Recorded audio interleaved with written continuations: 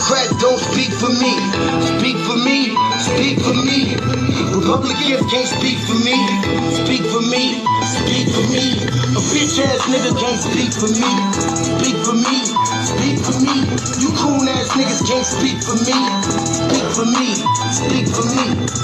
Listen here, this is a fact of life. I be rapping like Nat Turner came back to life. Grab Donald Trump by the pussy, he ain't acting right. I never run from a conflict, I be glad to fight. It's a very cold world that we living in. Somebody please tell Elizabeth you're not an Indian. You just trying to con them people to get the benefit. Just another immigrant, stealing from the Indians. That's some punk ass shit and that's too lame. Now we finna step over to Andrew Yang. And you a sucker, you could never speak for black folks. Fake ass candidate, trying to get the black vote. The Democrats don't speak for me. Speak for me, speak for me. Republicans can't speak for me. Speak for me, speak for me. A bitch ass nigga can't speak for me. Speak for me, speak for me. You coon ass niggas can't speak for me. Speak for me, speak for me. You know your boy be high off sativa. Kamala wasn't popping, so we said bye Felicia. She ain't had a right policy. We ain't trying to meet her.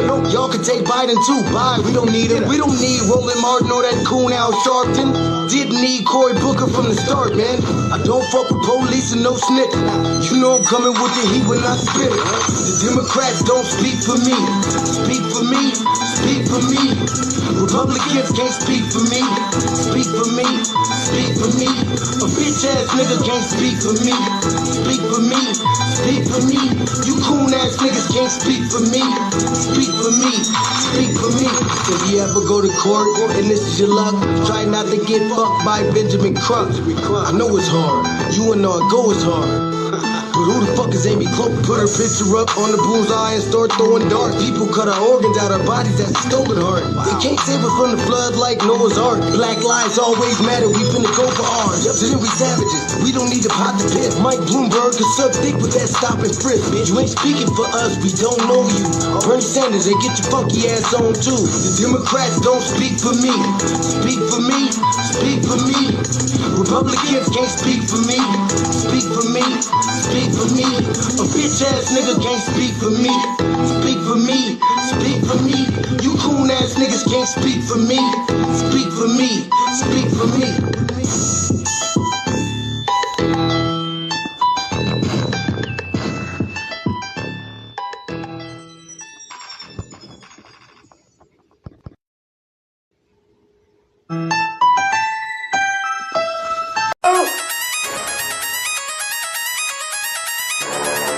I'm talking about shout it going crazy. People going crazy in this motherfucker. Run that shit back, man. But it's nothing. Nothing. Got a woman on the day.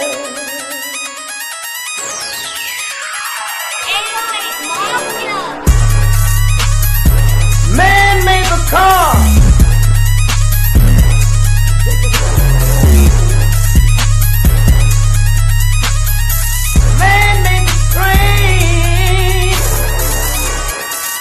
Carry the heavy load. Man made the electrolyte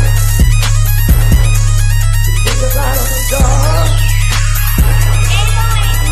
Man made the boat for the water. Never know me now. Man thinks about a little bit of baby girl and a baby boy. And man makes them happy.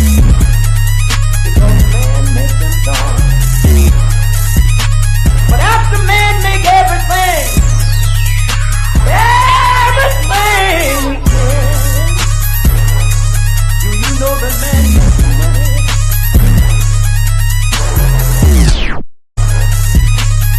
To buy from other men. This is a man's world.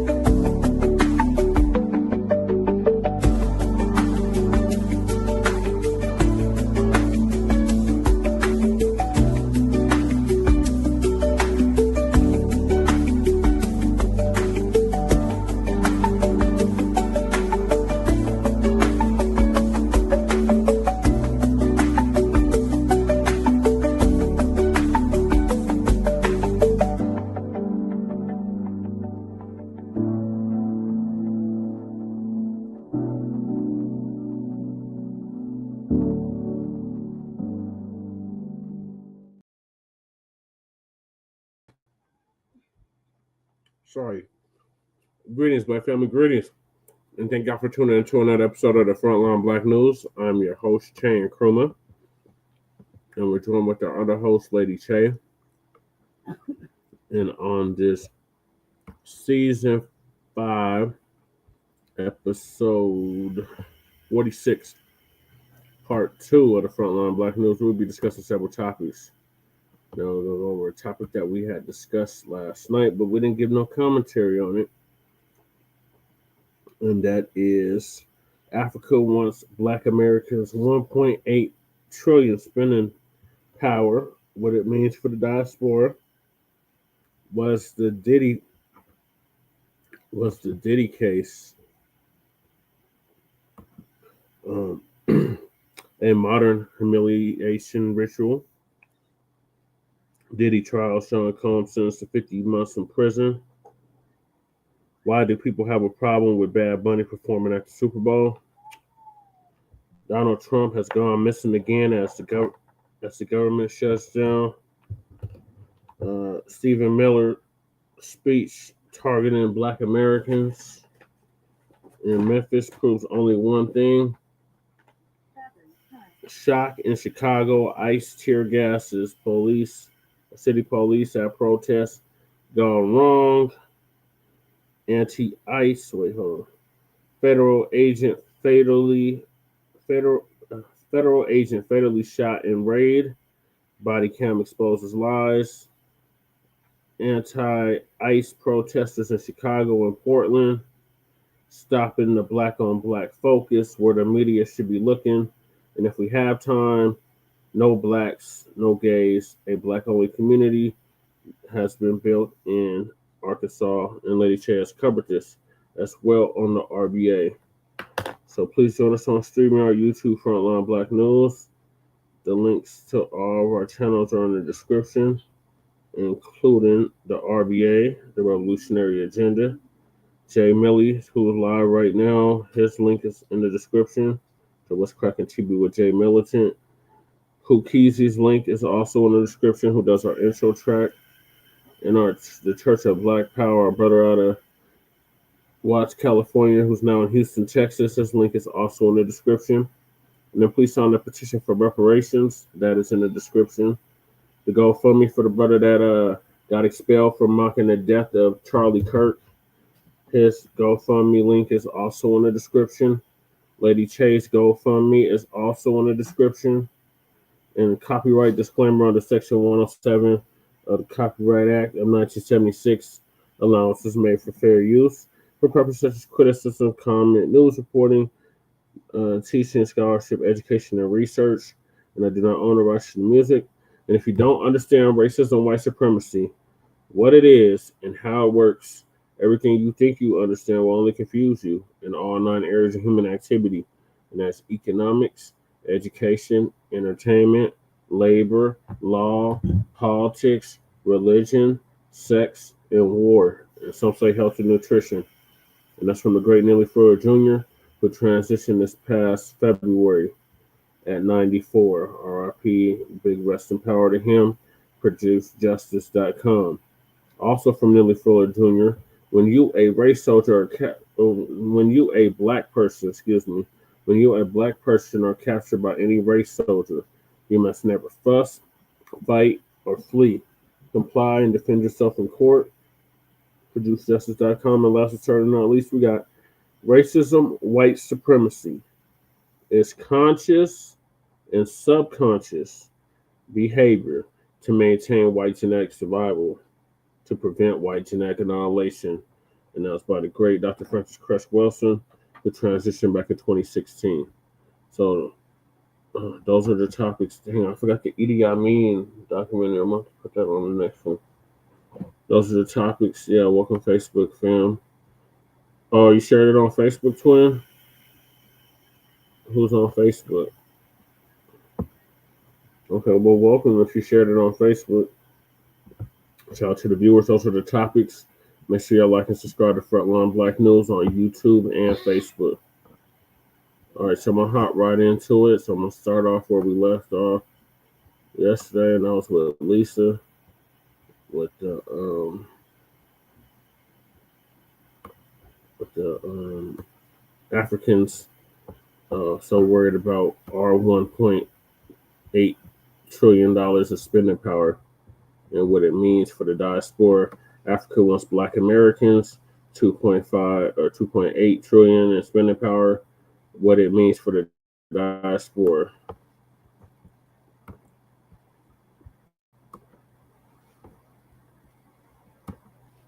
Gentiles, things really don't have to make sense to them. You know how it is. So, look, I don't know why they think, we are going to remember also part of the reparation deal is for us to move to Africa and help them build it. I don't understand why a continent that has over 1 billion people need help building it. Y'all should have plenty of people to build your own continent. It makes no sense. Why do you need so much outside help? And everybody that come over here claim to be so smart, then get your ass out there and build up your nation. What are you looking for us to come? But we're the sixth regent, which we did not ask for. Well, these people are a trip. As we go along, no, I don't feel no need to help these people. I really don't. Urging things in my comment section. So why should I want you to cut into our spending power? We don't owe Africa nothing. You've had centuries to make things right, if that's really what you want to do. But you don't want to make things right. You just want the money. Just like the reparations. You don't want to make things right. If anything, y'all owe us reparations. We should be getting reparation money, not only from America, but from Africa too. So y'all, let's get into this video so you can see how people feel about Africa trying to figure out ways to cutting into our $1.8 trillion in spending.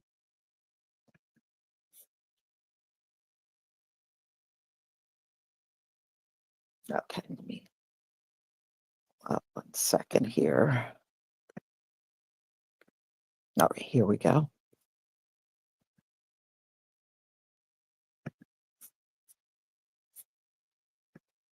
All right, please give me a 1 if you can see my screen.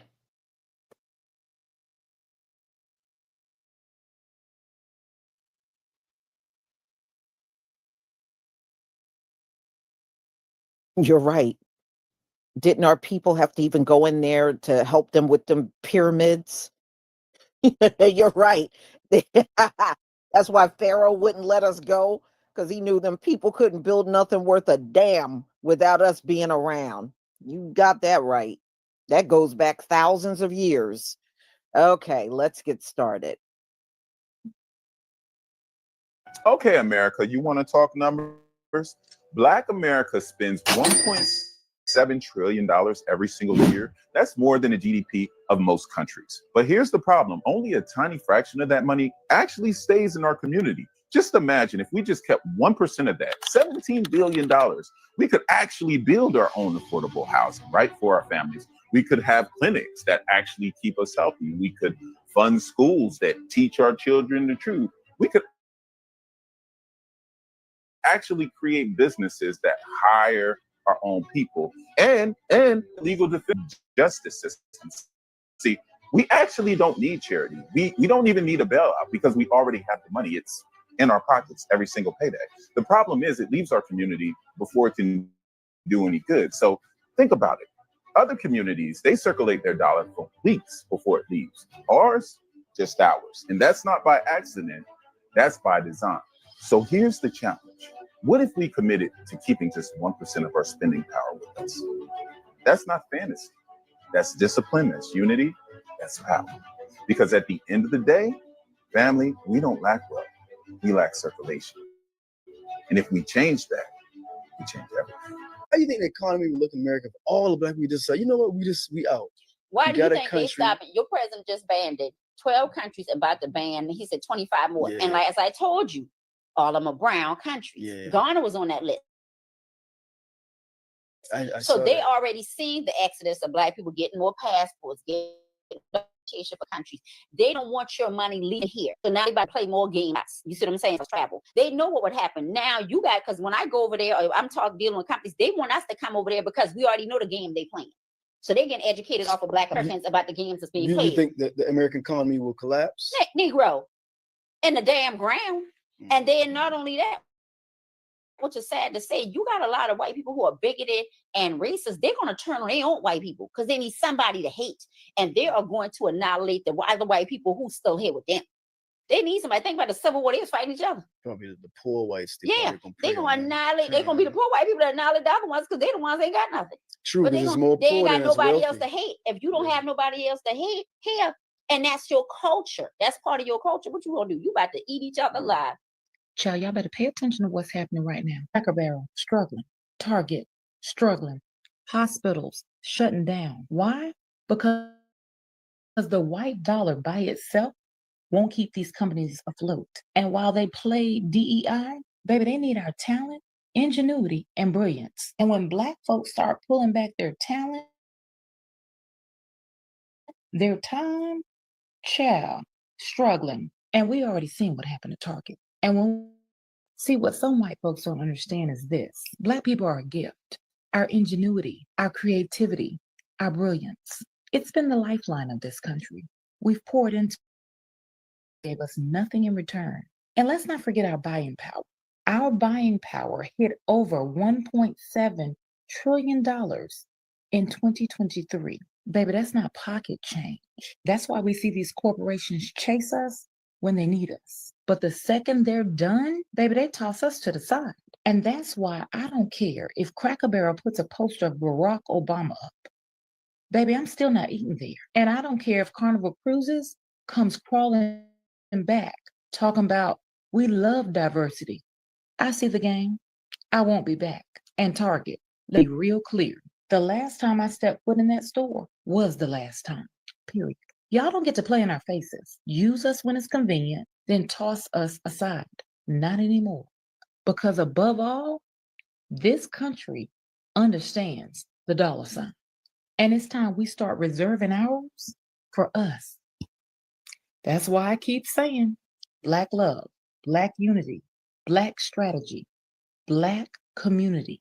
Because, baby, we need to build our own infrastructures from soup to nuts. So we won't be out here begging for a seat at their table anymore. Baby, those days are old.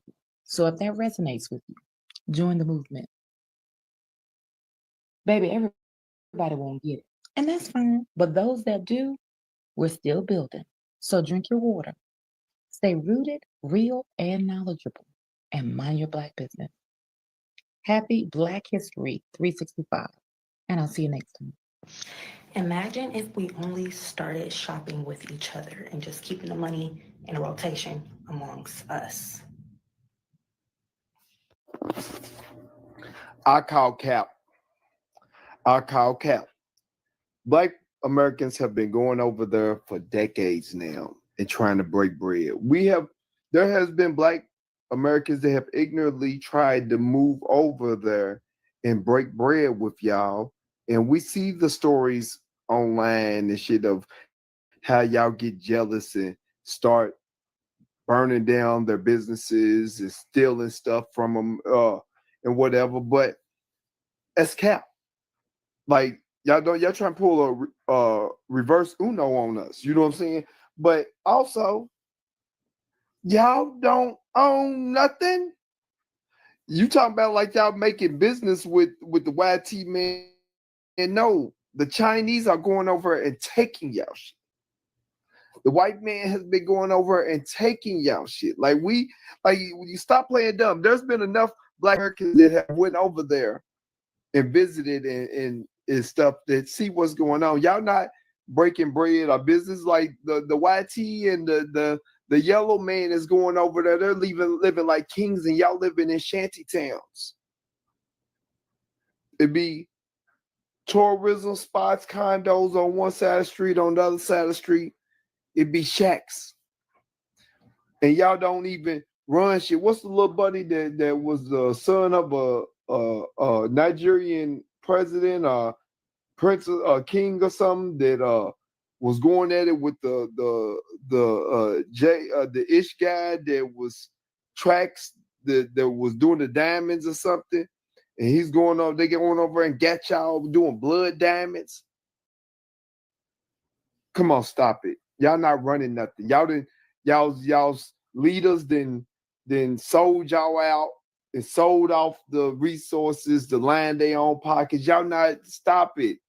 Y'all done already sold everything off. Y'all done let them come in and take everything. That's why y'all coming over here trying to colonize us and try to steal off our plate, because y'all done had a whole continent and y'all then squandered it away. Instead of going back home and trying to fight to get your stuff back, you're fleeing. Talking about the government, you know what I'm saying? And letting a few politicians, prime ministers, whatever, trick off y'all's inheritance. And then you coming on here, y'all act like we're dumb. We know what's going on over there. That's why y'all fleeing out of here. That's why y'all Canada. Y'all running everywhere besides staying at home fighting for what is yours and trying to fix up what is supposed to be yours. And then you want to get on here and talk about, see, we was trying to break bread with y'all, but we're gonna take it to you. Ain't taking nothing to the YT man in America. They're going over and taking it. They're taking your shit.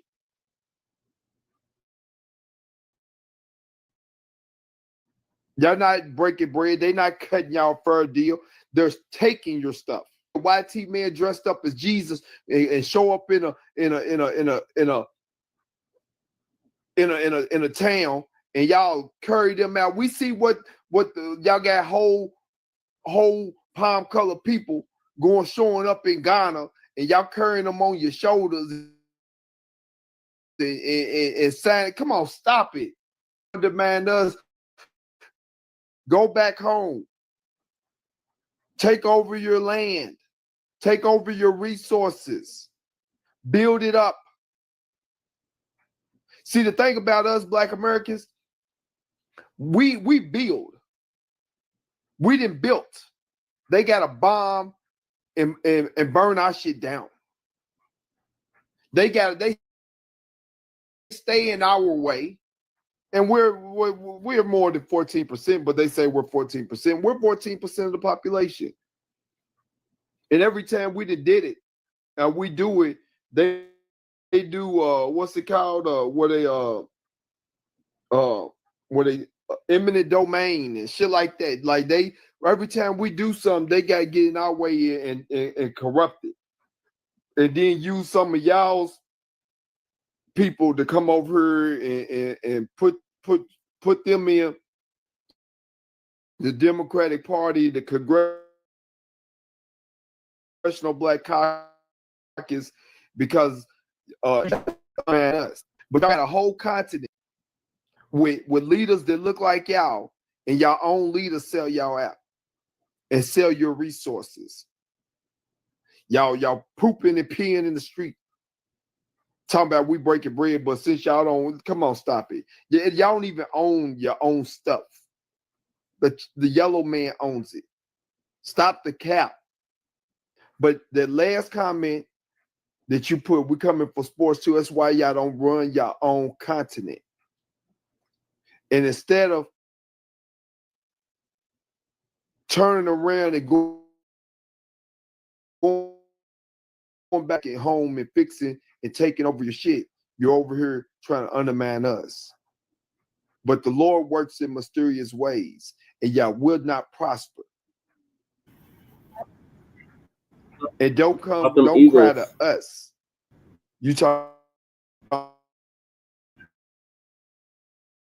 don't come crying to us when y'all you're not breaking the white man coming over and taking your stuff. Stop the cap.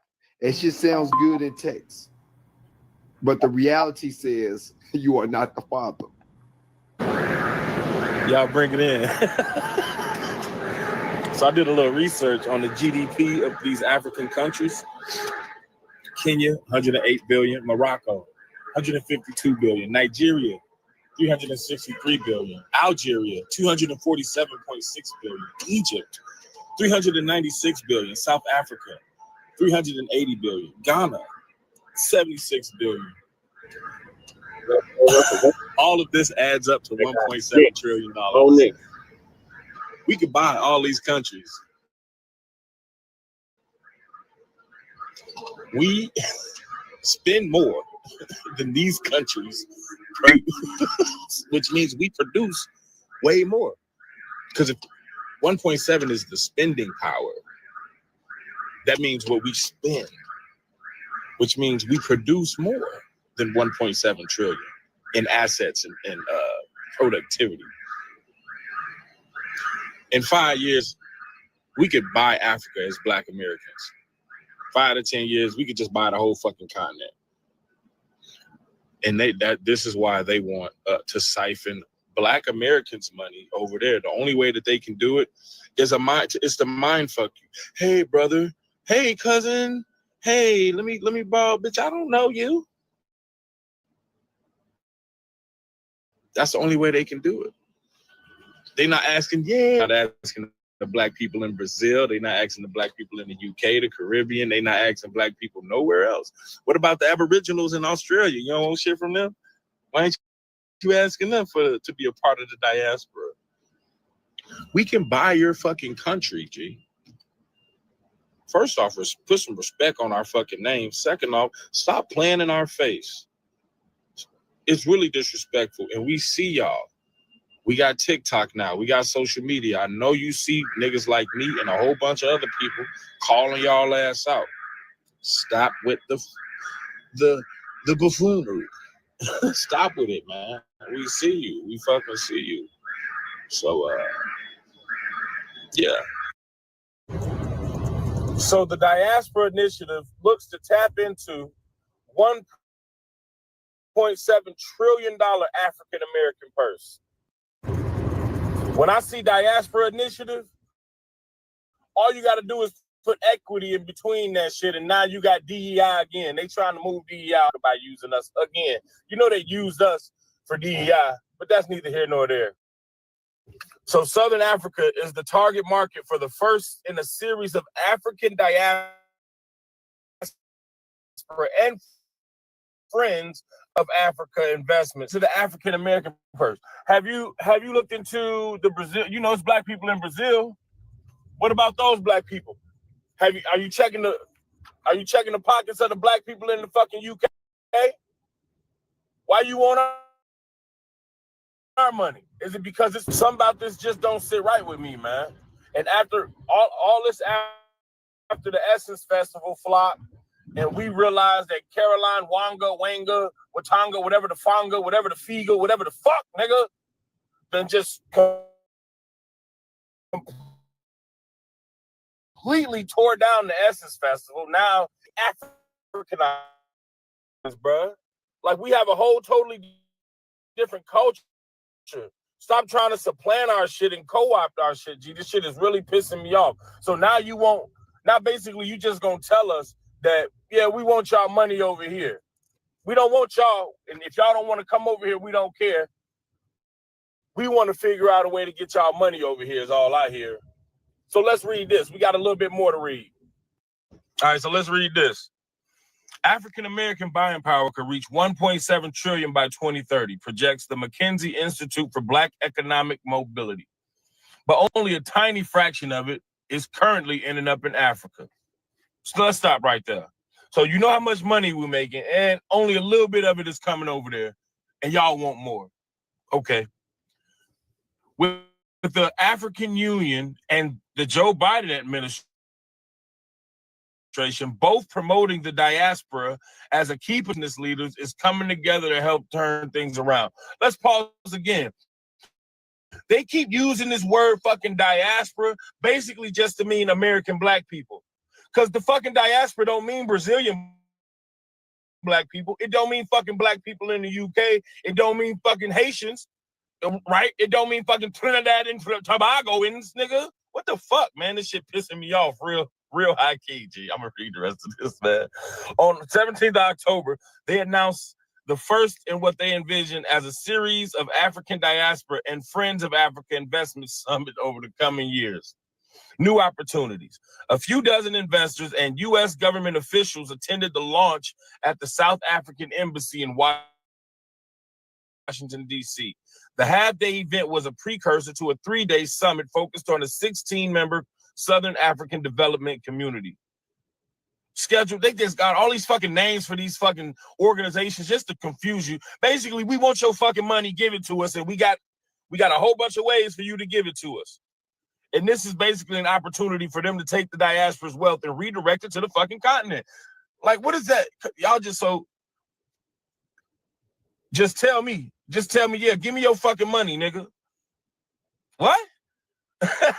Yeah, so y'all gonna tell me as Black Americans, y'all going for this? Y'all agree with this shit. So y'all would rather build up Africa than build up America. Let me say this. Okay. Instead of us just giving you money, let us buy your fucking country then. How much is the Congo? How much is Ghana? How much is South Africa? Tell me how much it is. How much is Rwanda? How much is Ethiopia? How much is Somalia? Right? I can guarantee you we might be able to buy all the motherfuckers for less than 1.7 trillion and turn them into American economies. Because it won't be Africa no more. Let us buy it. Fuck giving you the money conversation. Whew. I'm stretching. Hey, Black Americans, come here. Real quick. So the Africans want us to spend our $1.7 trillion over there in Africa. This video is for Black American $1 trillion worth of spending power. And they want to siphon it to Africa. So this is a notice to my Black Americans. Let's come together. Let's come together under this post. Y'all share and like this post. What country in Africa do we want to buy and make it America?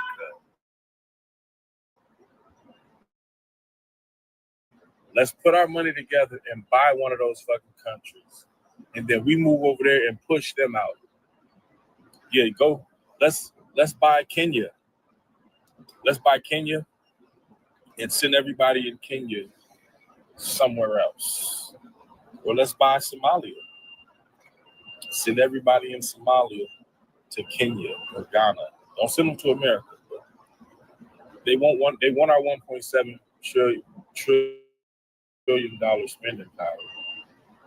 We won't do that. But what we will do is we will talk to countries we're about to buy. Let's start the conversation. So the reason they are only paying attention to Black America is because Black America has the money. Okay, Black America has the money. If only the racially Black people on Earth, Black America would be at the top as far as the money. Okay, we would be the wealthiest.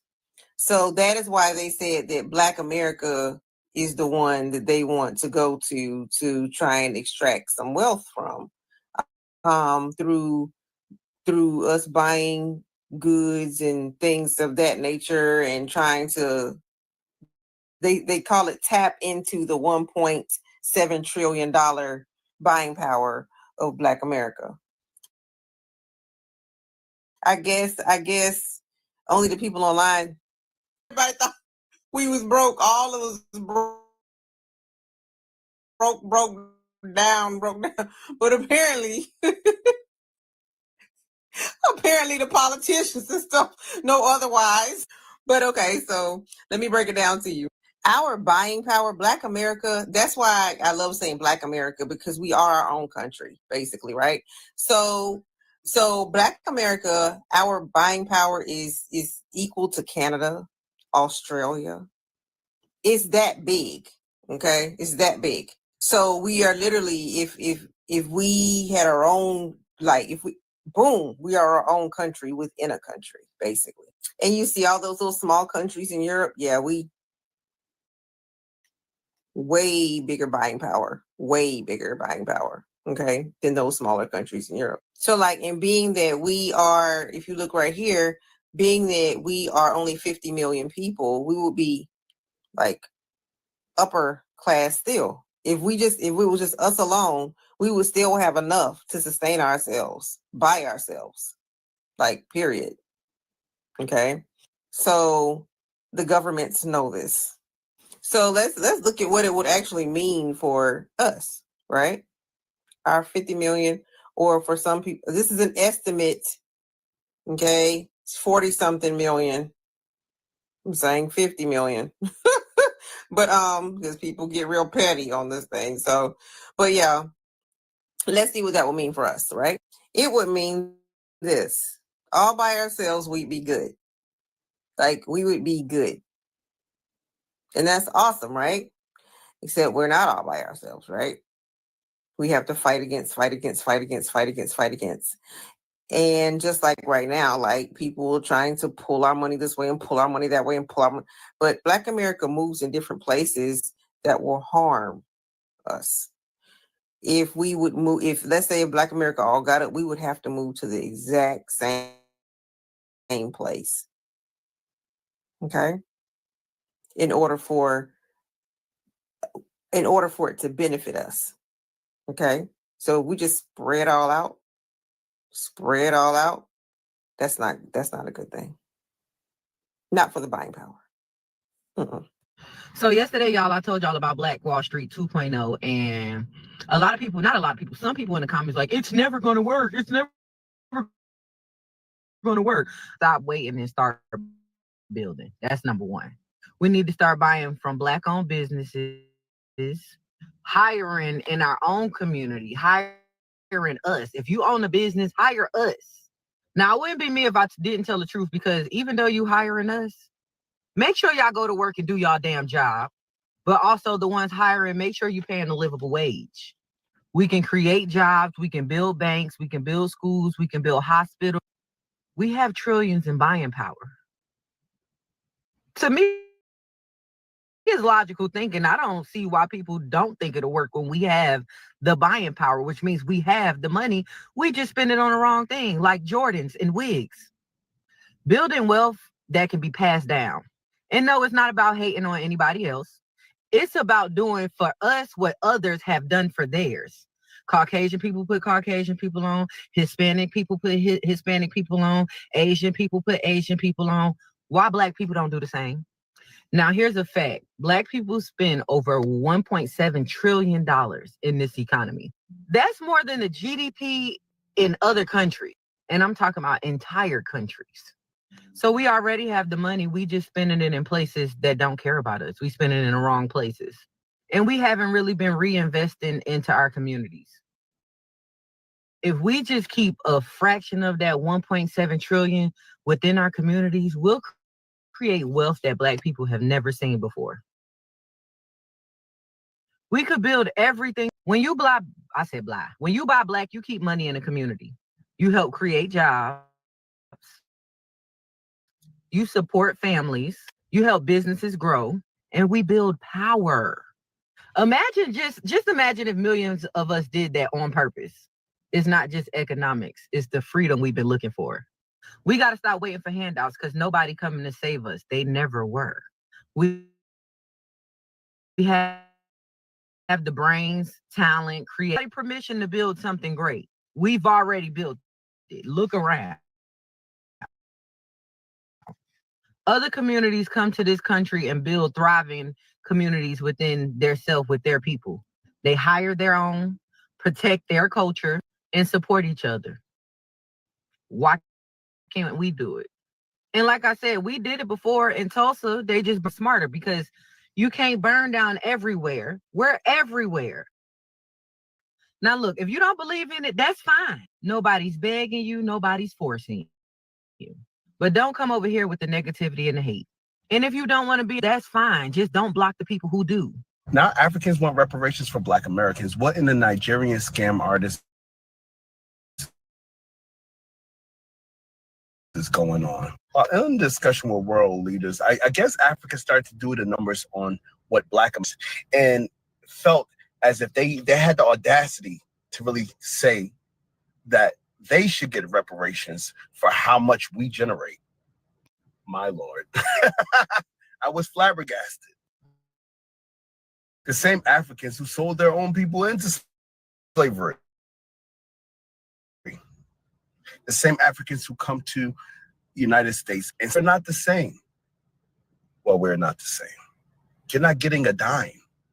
If anything, we should be at that table. Black Americans had nothing and created an entire culture that influenced the entire world. You can't take that from us.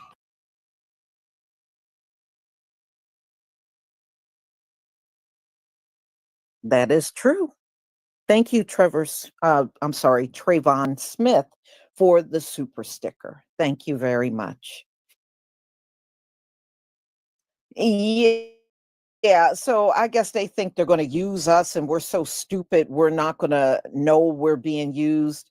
Look, these white folks over here done played all kinds of games on us. They can't get nothing for us out there to protest, and they can't do it because we done seen your playbook and we know it through and through.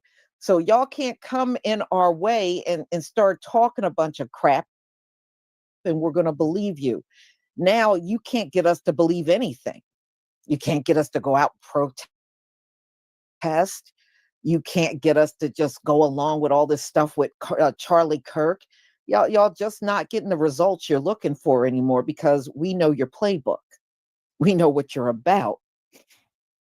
So, yeah, so they want to tap into our spending, and want that money funneled over to Africa. We don't owe Africa nothing. Okay. In all these centuries, not one African nation has claimed us. Not one African nation has rolled out the carpet and said, you know what, y'all come home. We'll give you land. We'll help you with housing. We'll help you get started in the business. They don't. A bunch of money. That doesn't seem like family to me. That seems like an enemy. That's not family like at all. Here, I'm not looking to be claimed by Africa. And at this point, I spend and buy my stuff in America. So I don't know why my money got to be funneled over to Africa. Just like when all the stuff came out about them trying to steal our reparations.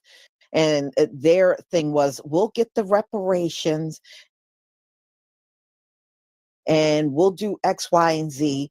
And the African Americans can come over here and help build up Africa. No, we already built a nation for free. Up. No. Hell no. Hell no. If anything, you should be in talks on giving us reparations. Africa owes us reparations. That's the only thing of us, because you know you don't like us. You don't like us. That's why you have never claimed us all this time, because you don't like us. And hey, if you don't like us, then my money should not be good enough for you either. Okay, that shouldn't be good enough for you.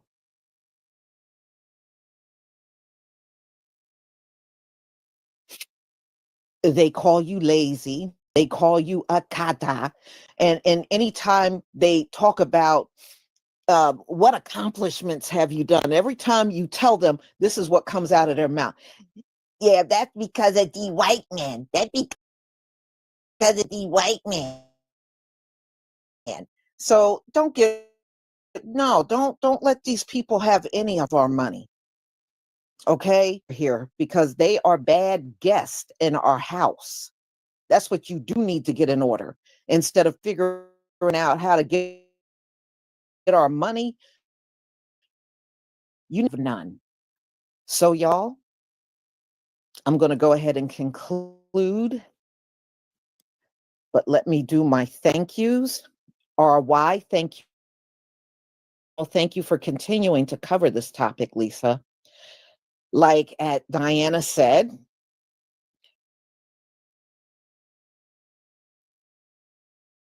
what after we have aimed for centuries? Inquiring minds want to know exactly. I really don't want them claiming me. I really don't. Because at the end of the day, if they claim me, what's in it for them? They're not going to claim you unless there's something even bigger in it for them.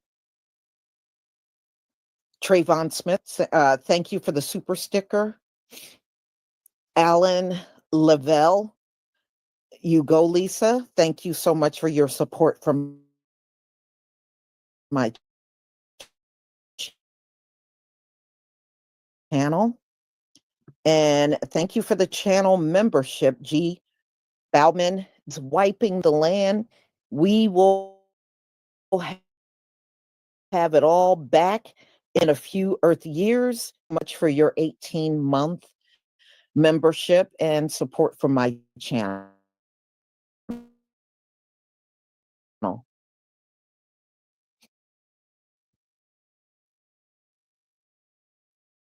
So, y'all,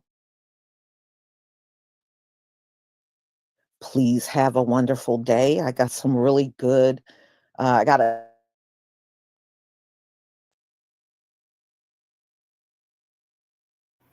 Salam, Lisa.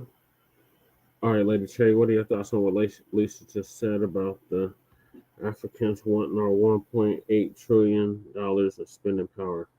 Let me see the mic. We can't talk right now. That's my voice.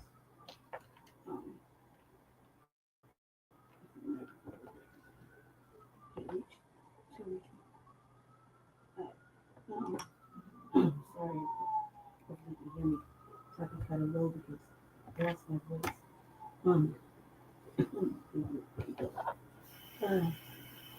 I have a lot of things to think about. First of all, this is nothing unusual. We don't built this whole nation, I don't know how many times, over and over again. Where they keep it, it's not the first time. Spending power, yeah, we do that. That we know that. We know that we have the biggest spending power. It's just how we spend it, right? Yeah. So that's why the government's like talk about how we don't know how to spend our money. We need financial literacy courses, et cetera, right? They can have an ass whooping exactly because. Secondly, it does upset us if they want us to, buy into their culture. I mean, haven't we been doing that though? I mean, we made a way for them to come over here and build things, and yet we are being undermined. Again, they're like the fucking, what, 50, 60 years old. I mean, come on, it's not fucking science. It's like, they're talking like we're cognitive dissonance, and we don't know history, or we don't know what's happening in the last 50, 60 years, right? Not to mention, another people. Not to mention, Africa is in debt. It owes. You know what I mean? It's not like it can carry itself. It owes. So whatever China puts there, whatever Russia does, whatever they do, they're owed. They're like they're still. It was funny because everybody wants to call it slaves, right? They're still enslaving each other with all the wealth, right? So instead of kicking everybody out, including all the military bases that the United States has their hands in, then they can extract their shit and learn how to, sell it, for their benefit, right? Instead, they want the tourism and they want the scamming and all that other stuff, right? Doesn't make any sense. Secondly, why the fuck would we even purchase anywhere in Africa in its current state? Anywhere you go, they're doing it is conflict or whatever. You gotta fight with the rebels. You gotta fight with the already established regime or whoever's in charge of that area. You gotta keep all that shit out. then there's nothing. We're gonna have to build from nothing, right? That's right, because we're not helping them crazy, and take care of their own problems. right? When none of us, when even if they're offering dual citizenship, whatever, some of us aren't even from that area. Not to mention, it's like the I was kind of amped about the whole people positive thing at first. Until they said, bring your schooling, bring your church. They just start to really, really listen and really dig deep, like clearly in this way. Like, what the fuck? Why we have to now we gotta go build and build. Look if Akon couldn't do it. And and it was kind of like whatever. They were like, why the fuck? Why the fuck? Right? Secondly, every country is not just gonna let us and they're not just gonna sell us a deed for that state or whatever. Right? So we all kind of propaganda with that. And still, do you think the United States is just gonna let us leave it? Like in mass? No. They're gonna shut us down and they're not gonna let us leave like that. Okay, so let's put that right there. Secondly, right? Why would we pick there? If we're gonna do anything, let's do it correctly. Let's pick a place that doesn't have all this trauma, that is already pre-built, that like pretty places. What if they might be different? Like let's look at Greenland or let's look at Scotland. Let's look at places that are like certain other places that have low population. They already have pre-established infrastructure. They don't owe a lot of big debt. They're not really trying to look if Trump can't get it. You know what I mean? Just think about it. Those are cold areas. Something into looking at something better for us. Maybe it's colder, maybe it's not. Cat crip but that. It might be better. Why do we gotta go to dusty ass? Say hi, Amaru. They never wanted us there in the first place. We made it possible for them to come here. They can build. Everybody comes here and starts their little American dream. We've already established the American dream since the start of it. We're responsible for the government. We built all this shit. Now we're gonna just go ahead and let's leave it, put all our money into that, and they should go over there. These days are gonna be easy. Thank you. We'll be able to live there. There's not gonna be any problems with the already established geopolitics that's going on in that part of the world. Not to mention, keep in mind, global warming, how hot was it last year and the year before that over there? They were like 110, 130. I mean, come on, we barely, none of us can't do the heat anymore like that. We need to do the heat for their reason. You know what I mean? Let's say that we won't be well adjusted. It's just that it's going to be too much work. We're going to have to clean up. First of all, we're going to have to fight whoever's there, holding it down, fighting with them people. Get them all out. Then go ahead and clean that shit all up. Build with our money. Keep building. It doesn't seem. It's not like it's not untangible. It just doesn't seem like it would be behoove us, considering the relationship we've had with them back and forth on all of the country. Some of these countries don't.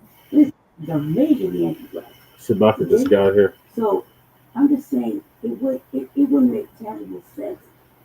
I would like saying like, all right, well, Greetings, Shabaka. How about my Broncos? Hold on, man. Here, why don't we pick a nice sun? Why don't we pick something that I already know the situation's gonna go? Because they're not gonna let us fly out and 14 hours flight. You know what I mean? They can stop us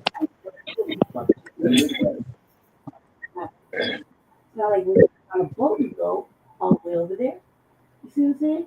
There's all these ports, there's all these places where to stop us. You know what I mean?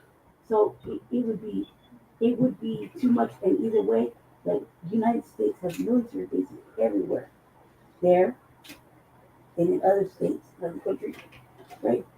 And they still under the line of racism and white supremacy based on that alone, based on the fact that military bases are still there. They didn't leave. Keep the French out. Okay, great. But what about the United States fucking military? You see what I'm saying? That's over there. There's bases everywhere. You see, it just would be a lot more work than it would be if we just said, let's make an arrangement and let's take half of the southern bottom of the United States first. Let's start small, see if we can do it, and then not going to torture it. Because now we got to defend ourselves. Everything feels we got to defend. Even in any other country, there's a line of jealousy. They're already jealous of us. They already don't like us. They already start to come here and undermine, you know, disrespect us here and there.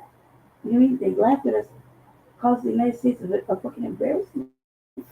Like, you really think I want to go purchase put my money in something that doesn't even respect us on some level? That's all I got to say for that portion. There was one other thing that I do like the way that to change the narrative though. We should think about that. The other thing is everybody's always talking about we need to buy black, build black, spend black dollars with black dollars. Man, if you're just barely coming to that knowledge, shame on you. Like, we've been knowing that the black dollar needs to stay in the black community, just like there should be the black woman, the black man, the black seed, et cetera, et cetera, et cetera. We know this. We know hire black, build black. We know that. Grow proper food.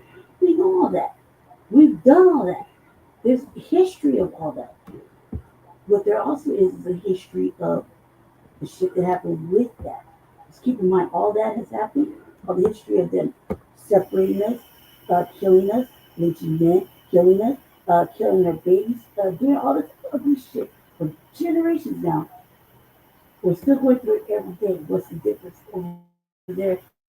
Now we got to spend our money. But first, we got to save the money. Because look at what's happening in the economy right now. Is this really the right time to think about purchasing a motherfucking country that's dead? So a lot of places has already been pilfered and sold off. All the things at the bottom of it, they're sitting on their own wealth. You mean to tell me nobody has explained to them how they can, convert that? It don't make sense. It's almost like trying to explain that. It wouldn't make sense. They're choosing to live certain ways. It's not that they can't do it or they don't have the control. They just have maybe the wrong people in power. Maybe they don't have the right, maybe I don't know what they, but I know right here, we still got the same fucking issues here. Just trying to purge the system of those that are doing bad in the disinterest of Foundation Blacc Americans in the United States. In both all levels of legislation. There you go. Sorry, I lost my voice. There you go, Hi, everybody. Well, thank you, Lady Che. Lady Che is under the weather, so please keep her in your thoughts and prayers. She's going to the hospital tomorrow or the clinic, rather. Thank you for that, Lady Che. So we're gonna move on to the next topic, and that is Diddy, the Diller.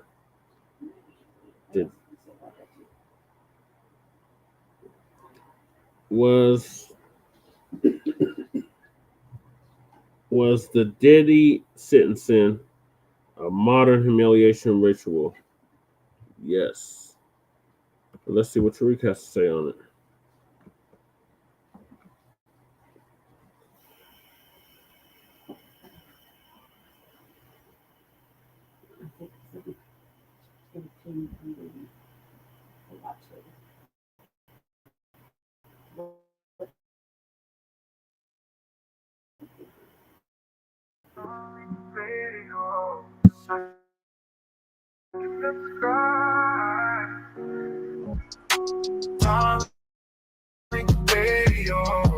Like and subscribe.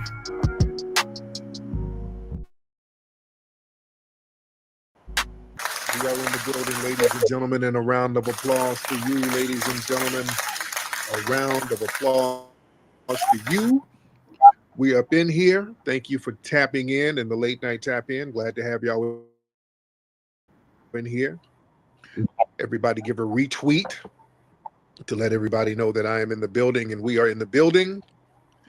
And we're going to chop it up. Y'all probably thought I wasn't coming on, but I'm here. I was at the museum earlier getting everything ready for the event. We got a very big event happening at the Hidden History Museum this weekend. It's going to be on and popping. Y'all need to come on down this weekend to the Hidden History Museum. It's going to be a stone blast. It's going to be jam-packed. We got a lot of folks coming. Good food, good music, good drinks, good comedians. It's going to be good vibing and networking. It's going to be off the chain, ladies and gentlemen. Before I get started, let me activate some energy in here, some of the spirits of the family. Let me shout out some of the regulars in here. We got, well, let me see who we got. A lot of folks in here already. We got Miss London in the building. We got FBA. FBA Shanae in the building. We got FBA Trey Day, QT on duty. We got Mr. Strip. We got Concerned. We got Sweets, Lil O Me, Nisi, Rhonda, Stealth. We got Queen FBA in the Bay. We got Brother Briss in the building. We got Black Views FBA, Miss Skyline, Cousin Jerry in the building, Anubis. We got Brother Genius Chance, Ernez, and the Tethernator in the building. So respect to the law. Well, you know what we got to talk about today, man. We got to talk about the Diddy sentence. We got to talk about that. They sentenced Diddy today. Gave Diddy 4 years. That's the sentence. Gave him 4 years in the, quote, trafficking case, which was all horse crap, by the way. There were some white supremacists complaining about the 4 years, complaining, oh, that wasn't enough, dude. It wasn't. That was too much. He shouldn't have never even been in there in the first place. Let's be real. An embarrassment. He shouldn't have been in there in the first place. When you look at the facts of this case, let's be real. There are no victims in this case. That man is in jail. He's going to probably do 2 years, or probably a year. He's done 14 months already. So that's going to be time served. They gave him 4 years, 2 months, I think. Texas to beat the Raiders. He'll do half of that with the 14 months. So he might be out by next year. And on top of that, Trump might pardon him. Trump might pull a whammy bammy and pardon him, which is a high probability, which he should. That would be good. Shouldn't be in there. When you look at the technicalities of this case, ladies and gentlemen, there are no victims in what Diddy was convicted of. No victims. Cassie's not a victim because this wasn't a domestic violence case. Understand, remember, they keep showing the video of him stomping down on her in the hotel, but that wasn't charged for that. Right. I'm talking about the technicalities of this case. They didn't charge him for that. They put him on this RICO that he was found innocent of, and then they got him on because they kept trying to get a sex trafficking thing. It was very important to get a sex trafficking. Right. So the only thing they got was him tricking off with the male escort dudes. That's a victimless crime. Those dudes aren't victims. You understand? Who's the victim? Introduce Shabaka. Cass. Greetings, Shabaka. How about those gators? Man, I told the motherfuckers to get up out the neighborhood, man. shake the spot. Yeah, I told the motherfuckers to raise up out the goddamn neighborhood, man, and shake the goddamn spot. You know, losing some of them punk ass motherfuckers, man. At least y'all lost to a good team. They beat us too. Yeah, 5 Pete Carroll's ass, man. You know what I'm saying? Hey, what's up, Jay Militant? Fire the whole goddamn team.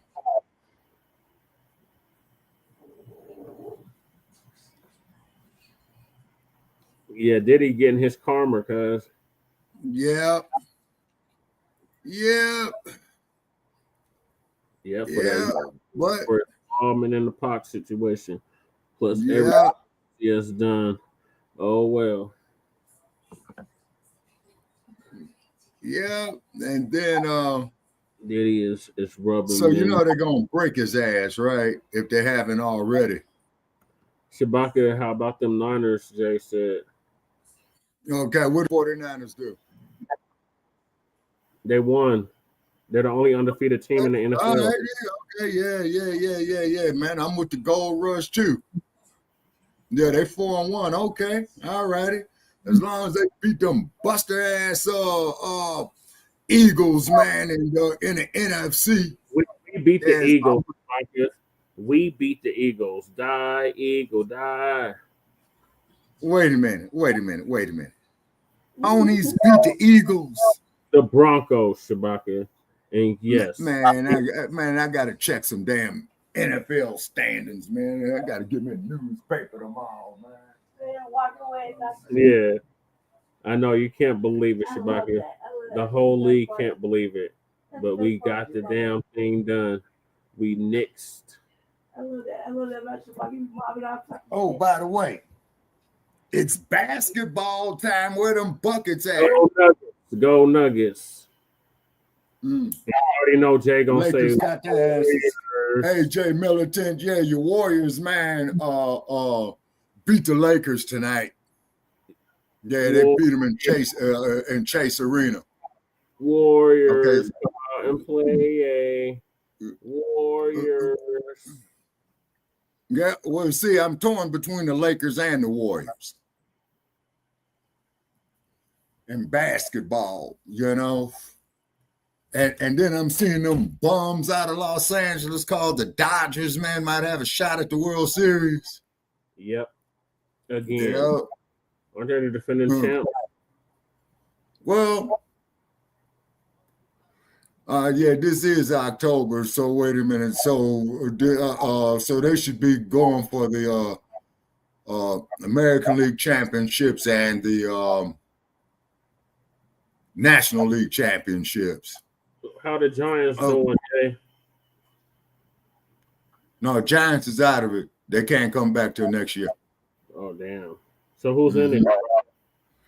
Okay, I know the Bums is up in it. I think the Yankees are up in it. Okay.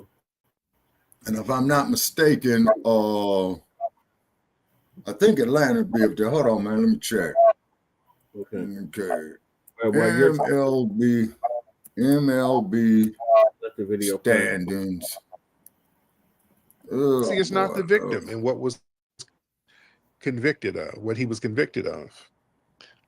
So again, this case was about making an example. Yep. This is basically like a humiliation ritual.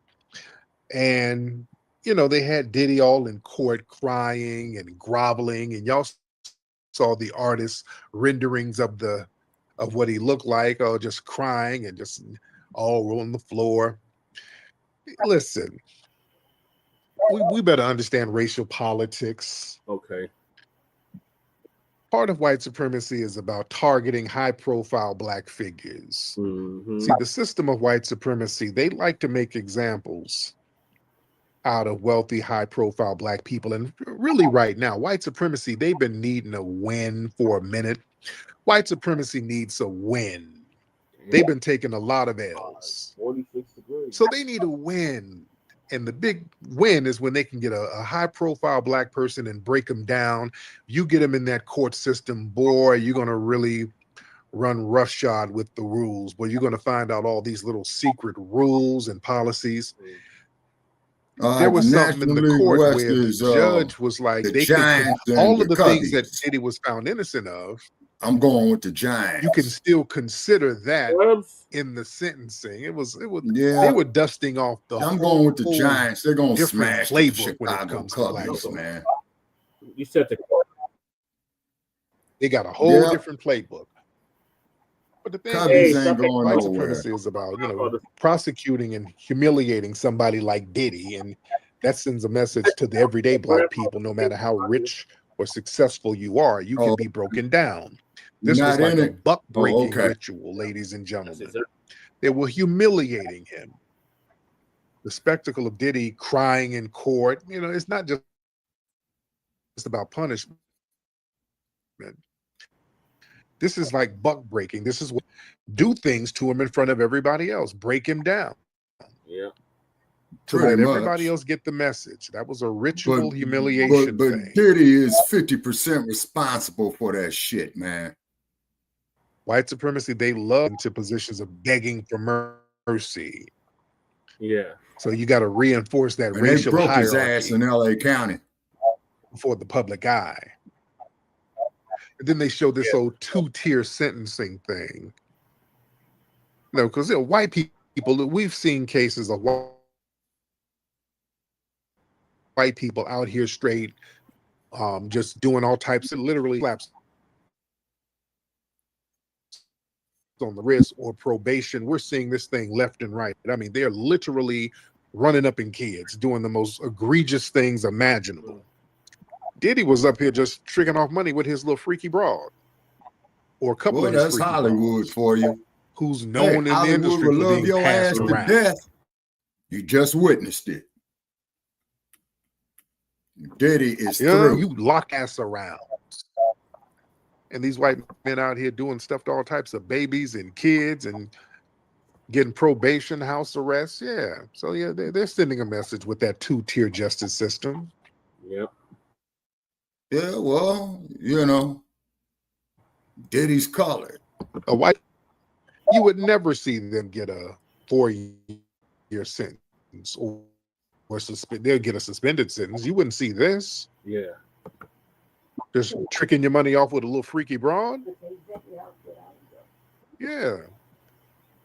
Yeah. See, there's that Jay standard. Militant. See, black defendants. Cheesecake. See, you're not just Damn. expected to defend yourself legally. So you got to get out here and grovel, cry, beg for validation from the court.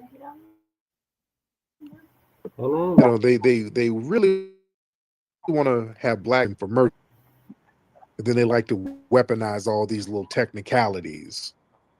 See, when white people, when they commit crimes, see, the prosecutors, they find loopholes or they find some kind of mitigating circumstance to lessen the punishment. With black defendants, boy, those technicalities, those are flipped into weapons, so they can guarantee the harshest income, the harshest outcomes are. And the thing is, cannot be with wealth, understood by the common man. Messing with It's Diddy's not a money, statute, which they weren't really successful at like they wanted to. They wanted to go ahead and just confiscate all of his assets, because if they got a RICO on him, they could have. If they would have got that RICO conviction, I talked about that before. Those assets would have been up for. It would have been a grab bag. They would have. They still can be under California law. The shit he got in California, man, is up for a grab bag. The county of Los Angeles already seized they his would have stripped crib. away them resources. So they're still trying to do it in different ways. You know, they look for ways to criminalize them. They keep tying them up in different lawsuits. And that's another thing. They keep talking about, well, Diddy's not out of hot water. Diddy still has dozens of civil lawsuits against him from other accusers. You know, I don't like when they do that, because they're not putting it in context. They're not putting it in context. They ain't telling you that most of those lawsuits, damn near all of them, from one dude, that Tony damn Busby dude. Yeah, it's one dude. So it's not a whole bunch of people out here. It's this one ambulance chasing ass lawyer going out here finding anybody to say that they got sexually assaulted or whatever. It's one damn janky, shady lawyer. Put it in the right context. See, the media goes along with the whole narrative. You know, like I said about white supremacy, it's about white supremacy is maintained through collective lying and collective deception. They all get together and lie and deceive with each other. Yeah, get their lies straight. You see, because see, this is all based on the presumption of guilt and the presumption of innocence when it comes to black and white. See, the whites, there's an innocent myth. Courts operate on the myth that white people are inherently redeemable, while black people are inherently suspect. That's why a white offender, when they do egregious sex acts or whatever, or anything, not even a sex act, a murder. Well, they just made a mistake. Y'all remember the white woman I was debating last week when we were talking about the man who shot Charlie Kirk? She was like, well, he didn't know no better. He was a baby. He's a child. He doesn't know any better. They make excuses for all the things. A white dude in this case, they'd be making all types of excuses for him. Well, people make mistakes. You know, hopefully you've learned your lesson, and we're going to let you back out here, and just don't do that again. And you know, we see the good in you. And the judge was talking about it today when the judge was about to sentence Diddy.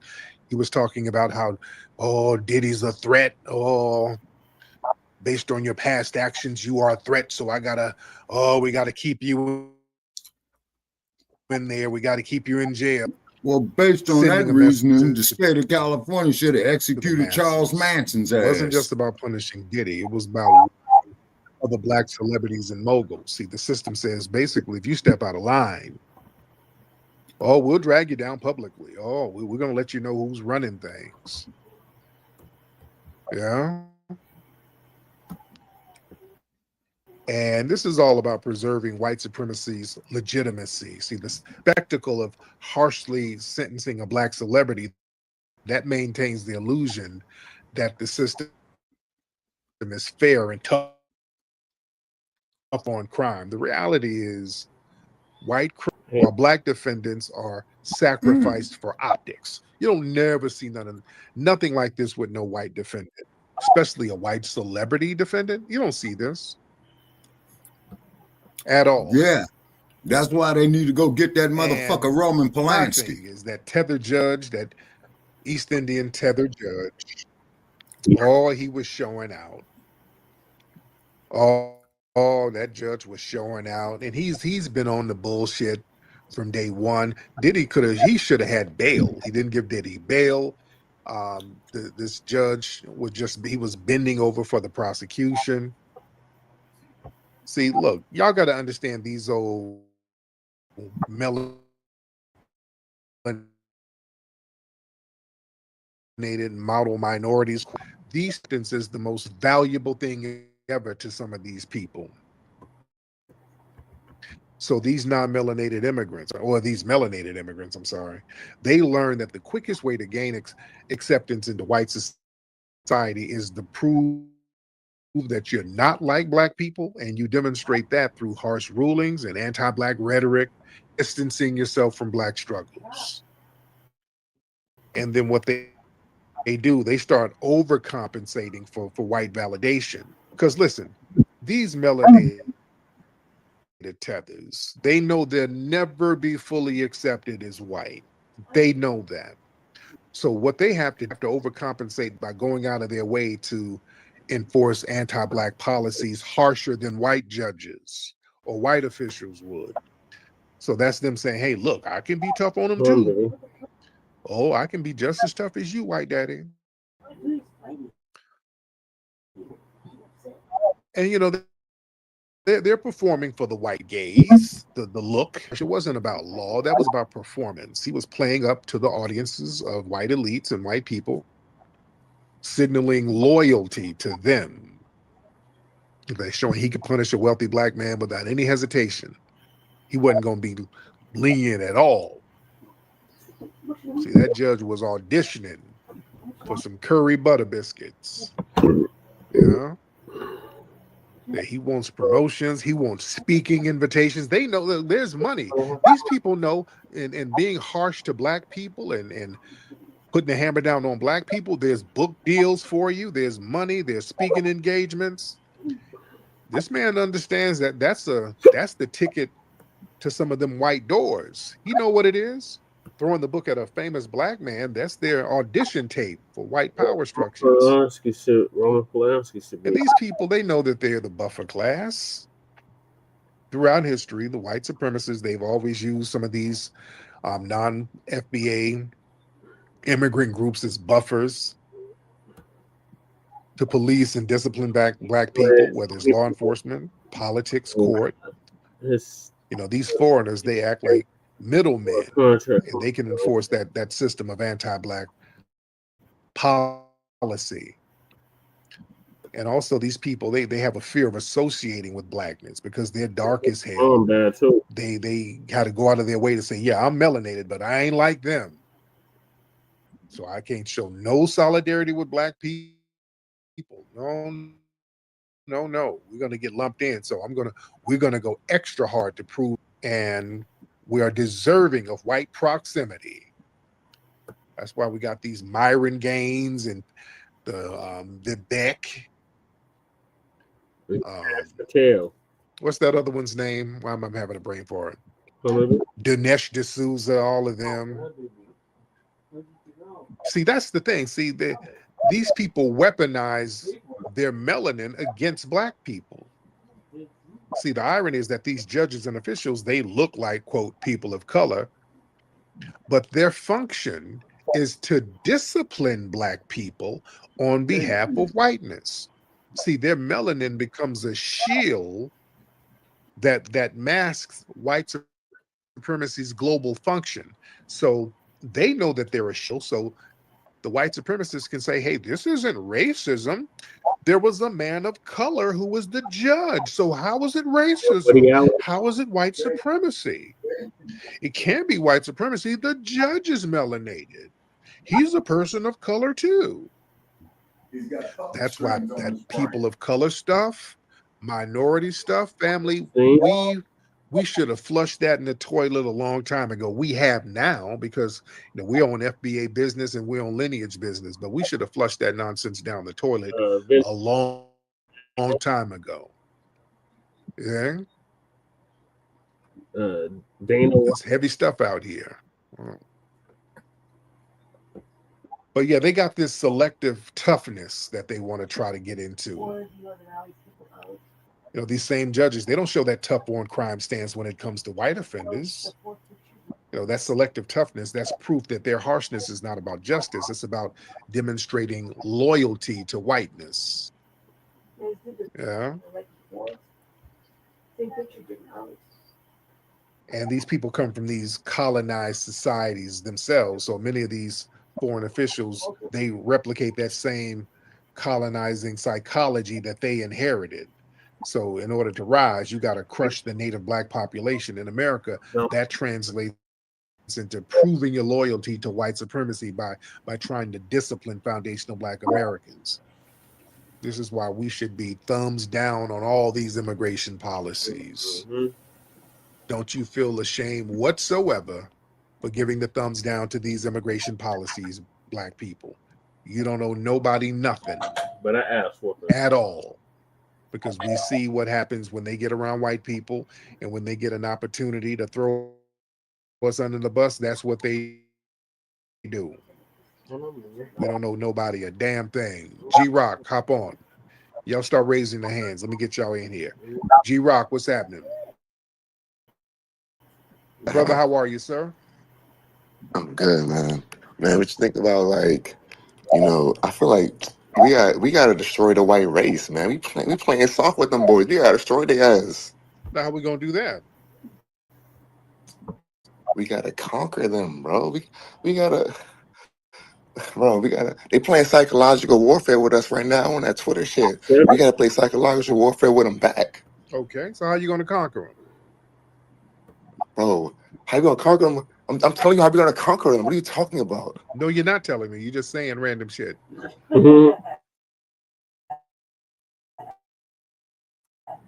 Oh, we're gonna conquer them by getting this money, and then we're gonna buy Twitter and all the other stuff, and we're gonna do psychological warfare back. When they go back in their school system, we can need more black teachers to go in the school system and conquer the white race. So you're gonna go in the school system and conquer the white race in the school system? We need more of us in the school system to conquer the white race. Right now, we're being taught by the white liberal. So we need what? We need white conservatives. What are you saying? No, we need blacks in there, man. Okay, so how come you're not in the school then? Bro, I'm doing other stuff, bro. I'm trying to spread propaganda. I'm trying to get you on page, man. You're not playing, man. You don't know what you're talking about.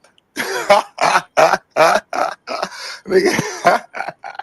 Tyree, I am the God, nigga. I am the God. Somebody FBA. Man, real niggas somebody in there tickling your bussy? You up here with that weird tether? How you gonna conquer somebody and nigga you ticklish? How you gonna conquer somebody? All right, nigga. You got dudes in there rubbing lotion on you now, and you in there giggling. Who you gonna conquer? All right, let's get Paris in here. Paris. Miss Paris, hop on in. I think these tickle thugs in here. Oh Lord, how you doing, I'm Terry? good. We just got tickle thugs calling up. I can't take it, and I can't. This app. Listen, I put something in the purple pill about today's. Well, not today anymore, but yesterday, October 3rd, was the anniversary, 30-year anniversary for the OJ trial, where he got acquitted. Wow. So all of that, because I watch I have the local news here. That's why I kept on your Twitter page, I kept tweeting you that it was 50 years, and then he has to pay $500,000, Diddy, and he has to do, I think, 5 years or 5 months of supervised release. It's on the thing where on your page. So I thought that was. I just think it's a bit. It's just excessive. It really is. It really is. And the other thing I want to say, I did post for you. There's an app. It's called Teachers Pay Teachers. And anyone who has kids out there, please log on to it, because you could. What it is as teachers, we can create our own worksheets, and it's very good. You don't have to pay like a fee annually or monthly. But if I create a worksheet, it's like a Black History Month or worksheets, right? And you can purchase them. And it's great for parents to do it too. You can create your own account, whatever, however you want to make it up. But I sent you the link because there's tons of shit on there about Charlie Kirk. After you posted that, I started looking at the photos and the printing, and I'm thinking, this looks like Teachers Pay Teachers. So a lot of teachers create their own worksheets, and that Oh, Paris, what happened, dear? Okay, something happened, Paris. I wanted to hear what you had to say. I'll get you back on in a minute, dear, but something happened. You fell off or something. Morris, what's up, Morris? What's going on? What's up, good? You good, brother? What's going on, Rick? Can you hear me? What's happening? Hello. I'm doing great, brother. How you doing? Listen, man, I was just listening. I'm on the road right now heading to Kentucky. You got me laughing like hell, man. That sound like Bush. That sound like big back, boring, babbling ass Bush me Barris's brother just now. You know what I'm saying? What my man was just talking all that crazy shit about, going to the schools and being and like he had no plan at all, but he got on here talking crazy. Like, dude, why are y'all up this late at night talking crazy, man? Mm-hmm. Oh yeah, they ain't got that. I mean, these guys are bored. Nothing. They're bored as hell. They done went down to the all male review, and they ain't got no money to pay male strippers, so they calling us talking dumb shit. Let's get Z. Hop in, Z. Peace and love, Tariq. I can hear you, man. What's going on with you? None much, man. Yeah. So basically, what's on my mind is I'm from the Caribbean originally, right? And I immigrated to the U.S. when I was like a baby, so I grew up around like Black culture pretty much my whole. Jamaica? No, I'm born in St. Vincent in the Grenadines. Okay, got it. Go ahead. Yeah. And so I grew up around like Black Americans my whole life, but this is pre-recorded. I always like paid attention to how even my own family, like the terrorism that happens, you know what I'm saying? Like I saw that from very young age and never quite understood it. Like, why do we what was your family saying about Foundation of Black Americans?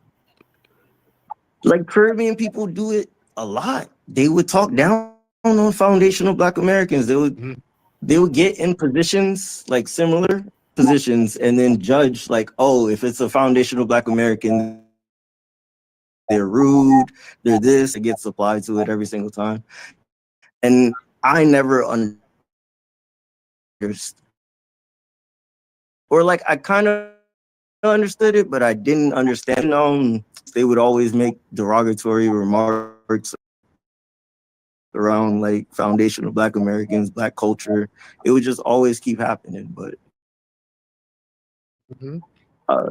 my combat that like in our communities to help heal the rifts. Yeah. If that makes sense. Like yeah, man, but they got to get it together because we've combated now by delineating. So yeah, we didn't put the hammer down and we didn't put a line in the sand, and a lot of people are feeling the ramifications of it because people have depended on us to do a lot of heavy lifting for them. Now that we're not doing this, they're feeling the heat, and we've been chilling out on that shit because of the disrespect that's been going on for years and years. So the Caribbean and the non-FBA community, they got to get together and say, hey, we got to get some damn act right and get off the bullshit and stop this white ass kissing and get on code. But the thing is, y'all better do it for yourselves because we're doing us right now. We're doing us and we ain't playing games no more. And that narrative has been going on for a long time. Look, there's books from the 60s. We talked about the magazine articles going all the way to the early 60s of people calling out these immigrants who got this anti-FBA disposition. They've been talking greasy about us for decades. You understand? So it's been a long time coming with the check-in. We just had enough of it. We just said enough is enough. Hey y'all, even at the party, I keep that root work on me. Get your root work now at rootworkstyle.com.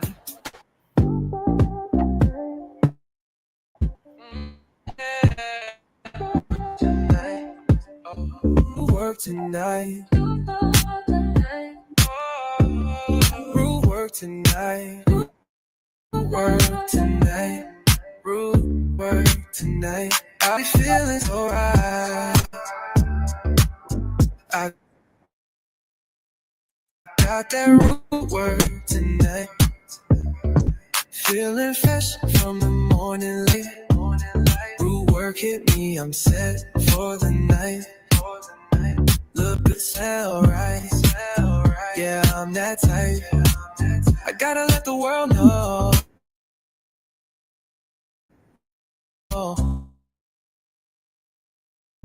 I got that root work tonight.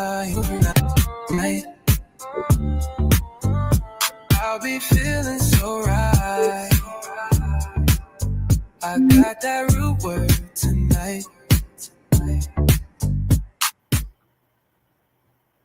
All right, Shabaka or Lady Che, whichever one of y'all want to go first.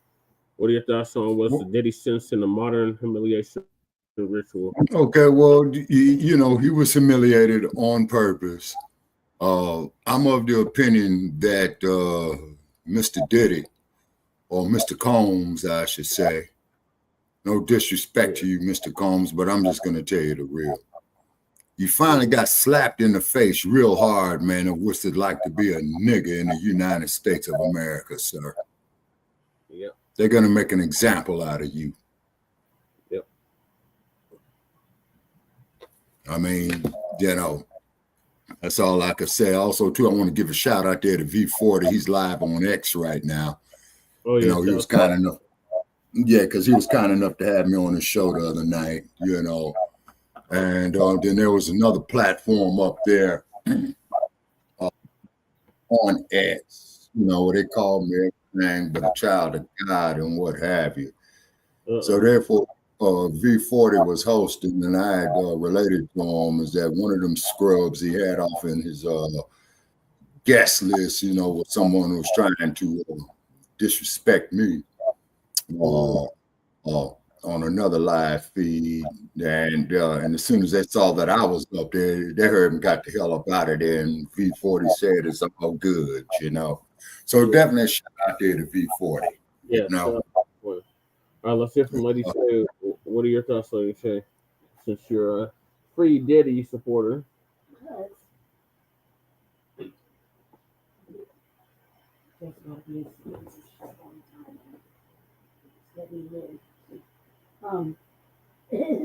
Yeah, we do. I say that because, as music, Diddy entertains me, like you said, so, I said it, I think I said Jay's platform. That can go wrong with life. Just his catchy alone is entertaining. Because he's in every fucking video. I want to say this. I want to say a couple things about this. This is some bullshit. It was bullshit from jump. They proved basically that Cassie was lying. And so it was. Hold it down. I'm going to get the clothes. Huh? Hold it down. I'm going to go get the clothes. Okay. Oh, yeah, thank you for reminding me. I got to do laundry tomorrow. Hear me? Because I can't see. Yes, they can hear you. Okay, good. I lost my voice. So just stay with me for a minute so I talk to y'all for I hold it down. Okay? It's gonna be fucking sitting here soaking my feet for like 5 hours. I'm like, we get out of this shit, go trap. All right. Anyway, we'll talk about this for a second. Sorry, my voice is going on. Okay, this is what I think. First of all, that wasn't on the charges. Couldn't make none of that shit stick. The dudes, you watch the Art of Dialogue, they have the cats on there that were the escorts of Cassie, and they were giving the whole details, the whole team about Cassie was fucking free. Right? And think about it. If you watch the Art of Dialogue, I suggest you do. I like all of it. Art of Dialogue. I have my favorites. Anyway, they're doing interviews. They're basically discussing. They look a certain way. All them dudes are all one type. They were tall, super dark, fit, model-esque. You know what I mean? They had. They're basically entertainers, like dancers, a little bit of massage, but under all these little gigolos and prostitutes and whatnot, they all have a menu, and on their menu they will travel, and they have a little fee and they have a little destination, et cetera, right? This is a known fact amongst people like it's illicit entertainment, right? It's a known fact. Then it's any city, especially like New York. New York has like one of the biggest populations of Asian spas, right? Asian spas, where you go in there and they always raid them. You see all the white men coming out, like trying to hide their face, right? Because then they're getting extras and whatnot, like table dances, or table showers, and all this extra shit, right? And they shut those businesses down, right? But those white men get hit with solicitation, prostitution, right? Or basically one of those, right? It's kind of like a hobbyist thing. Like, oh man, you got caught, you get a ticket, or show up in court. That's it. You know what I mean? If you're habitual, then you're doing the most. You might look at a little 90-day stint, whatever, right? But this is local. Now, when you bring in people, again, all they have is you're an adult. Those are adults. This bar was kinky as hell. Well, let the dudes talk about it. The dudes were telling the truth. They called that out. Now, I said, hold on a second. I need to say this because I don't. Okay, to quote the words of Sidney Poitier in that movie called In the Heat of the Night, you got white time in jail and you got colored time in jail. And the worst type of time to do was colored time. Shabbat, let me get to it. I'm speaking from experience. I know a little something, Dick. I know a lot about some things. So let me speak from experience. Right? So it's nothing, right? That's what he basically had. He wasn't being charged for the domestic violence. He wasn't being charged for that. He was being charged for being kinky. And, basically, they said they went along with whatever Cassie said. They couldn't even do the whole. If you read all the court, the actual stuff that happened in court, not what they said on the news, but was transcripts. They couldn't even ask her all those questions. They could barely ask so much. You know what I mean? So all of that is just like projected. Yes, it was Buckford. Yes, he did. Because he tried to get, he tried to offer $50 million for bail. and ask for all these things, right? Like to be released to his house under supervision, et cetera, right? He shouldn't have even been in there that long. With the time he did in there, that should have been enough to cover those charges. You see what I'm saying? Because he basically got a simple, there would be like simple, obvious, misdemeanors. They're like misdemeanors that he got charged with, really. Transporting is like he basically gave one of the dudes a ride to the airport. That's look at it like that. You know, so he's No, but transporting. that's why he got hit with the Mann Act, Lady Check. Hold on a sec. These are grown ass men. Grown ass men that didn't tell on him. This bitch did. She set it up for like ever since the thing. You know what I mean? Not to bitch. Let's talk about 50 Cent's old lady. 50 Cent's old lady, ex-old lady, whatever, was basically getting her whole court or legal fees, everything to testify against him for the whole book. He was paying for it. They wrote it in court. She was over there trying to get, I need 10 racks for this, 10 racks for that. You know, oh, you're over there with her, well, I need a little extra money for this. He was basically financing her whole goddamn life. See what I'm saying? Whereas Cassie was like, you know, he basically gave, you know, he did say that he provided for everybody. This is not just them. He had a wife before that too. Yes, he did some really grimy things, but those weren't the things that brought him up on. I think what the judge too was also saying was, yeah, you know, or not the judge, but people are always saying, yeah, you got other cases coming up. Look, if that's the case, he's doing that time already too. See what I'm saying? They just wanted to keep him in there so they could control where he is. So they, you know what I mean? Let's keep in mind, Diddy had a fucking plane. He has a plane, right? No, they got that too, Lady Che. They seized his plane. What was it? They said they snatched any of these assets. You know, they didn't want any of his assets. They didn't want to put him up for bail. Remember? So he didn't bail. That shit is still like who knows where, right? Yeah, he was on a no bail hold, Lady Che. Right. He was on a no bond hold. They didn't accept the bond agreements. They like, fuck him, go get out. That means his $50 million that he offered up, you know, put up some of his assets. He showed them in good faith. They didn't want none of that shit. They wanted to basically publicly humiliate him and break him down, right? Not knowing that. Listen, Charlie. Even so, he did all that. He did time served for that basic shit that would give any white man, like way more. He did way more time than he was supposed to do just for those things. They couldn't prove none of that shit. So fucking, they couldn't prove none of it. All they could prove, all they had to really stand on was that Brock crying, you know, on camera, whatever. The video of her getting stomped out, that's that, and the crazy little tales where he allegedly, you know, was doing like, you know, menacing type things. That not even Kid Cudi could really prove because they asked him, there was female DNA in that car when the car was thing got bombed. Not male DNA, female DNA. See what I'm saying?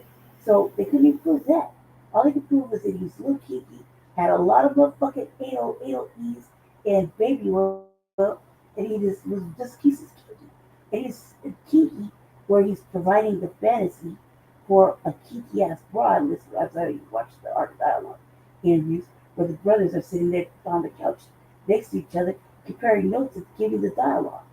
He was just kinky and weird on drugs of his personal use. They didn't charge him for that. They didn't charge him for the fucking guns or anything else that they try to, you know, put him label him with. You see what I'm saying? They charged him with simple, basic misdemeanors that will be looked at as misdemeanors for any other white man. They just want to humiliate. Now, could he appeal it? He should fire that fucking attorney and get another one and appeal the shit and get back out. All that extra sentencing, like 5 years supervised probation. For what? For what? Not to buy, he's not with neither of the broads. They don't even make sense. You know what I mean? 5 years for what? What is he gonna do now? You're gonna sit at home and watch him do what? They basically Get taking. ready to now, Lady Che, it's time. Because I think with them seizing all his assets, I think they broke him where he cannot retain a property. He's going to need a high-powered attorney for it if he gets the appeal. Season assets.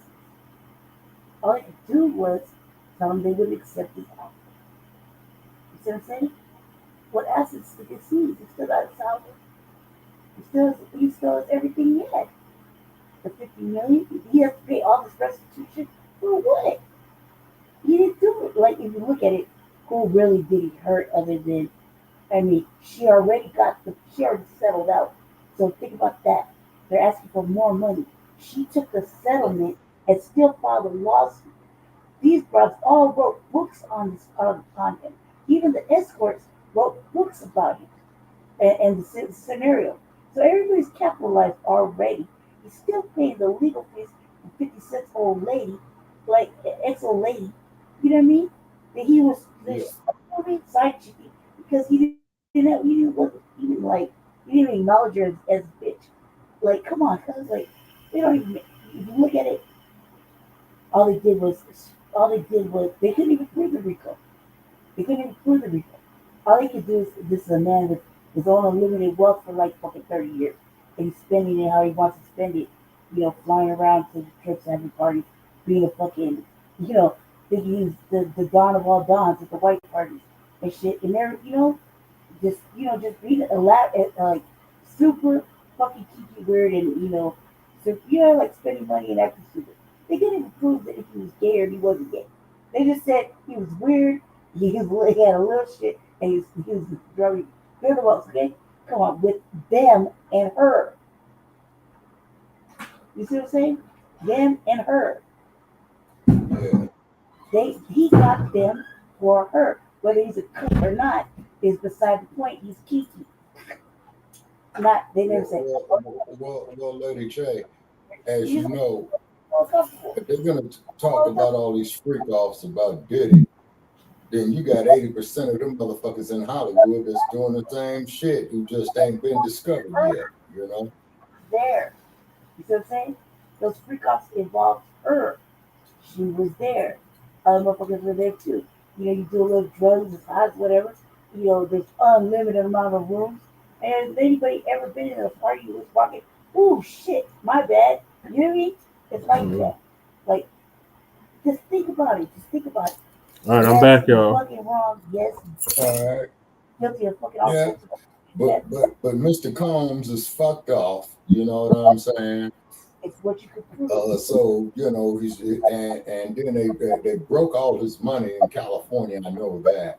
Okay, so which means is that on an appeal, he's gonna have to probably wind up getting an attorney taking a pro bono, or he's gonna have to represent himself.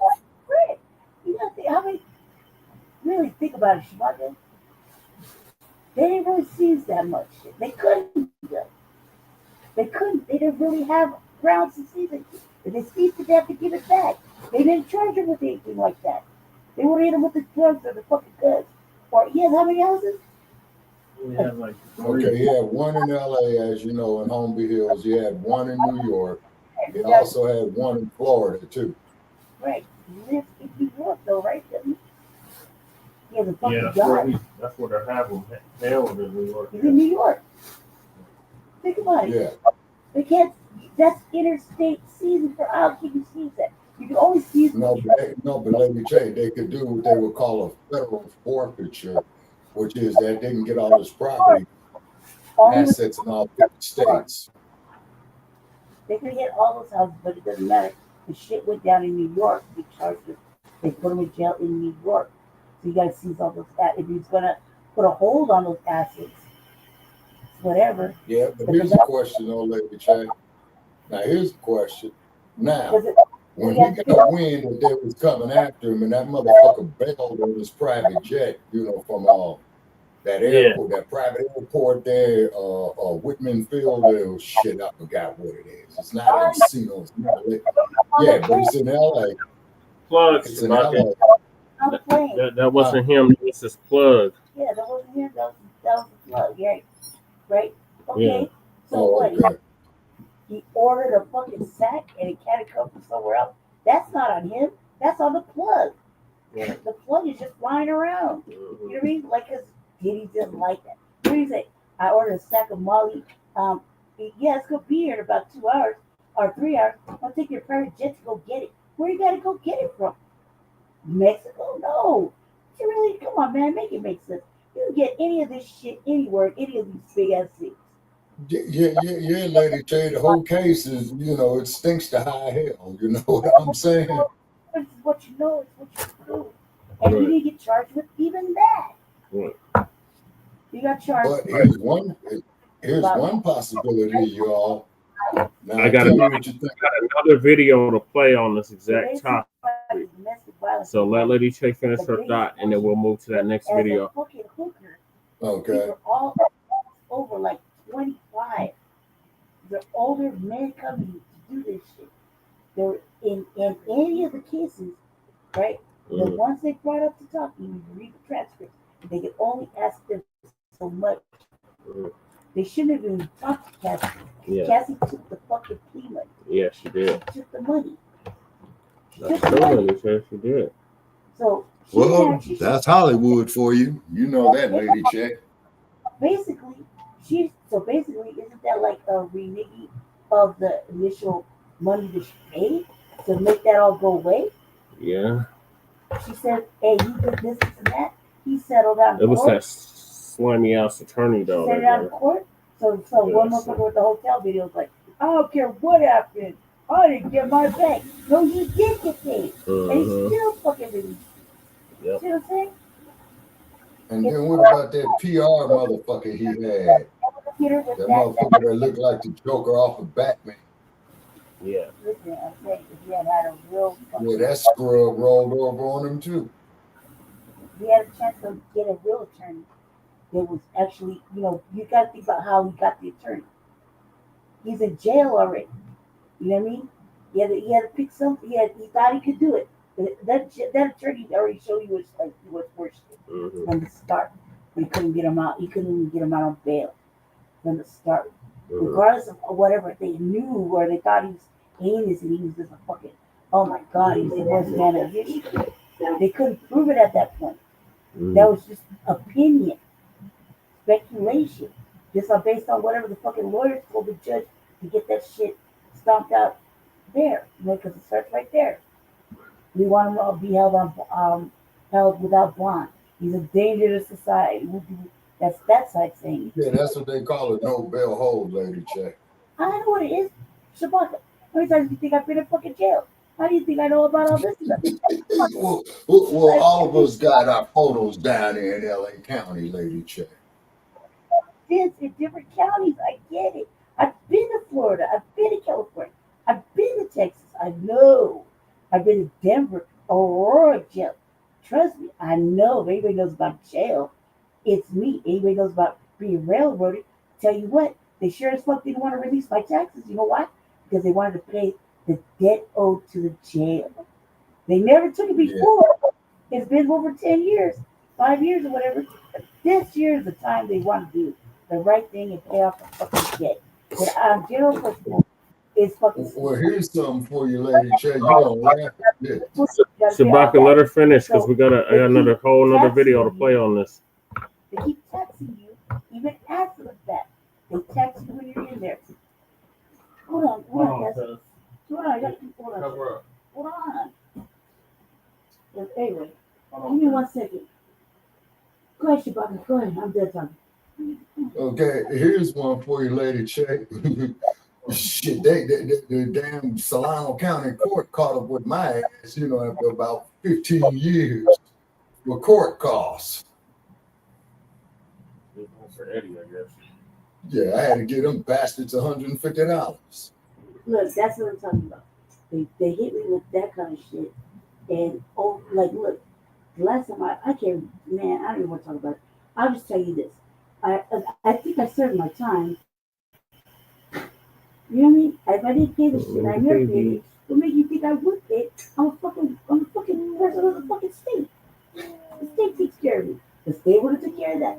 But because we have a Tabor, the Tabor got fucking, it's all stupid. But basically, this is the year. This is the year they choose to hit me. They could have hit me when we got the stimulus. You see what I'm saying? This is the year when all hell's broken loose, and now this, and now we don't have no, we haven't had, I haven't had breaks since I started this little square little shit anyway. You know what I mean? But I'm just saying, that's some bullshit. It could have been last year with the taxes. It could have been the year before that with the taxes. It could have been the year before that. They just picked randomly. Yeah, that's Khalifa. That's on purpose. That's intentional. That's the Black Panther. That's intentional. So that's what I'm saying. Carry on now. I've said my piece. I'll pass it on back because like I was saying, I got a whole nother place, Shabaka. So make it quick. oh yeah, I was just saying this damn Solano County Court caught up with my ass, man, from a case way back in 2006. Exactly. Wow. 2006, and I called them motherfuckers up and I said, man, what about the goddamn statute of limitations? Oh, court costs, man, you know, they're indefinite. And I said, here you tricks go, and be sure to send me a fucking receipt. Yeah, I feel like I got straight knocked in the head. It didn't make any sense until fucking the day they did it.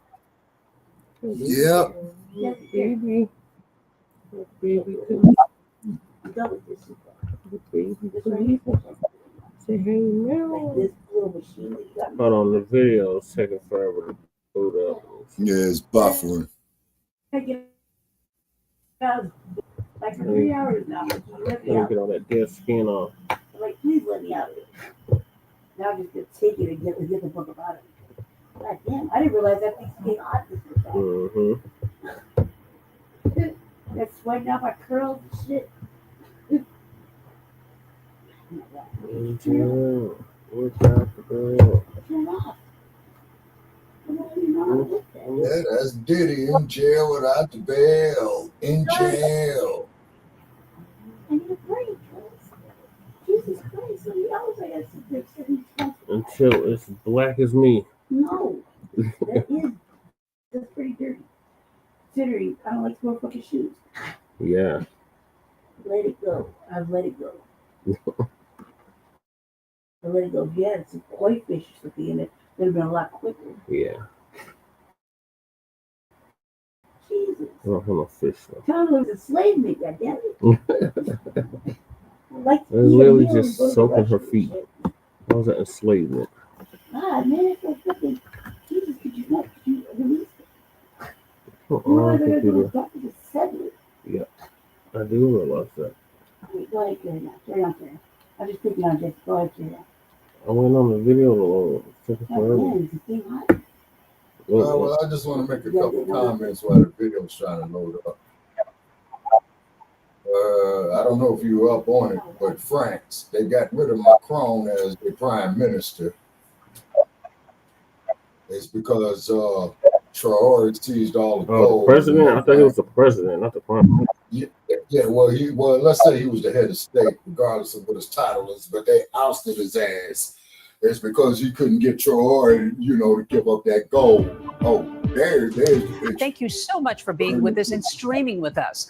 Tonight on Burden of Proof, the case against Diddy, a judge sentencing Sean Combs to 4 years and 2 months in prison after the hip-hop mogul begged for mercy, essentially, in court.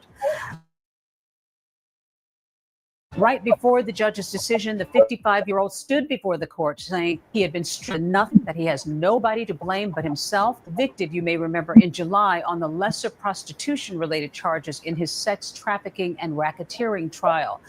Now, during the court today, he specifically addressed that hotel surveillance video, Sotura, apologizing to her today directly, calling that video disgusting and despicable. The judge in the case also took into consideration a letter from the prosecution's star witness, Cassie Ventura, who wrote that she still has nightmares about what she calls the most traumatic and horrifying chapter in her life. Ventura also saying that she fears swift retribution if Combs walks free, so much so that she moved her family out of the New York area. There is so much to this case, so much to break down. And joining us later for a reaction is a former makeup artist to Cassie Ventura who against Combs, have a consultant who has worked with high-profile inmates for time in prison and will act behind bars. Lots to talk about today, but we're going to begin first with ABC News Chief Investigative Correspondent Aaron Katurski was there today throughout.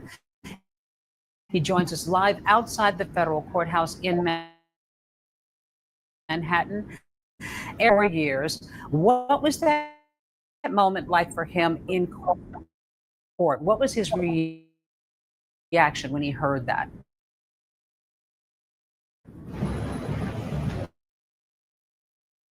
Deb, Sean Combs imposed, telling him that the conduct that we all plainly saw as he was violent with Cassie Ventura and others. And the judge said he wanted to send a message with his sentence that violence against women will be taken seriously. As the courtroom cleared out, though, Combs turned to his family. He said, "I'm sorry. I love you." I was here at court during an earlier hearing when Combs seemed to expect that he might get incarcerated for this, even though he asked for release under time served. And he told his family at that time last week, Deb, that whatever happens, I'll deal with it. And his family had been tearful. Each of his 6 children telling the judge, crowding around the podium, taking turns, that they needed their father home. They begged for his release so that the family could rebuild. But the judge said there is a light at the end of the tunnel for the Combs family, that they can reunite, that he can become the kind of person he told the court he wants to be for his family, for his community, but just not yet. First, he must serve that time in prison. Right. And an emotional reaction, not only just from his family, but even one of his lawyers was fairly emotional, Aaron. Earlier in the hearing, he asked to show a produced video of his life achievements that obviously was probably meant to sway the judge, to help him see him as a human being, a father. How did that play in court? It was a documentary style video with a moody soundtrack, and it showed Sean Combs as a doting father, playing with his children, as a philanthropist, running the New York City Marathon and doing other charitable works, mourning Kim Porter. And many of his attorneys said losing loved ones. His father was murdered, Kim Porter got sick and died, had a profound impact on Sean Combs. Not to excuse his behavior, but to try and explain that this is someone with clear psychological problems who needs not more time behind bars, but who needs professional help. And his attorneys said that jail and prison would not rehabilitate Sean Combs, that he needs professional therapy outside of prison. Right. What about now, Aaron? What next? I mean, there are some who are going to say this was very lenient, and I'm sure for Sean Combs, this was more than he was expecting. What's next for him? He's going to return to MDC in Brooklyn, and the Bureau of Prisons will decide where he should ultimately spend his 4-year prison term. And his attorneys say they may well appeal to try and get that sentence reduced. Combs has already been in jail a year. He'll get credit for time served. He must also pay a $500,000 fine imposed by the judge. That's the largest allowed. This was going to be justice either way in some ways, Deb. Either he didn't do anything terribly wrong. He was acquitted of his most serious crimes that he was charged with, and he could have gotten off with time served, and that would have been justice for Combs. But the judge saw it differently, that he needed to be held accountable for the violence that he committed. Yeah, so many reactions here. Aaron Katurski, thank you, as always. And a lot of reactions to this decision today, including from Cassie Ventura, who had testified in this case. In a statement from her attorney, she said, while nothing can undo the trauma caused by Combs, the sentence imposed today recognizes the impact of the serious offenses he committed. Milo Morales, who is Cassie Ventura's former makeup artist, was also called to the stand by prosecutors, and she testified about a 2010 incident when Combs allegedly assaulted Cassie in their hotel suite. Well, Combs's lawyers highlighted on cross-examination that Morales did not directly see the assault and showed the jury these exhibits of Cassie with makeup done by Morales. She clearly had a lot to think about in this case. And joining me now is Mila Morales. Mila, thank you so much for being with us during what I'm sure is a very emotional day for you. What are your feelings at this moment after hearing the sentence? Well, it's been a very, very stressful year for me just watching this all play out. And I really don't know what to think or feel about it. I'm just really disappointed as to, I've known for 25 years and we're here and he's going to jail. I just feel so much. It's just a very sad day. Mila, he spoke out for the first time today. He did not speak during the trial, but today Combs tearfully apologized to Cassie, saying that he was broken to his core. He also said he was apologizing to other victims of domestic violence, taking responsibility for his actions, really talking about himself and how he felt that he was responsible. Nobody to blame but him. What do you think about his statement in court? Well, I don't always believe what Sean would say. I hope he's remorseful. I hope he's apologetic. And like I said, I don't know where we are right now in this place. And there's more to come, we know, because this case will continue on and there are going to be civil suits. You've been part of this high-profile case. This is a man who was accused of great violence, intimidation. This clearly has not been easy for you and to be a part of this trial and to testify. Many people talked about being fearful. How has this impacted your life? It has impacted my life because I've known Sean for 25 years and I've known Cassie since she was a teenager. And I used to travel the world with Kim Porter and Sean. And, I just think that a man with so much power, I wish that he would have done something better with it rather than here we are seeing him in court. Like I said, 25 years later, it's just a sad difficult story. time. It's really difficult. Yeah. And you faced him in the courtroom too. Tell me a little bit about the sentencing today. I mean, I'm sure that there are plenty of people who feel maybe it's an insult to some women, in this case, particularly Cassie. Does it close a chapter for you, or what are your feelings about the finality of today? I feel like it does close a chapter for me. However, I just feel very defeated, and I feel defeated for the victims that he's damaged so many lives. And I hope, like I said, I hope he's remorseful and I hope he is sorry for what he's done to these people because this is going to impact the rest of their lives. Well, it clearly has impacted yours and so many others. And we wish you the best and hope that, as you said, that maybe you can sort of move forward. Mila Morales, thank you so much for being with us today. Really appreciate it. Well, now that Sean Combs has been sentenced, the big question is what comes next? He's been in custody in Brooklyn's Metropolitan Detention Center since September of 2024. And now, of course, he's sentenced to 4 years and 2 months in prison. Well, joining me now is Sam Mangle, a federal prison consultant who has worked with high-profile names from Steve Bannon to Peter Navarro, Sam Bankman-Fried. And we should note that he was not involved in this case, but we'll have some insight into what this is all about. Sam, thanks so much for being with us. Thank you, Deborah. You've consulted other high-profile cases, as we say. What do you begin to advise? I mean, Sean Combs has already been in jail for a year, but now he's going to federal prison. How do you begin to advise a client like him about what to prepare for? And he's got to do 80% of that time. I always tell clients, whether a politician, an actor, a billionaire client, or the run-of-the-mill businessman or doctor I deal with, it doesn't sink in until the judge reads the statement. You are hereby remanded to the custody of the Bureau of Prisons for X number of months. And at that point, I explain at least most of my clients serve about 30% of that time in custody. It's a lot different for Sean Combs because due to the nature of his charge, he is not eligible for any time off of his sentence other than the 15% good time credit that's given to every inmate. Between that and the time served, he's going to roughly be in custody for about 24 months before he's eligible for home confinement. So what I would tell him, and he's been in custody now for the past year, so he's very familiar with the Bureau of Prisons, he's going to be going to a much lighter security facility. He'll be going to a low security facility where he's going to be allowed outside from 6 a.m. to 9 o'clock at night, where he's going to be, typically not in a cell, but in dormitory style housing, and much greater freedom.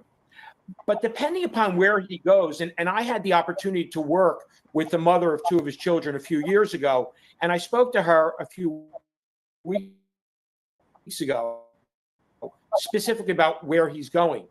And where he goes will really dictate how he needs to assimilate and what type of programming might be available to him, really to keep him busy and make him more productive. Yeah, and very quickly before I let you go, he was busy while he was in the jail awaiting trial. He taught a 6-week educational class.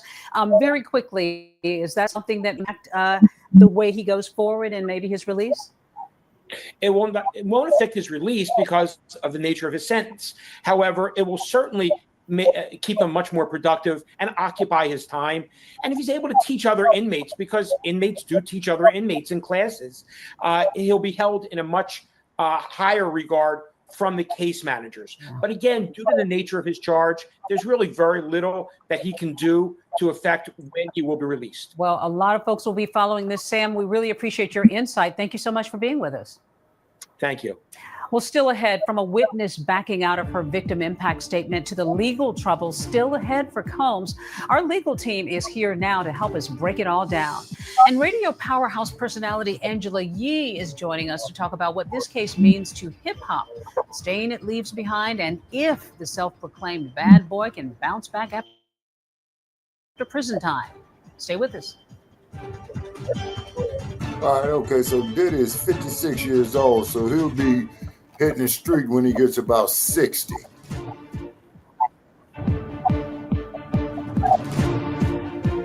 Brother Che. Welcome back, everybody, and thanks so much for streaming with us. So the defense asked for no more than 14 months, and the prosecution had hoped to get 11 years for Sean Combs, but ultimately the judge handing down a 50-month sentence in prison. Well, we want to break down what exactly happened in court. ABC's legal contributor, Brian Buckmeyer, who's a practicing defense lawyer, is with us to weigh in on the defense strategy, and Bernardo Villalona analyzing the prosecution side of things. So happy you both are here. Wow, we've been talking about this behind the scenes. We were waiting. This went on a very long time today. Bernardo, let me start with you. The big question is, who was the winner here? I mean, if there was a winner, Sean Combs was clearly surprised, but the prosecution must have been disappointed. Oh, absolutely. Today was definitely Judgment Day. So in terms of what happened today, the judge definitely set out and told Sean Diddy Combs he's a bad boy for life. Ultimately, I think he still won. Sean Combs won because the prosecution did request those 11 years, and that's what they were asking for. But they didn't get close to that. I thought it was egregious, though, in terms of requesting the 11 years. But let's think about those 50 months. What those 50 months actually say. It still holds Sean Combs accountable for his actions. So it's still giving deterrence. It's still showing the seriousness of the crime. It's still protecting the public from Sean Combs, and it's still giving a voice to the voiceless. So while the prosecution, yes, they're upset, but it also have to look at it that, look, the conviction and the sentence shows that no matter how much money you have or how much power you have or whether you have the key to the city, that you can also be held accountable for your actions. And that's what we heard today. That is what we heard. Brian, you mentioned all of these different acts that they actually talked about that Sean had done good works and so forth. And the judge made it very clear that's not enough to erase the record. Brian, they did a lot today. All his 6 children testified. There was a video of Sean Combs showing him to be a really good father and all of that.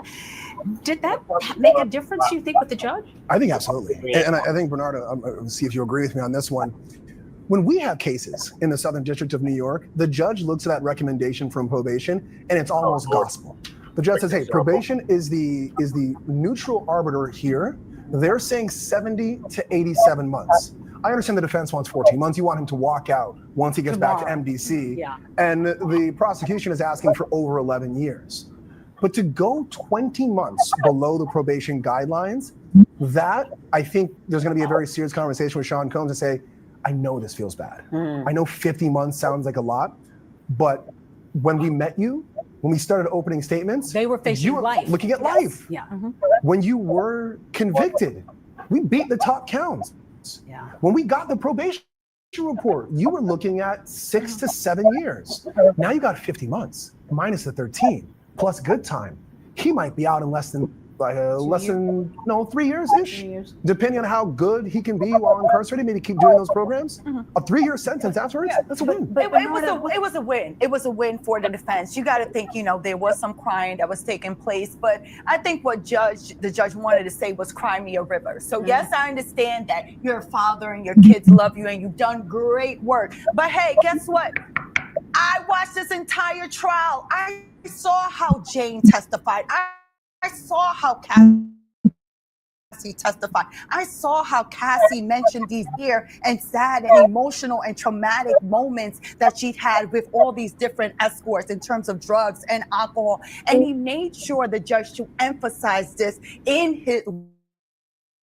when he handed out his sentence, that we can't forget that yes, you've done a life of good work, but it doesn't change what you're doing behind closed doors. Did the prosecution blow it for these victims? I mean, Cassie can't be really happy right now. Well, the prosecution only has so much control, because after the verdict is in, you've lost your mandatory minimum when he found Sean Combs not guilty of racketeering conspiracy. Because he found guilty of racketeering conspiracy, we would have been talking about at least 20 years across the board, and Jesus wouldn't have been able to help you on that one. So they didn't blow it. Okay, I would say in 2 occasions. One, in overreaching in terms of the charges that they put against Sean Combs when it clearly didn't have the information for it. And I think also asking for 11 years as well just kind of made the judge says, that's not a realistic number. I think if the prosecution came and said, you know what, the government, probation is asking for 70 to 87, and they came and just said, give him 95. Right. Just give him it would have been much more of a reasonable request, and I think they would have got much higher overall. So I think overreaching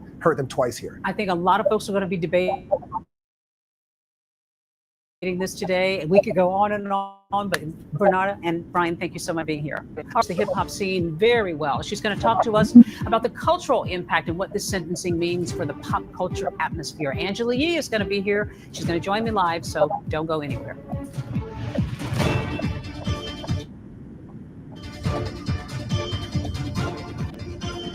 Well,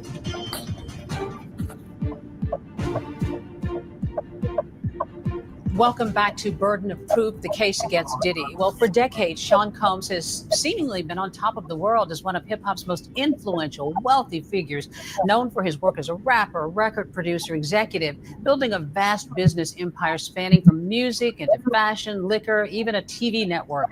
But what does this mean now that his criminal trial is over and he's been sentenced? What does it mean for Combs as the world once knew him? Well, let's bring in radio host Angela Yee. Angela, thank you for being here. You have been in this world surrounded by so many different people and come across Sean Combs over the years. We know that he was a powerful figure. It was acknowledged in court. What does this mean now in the community? What do you think people are saying? Well, Diddy was always the epitome of what it means to make it in the music business. The most successful, always on the top list when it comes to the most powerful entrepreneurs. So I think now he's going to have to redefine what that is. I know we're looking to see what he's going to do when he finally gets released. I know he did not anticipate this happening. You can tell he had already set up some dates for things that he was going to do next week in Miami. They said to teach and not to, do anything else, but that's what they And he's been teaching behind bars too. And the judge even said, look, I hope you'll continue that work that you've been doing. So now it's going to be a full pivot. And I think he already was trying to make that pivot with the brother love and everything that he had reinvented himself with. And so I feel like he was already making that change because maybe he knew there's things from his past that he had to kind of account for. Well, as I said, you had sort of been in his orbit over the years. You made it clear, never really good friends, but you had a popular radio show that was The Breakfast Club, which was on Diddy's network, Revolt TV. Give us a sense of what that was like in that world, because there were so many people who rubbed shoulders with him. Yeah, I think everybody looked up to Diddy. I mean, he was the person that was like the keynote speaker at this. He was the one that was like, okay, if you want to do a deal, if you want to make some money, that's the person you need to get next to. And so, when it comes to clothing lines, when it comes to having his own network, we all were like, wow, this is amazing. Look at what this black man is doing. And so now it's kind of like the blinds have been opened up, and now we can see see what was really going. But I also feel like they were always whispers of what was really happening. We've heard about the quote unquote freak offs and what happens at the parties after the actual like birthday party, what happens afterward, after hours. And it exposed a lot of people to a world they didn't know about. You've described it, the hip hop world back then, as sort of the wild, wild west. Yes. What do you mean by that? Oh, I mean that I think that a lot of times bad behavior was kind of par for the course. I mean, there's times when I first started in this music business, they told me I had to have tough skin. They told me there were going to be things that were happening that, you know, you have to learn how to be like a big girl and be okay with it. Even how people speak to you, how people treat you, being a woman in the business, you know, getting harassed was kind of like just part of what it was. And now I think, and I think this is fortunate that people have to be a lot more careful about how they talk to you, how they treat you, and what they do, because there has to be some type of accountability. Things have changed for sure. Well, what about bouncing back from all of this? I mean, we've heard that Diddy has been teaching a course while he was in jail. Maybe he'll continue to in prison. He may only do another 2.5 or 3 years, and then he comes out. Can he bounce back in some ways to reclaim where he was? Listen, the way that Diddy is, I'm sure he's already planning what's next. Like knowing him, and I think the way the landscape has changed, you don't need to have like a major network deal. You don't need to have a major label deal. There's a lot of things that people can do independently. And as we can see, people were already booking him to come and teach, so to speak, when he got out. So I can see already people are like free Diddy. Some people feel like he didn't get enough time, but I do feel like there's going to be people and there's going to be ways that he can monetize things, telling his own story, telling his own redemption, and not have to do a major corporation deal. That's what I was thinking. If there's a movie, he will probably be involved in that production. A documentary, him talking about how he's changed. I mean, even seeing like that video they put together in court to show his family and everybody coming together to support him. He's a master marketer. And so he's managed to reinvent himself time and time again. And he probably will again. Angela Yee, always great seeing you. Good to see you too. Okay, thanks so much for being here.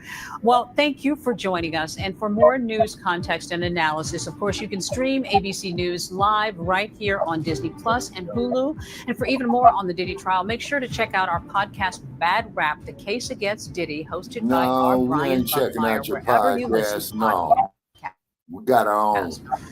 I'm Deborah Roberts in New York. Hope you have a good rest of your day. Whatever. All right, Shabaka, what's your thoughts on Diddy getting sentenced to 50 months in prison? Okay, so what's going to happen with Mr. Combs in my Time he's already opinion? served.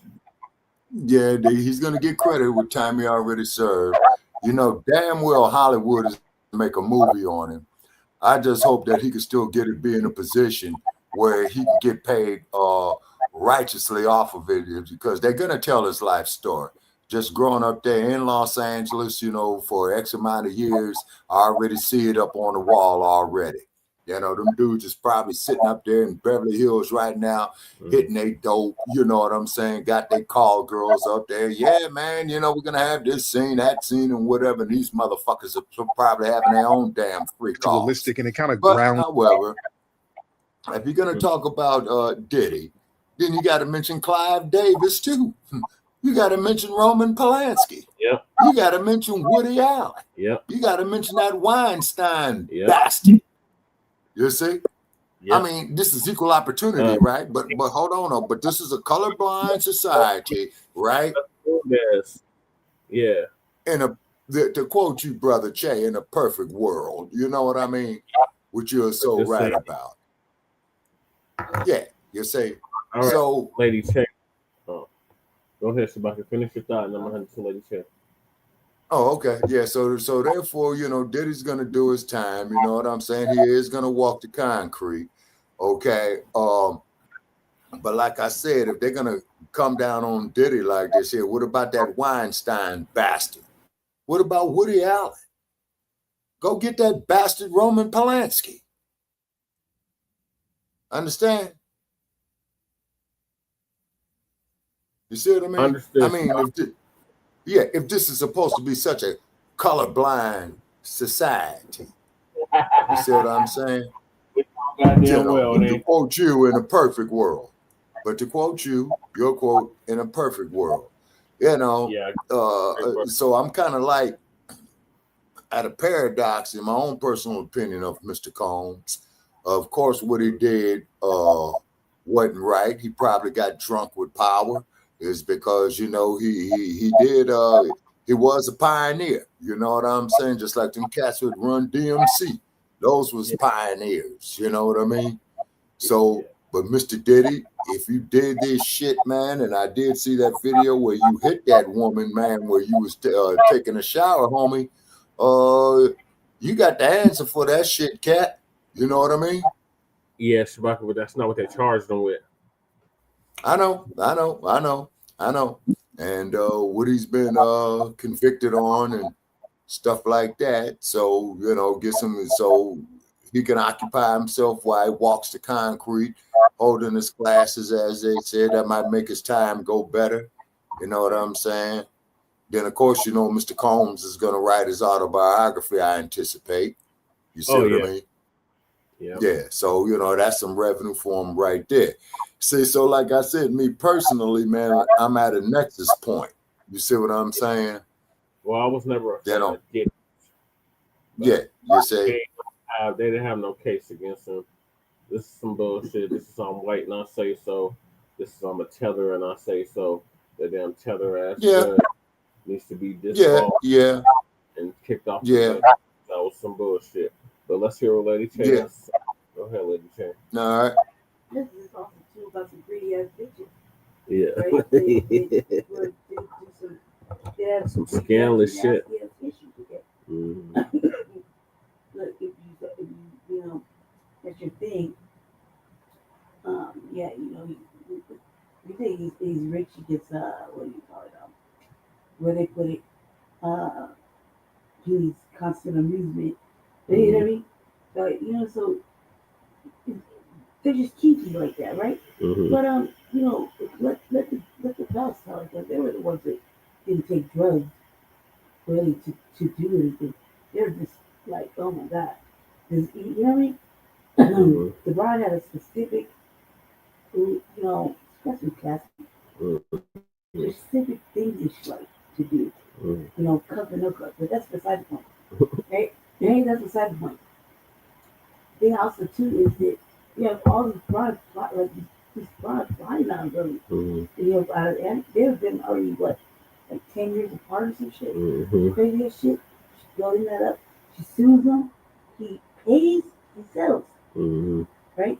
So I mean, I got a question. Like, can't you just sue that broad back for the 10 million you gave her? She splits it off with another broad to not, you know, to write a book or some shit. I don't remember how that worked. You know, but she settled. Even the dude with the video who let it leak, he took the fucking money. Yeah. He settled. Yeah. He signed the fucking form.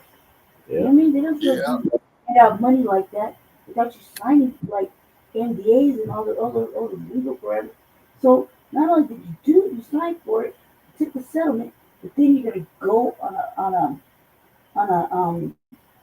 you know, let that open up because you want to make, you know, want to capitalize on it.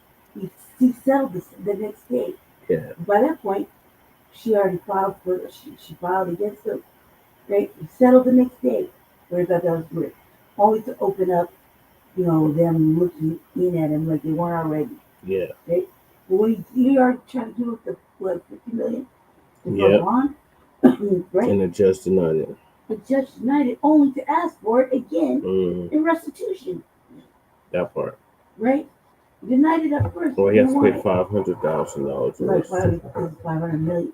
No, 500,000. It doesn't have 500 million. Yeah, it's like there's no what. That's not the same. 500,000. Yeah, you're right. Jesus Christ! You'll pay that tomorrow. You know what I mean? And why does he have to pay it? Why does he have to pay the court that? Because I'm a teller and I say so. Like, really? Why the fuck does he have to pay a fine? Why does he have to do all that? Why does he have to do all that? Because the tether judge said that's what the tether judge recommendation was. Break you. When he tried to get out, they wouldn't change the venue. They wouldn't change the judge. The judge is already, it's already showing his biases. You know what I mean? Yeah, that judge needs to be disbarred. Contaminated by the court of public opinion and whatever else. These are talk about typical judges. They do these little negotiations with the both sides in the back room to make the shit disappear so they don't have to go to trial. You know what I mean? They go to these little settlement pleas in the back. Judge sits down, okay, look. Okay, they come to an agreement. Bam, that's what it is. But if they couldn't come to an agreement because they didn't want his money, They wanted to shame him and disrespect him. He wanted just to have fun. What else I gotta give you? They wouldn't want none of that. Nope. Right? So that's what I They said. wanted him in jail whatever. without the bail. They couldn't even In jail without the bail. In jail. And also, too, just changing the subject briefly, just putting out there what came across my desk. I couldn't prove a RICO. RICO's like more than one person. We bought. Couldn't prove a RICO. All they could prove is that money was coming from him, basically, not from his businesses. None of that. It was basically from his little place where he put it at. You know what I mean? So you shouldn't have to pay that. So you should get an appeal.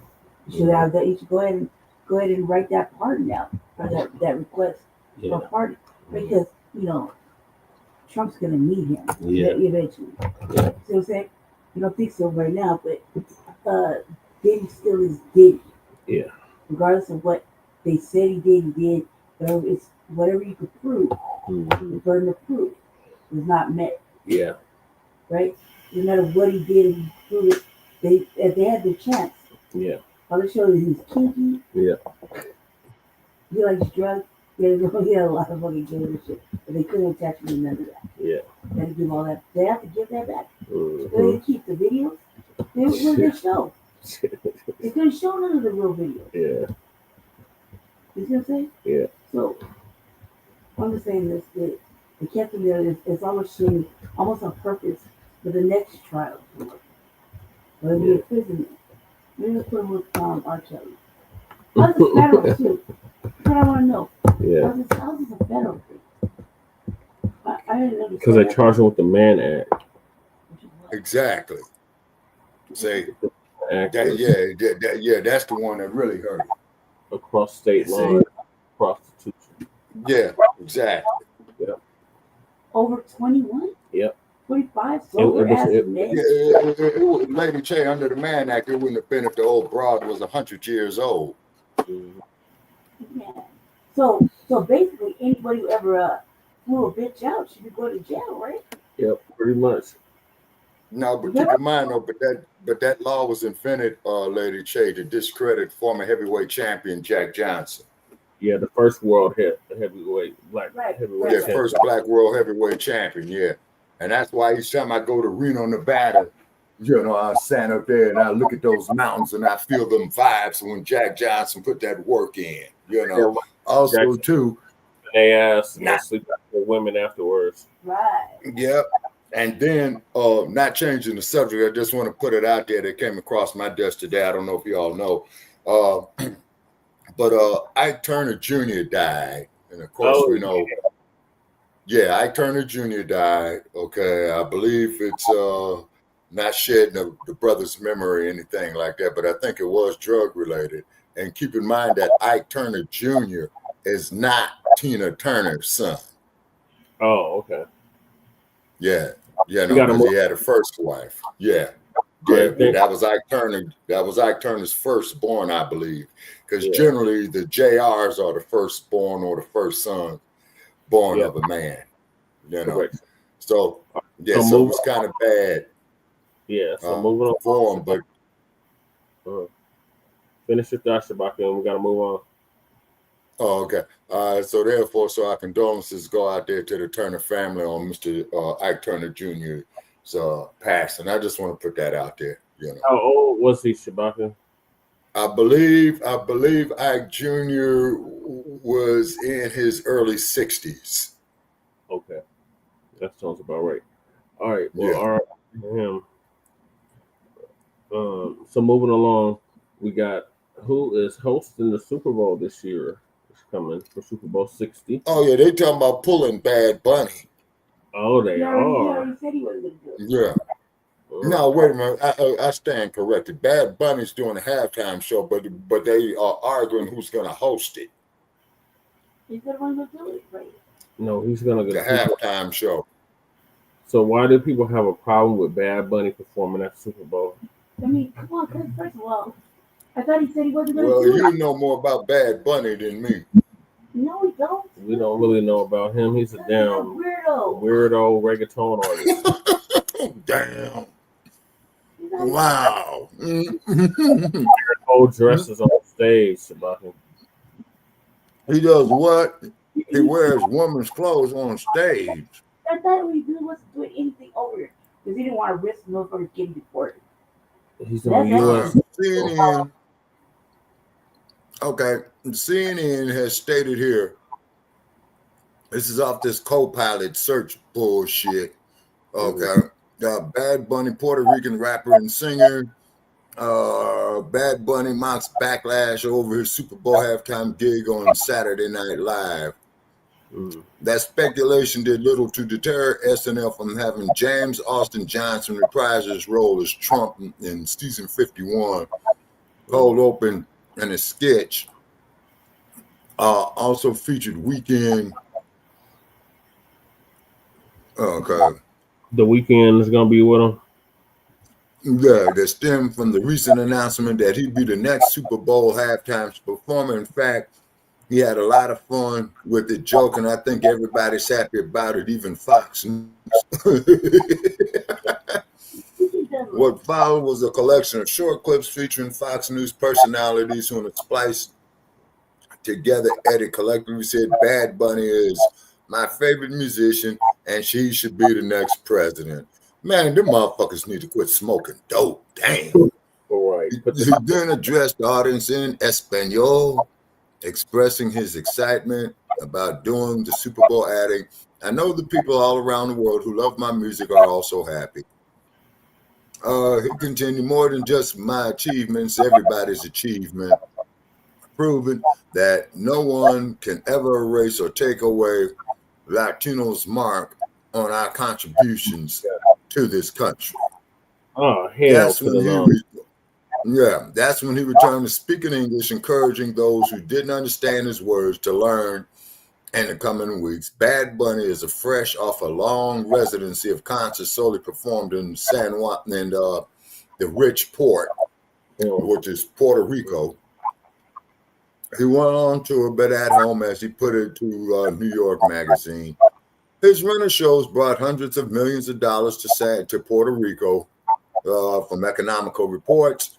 And his January album, De Bi Tedera Mas Futos, which was his sixth solo album, has spent 38 weeks on the Billboard 200 list, if I'm saying that correctly, because if you grow up in Los Angeles like I did, you're going to learn some Spanish, rather directly or indirectly. Despite Bad Bunny's immense popularity, some U.S. government officials and conservative media have tried to turn the Super Bowl appearance into a culture war, primarily over his anti-ICE statements. And the Homeland Security Secretary, Christine Noem, promised that ICE would be in attendance at the Super Bowl and said that people should not be coming to the Super Bowl unless they're law-abiding Americans who love this country. Guess what? You people are stupid, because now what you just did, you forced a lot of people just off this dumbass asinine statement who are not going to buy the tickets to go. She wanted to issue a tirade about the NFL itself. Well, they suck and we'll win, and God will bless us, and we'll stand and be proud of ourselves at the end of the day. And they won't be able to sleep at night because they don't know what they believe, and they're so weak, we'll fix it. Now, here's something that you and I know, Brother Che. Yeah. When they sang "Lift Every Voice and Sing," yeah, you know, a lot of the cave dwellers, you know, they turned their back on it.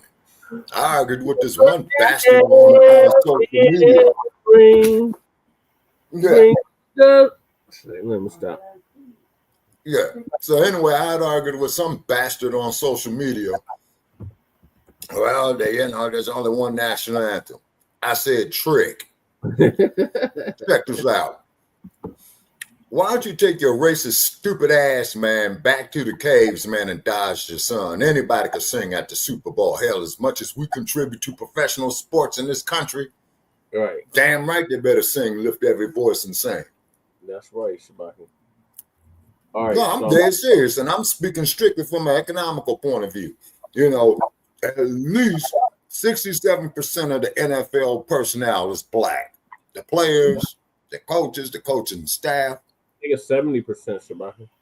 Yeah, but however, but we don't even have 10% of being the owners of it, just like that asshole who said, well, if you niggas don't dig the way they doing things, perform your own goddamn things. Son of a bitch, you spoke, yeah, of the Commanders. Okay, bastard. You spoke some real talk right there. You goddamn right we should form our own teams, and we will break the goddamn NFL with our talent capacities too. Yep, shout out to The Rock for the XFL and the UFL. Mm-hmm. All right, so Dwayne Johnson, who's the son of Rocky Johnson.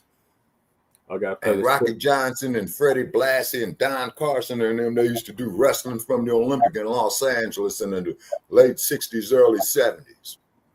Yeah, speaking of Los Angeles, we're going to hear from Tariq about why people have a problem with Bad Bunny performing at the Super Bowl. Okay.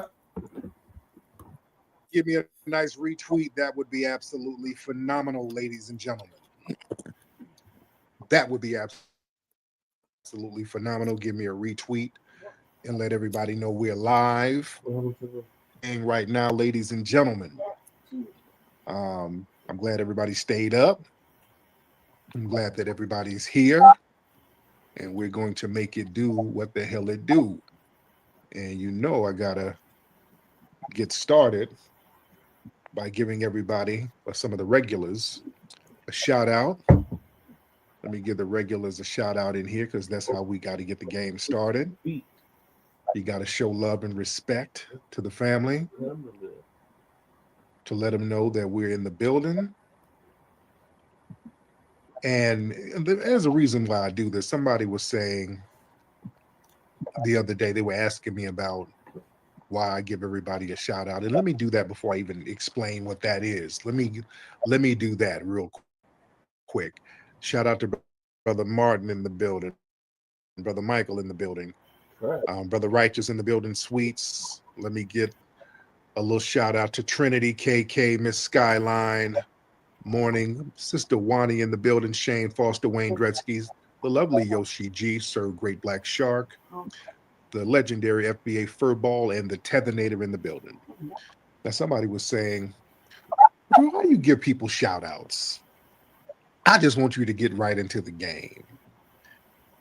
There's a reason why I do that, family. That's a Majara spirit thing. I want y'all to understand that. That goes back to basically our foundational Black American culture. You call out the names of people so you can activate their presence. These people that I call out, usually there's a certain spiritual energy that they have that's directing me to call them. And their energy gives a protective layer around these spaces. And I don't want to get too deep, but I just want to just give you an idea why I do that.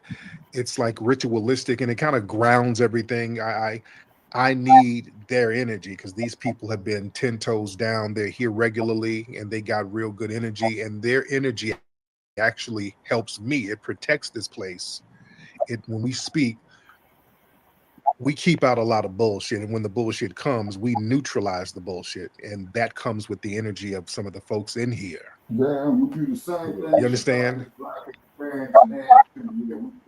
You know, foundational Black American culture, we've always centered communal validation. It's like in church. You get up in church as let me give an honor to God. First of all, let me acknowledge the deacon. Let me acknowledge Brother Randall, First Lady. We've always done that. We've always got up, and before we start speaking, we give acknowledgments to certain people, certain folks who are significant in the venue. Yeah. Yeah. Even with rap ciphers, our good sister Yoshi G, she's a phenomenal freestyle rap artist. She's an MC, and you know, and when you freestyle or when you're about to battle or whatever, you start off. Sometimes you start giving shout outs. Yo, shout out to the BK, shout out to Hollis Crew, shout out to you start shouting people out. You create a certain energy that their energy kind of protects that area for you. Yeah. See, we live in a world where white supremacy, they try to make us invisible, ignored, silenced, and when you say somebody's name in the name of love, that's an act of resistance. You know, calling somebody and giving them a shout out, that's a form of covering them. I see you, you're here, you're part of this energy. So that creates a spiritual connection. And it's just a sacred thing, man. It really creates good energy. That's why these spaces are popping, man. We make sure the energy is good. You know, sometimes I even do the Majara prayer to really make the energy real good and make the energy real fresh and fly. And just to give honor to these cats who are spiritually in line with what we're talking about. And that gets everybody else on the same page. Everybody starts getting some damn act right. So you notice in these spaces, it don't get too out of hand. I've seen some Twitter spaces where it's just all over the damn place. You know, I've seen some Twitter spaces, it's just everybody talking over each other, especially them tether spaces. You don't know what's going on in there. It's just, but hey, nigga, over the place. Here, we like to make everything so that even if everything is still going to be grounded, there's going to be some kind of decorum, and we can go back to the spiritual grounding of how we start off. We start off grounded. You understand? So there's a protocol here. The protocol is going to be respect Black Americans. That's the rule. That's the ground rule right there. You come in this space, anytime you come over here, respect the foundational Black Americans is not even optional. That's your ass. That's why y'all see these people get lit up. When the tethers come in and the white supremacists come in talking crazy, that ass get lit right on up. And I start bringing people in to tag. I start tagging them in. Great Black Shark, Brother Average, Brother Dan. We start tagging in the heavyweights. Yeah, we're going to rotate but that's all about keeping this joint grounded and letting folks know what it's going to be. You understand? A lot of folks coming on in. Shout out to everybody coming on in here. First thing, man, the Super Bowl, they announced that they're going to have Bad Bunny performing at the halftime Super Bowl show. Bad Bunny is the Puerto Rican. Is he a rapper? How can I describe Bad Bunny? Is he a rapper? And listen, to be honest, he's a big deal in Latin America and overseas, and he's a pretty big deal in the international music market. Not so much here, from what I know. If you put a gun to my head, I couldn't tell you a Bad Bunny song, to be honest. And I'm not saying that to hate. Where do you hear Bad Bunny songs? Right. I'm just not too familiar. And from what I understand, I'm not familiar with Bad Bunny songs. But they're going to have him performing at the Super Bowl. And there's a lot of people who kind of feel a certain way about it. There's a lot of people, I think a lot of Black people are kind of indifferent. Black folks, y'all don't know no damn Bad Bunny songs either. Let's be real. Unless you're dating a Puerto Rican or a Mexican. Yeah, you don't know no Bad Bunny songs. But a lot of the people in the dominant white society, they kind of feel a certain way about it. I think they're upset with him because I think he's been critical of Donald Trump. And Bad Bunny has kind of been taking stances on immigration and ICE. So that's kind of been a thing. And now the white supremacists are talking about you got to be neutral for a sporting event. Man, y'all go to hell with that now, because they're running around here, these NFL teams shouting out some Charlie Kirk. So I don't want to hear none of that. Right. And I'm not being defensive of Bad Bunny. I just don't know his work or nothing like that. I think he also, that Bad Bunny dude, he didn't want to tour the United States, from what I understand, because I think he had concerns about ICE coming to the concerts, arresting his fans. That's cold, man. Yeah. That's cold. I don't want to laugh. That's legit low key. Like you can't perform because your audience gonna get detained. What kind of shit is that? Wow. So he didn't want to perform out here in the U.S. I guess his audience is a bunch of illegal immigrants. I don't know, but a lot of people feel a certain way about that. Like, okay, this guy's performing at an American game, but he can't even perform or refuse to perform in the United States because his people are gonna get, the ice trucks is gonna be out there waiting in the damn backstage or some shit. And a lot of people feel like, okay, with this Bad Bunny performing, most of his music is in Spanish. Mm-hmm. So a lot of people are like, hell, we're not going to understand what the hell he's saying. Yeah. And now, they're talking all that woke shit. I don't like when they try to throw woke in there. Oh, God, they're just going all the way woke. Why would they do that? And, a lot of these people are talking about this might alienate mainstream audiences and all that stuff.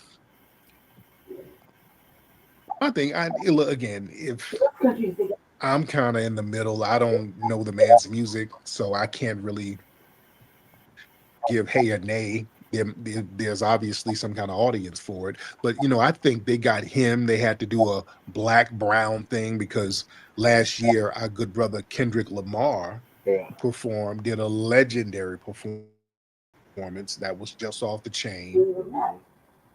And remember when Kendrick performed, people were saying that it was a little too black because it was very black. It was black and it was beautiful. It was absolutely phenomenal. But a lot of people were saying it was too black, and some of those people were Latinos. Oh, some of y'all might not remember. They were like, hey, where's the Latino representation? Where are we at? Yeah, where are you? Well, shit, look at the personality of the NFL, man, that makes it up, that everybody comes this to might see. be retroactive inclusion after Foundational Black American Excellence. That Kendrick's performance, that was looked at as a Black cultural triumph. Yeah. Yep. And anytime there's something that we thrive in, or there's some kind of triumph with us, it's like, hey, what about us?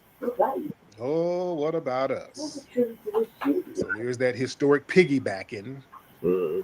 Everything we do, we did it too now. Now we 50-50.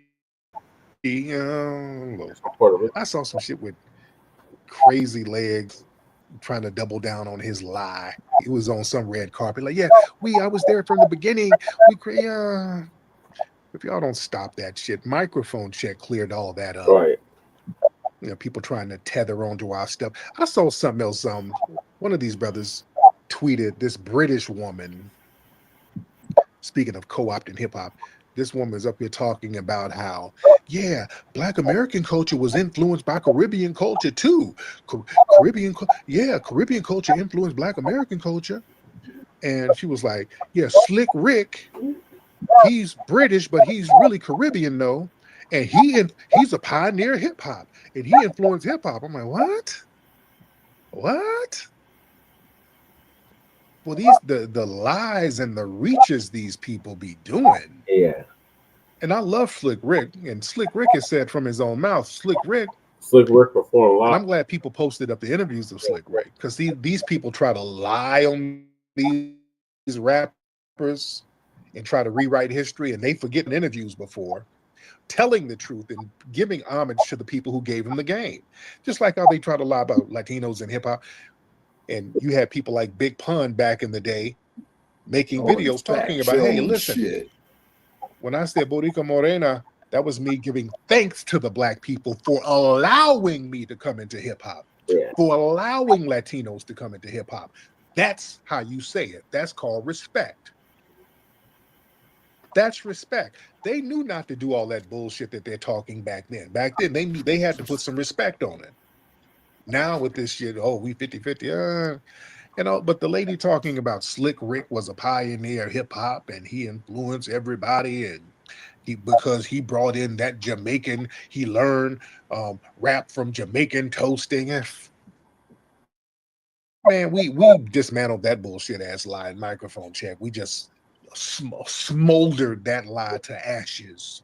But people start putting up interviews of Slick Rick saying from his own mouth. He was like, man, when I came from Britain, man, in Britain, we were listening. I was a cornball. This is him saying this. He in Britain, we were listening to Chubby Checker and shit. I was corny as shit. I was a nerd and a cornball. And I came to the United States. I got around these black folks and they gave me swagger. They gave me some game. I learned from them.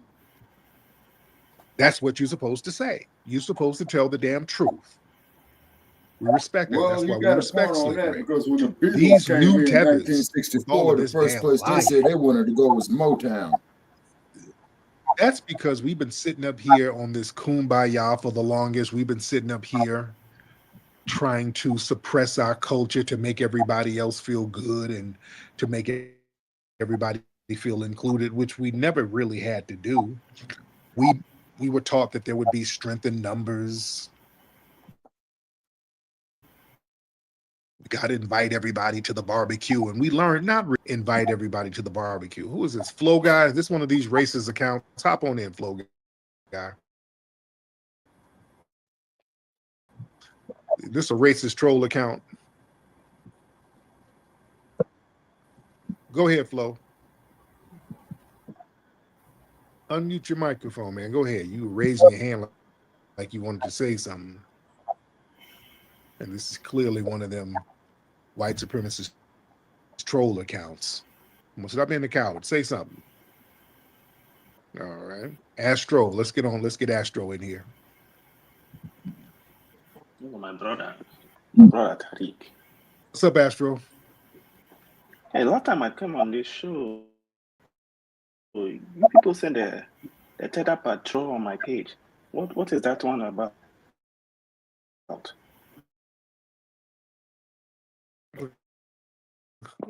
You cannot.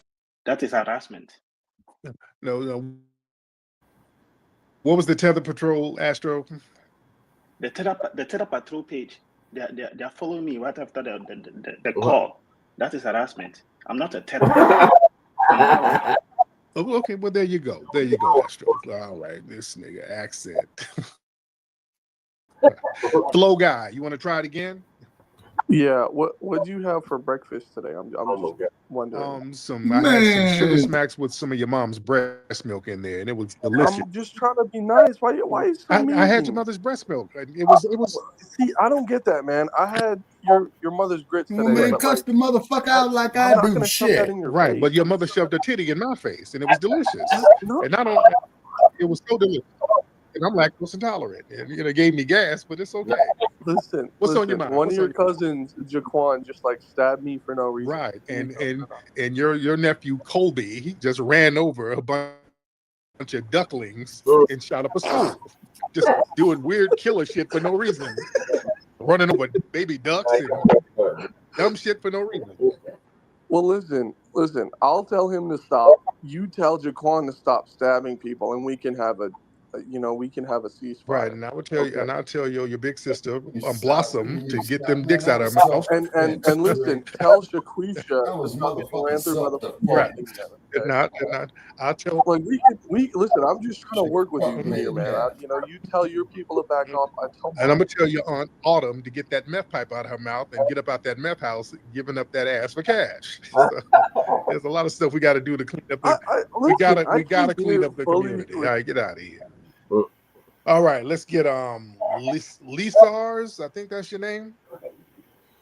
What?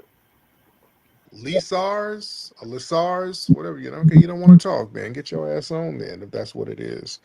The Haitian flag. Well, I thought that was a Haitian flag. This is a gay flag. Okay, I thought that was a Haitian flag for a minute. Let's get Brother K in here. Mr. K in the building. Mr. K in the building. Yeah. Mr. K? Oh, sorry. Can you hear me? I can hear you, brother. What's happening? Well, I had two things. First of all, I want to say that I am FBA and hello to the family. I had a question. I guess I had more of a second thing. I'll get to the second thing. But It was a question in terms of like the people who went on the I think TSU, Tennessee University. You think that they're gonna start trying more of this, even though like the energy is out there, like we're gonna start rejecting these type of like bad faith actors on these campuses? They might, but they took an L with TSU. They took an L because the optics of it didn't look good for them. They're supposed to, the white supremacists, they feel like they're supposed to show up and everybody's supposed to bow down to them and go along with their bullshit. And they're supposed to sun everybody. And what happened was they went on that, body took them seriously. People called them out for the white supremacists they were. They got escorted off by the black community and black cops. So the optics of that is an L for them. So they got to tread lightly with that. And now I'm assuming that a lot of the HBCUs might be on alert with these guys, as they're not. They should be, because these white supremacists out here, they're on the rampage. They're shooting up everything every other day. So they shouldn't be allowed on these campuses whatsoever. So I think they're going to kind of tread lightly on that, but we'll see. We'll see what they're going to try to do. But our brothers and sisters at these HBCUs, you got to be careful, because these white supremacists are getting desperate. Yeah. All right. Let me get a couple of folks in here, because we are in here heavy. Respect to everybody in here. Let's get and Flow Guy, I already had you on, and you don't want nothing. Let's get Money. Let's get Money Mike. Money Mike in the building. Money Mike, unmute your microphone, sir. Money Mike. Come on, Money Mike. Hey, what's going on? I can hear you, brother. What's happening? Yeah, I wanted to add on to what he was saying about the HBCUs. I mean, if they want to debate, then they can debate the debate team at some of these HBCUs, and they should send like a formal invite and just set it up legit if that's what they really want. But that's just my take on it. I wanted to ask you a personal question about remember Nipsey had that documentary going. What's going on with that, and where can I find it? Is it done? Yeah, he Nick Cannon did on it, but I don't know what happened to that thing. I don't know what it, because I'm in it, so I don't know what happened to it. Okay, let me get some more folks in. Let's get brother The Glow. Let's get The Glow in the building. The Glow in the building. What's up, Glow? Mr. Glow, unmute your microphone. Yo, what up, Tariq, man? This is Giant Man calling from Mississippi. Long time listener, brother. Can you hear Yes, me? I can. How are you? I'm good, brother. I met you one time back at the rally in Washington last time. Oh, cool. Yeah, but you were speaking about the Bad Bunny thing, man. The NFL, bro, I think that what they're doing is pretty much just marketing, man. They're, every year they're pretty much having a game down in Mexico. They're trying to pull in that Latin community, man. Next year they'll probably have an LGBT artist, to tell you the truth, bro. It's just marketing. Yeah. We're gonna see. I'm gonna see how this thing gonna play out. There's a Spanish artist gonna sing Spanish songs at like a very Americanized sporting event. So this is gonna be very interesting to see how that plays out. RJ, let's get RJ here. Mr. RJ, where you been hiding, RJ? Oh my God, not RJ. Unmute your microphone, RJ. Not that tether. That Democrat. What's up, Tariq? You all right? I'm good, RJ. What's happening with you? I'm good, Tariq. I just had a couple points to make. Yeah. Because you always say, I think like you always give a false equivalence between conservatives and Democrats. Like how? Because conservatives always do the most. They always crash out the economy, and then you say Democrats, like you get punched in the face by Republicans, and then you say, well, Democrats didn't do anything. Deal with the people that punch you in the face, that are taking your jobs, that are defunding HBCUs, that are encouraging white supremacists. Like that's who you got to deal with. Like don't point to the bystander and say, well, you didn't do anything. Dude, you just got robbed. Dude, the Democrat be tethering up these damn HBCUs, man. Some of our kids can't even get in it. They didn't put so many damn tethers in there. Are we really going there? The Democrats are the worst. They just, Yeah, and what about the white supremacists that are attacking everyone? And don't say everything is Democrats immigration. That's a cop out at this point.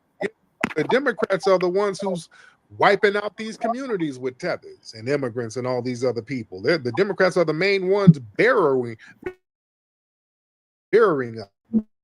us. So yeah, they're not nobody to give props to. At least the white supremacists are honest about the shit they're doing.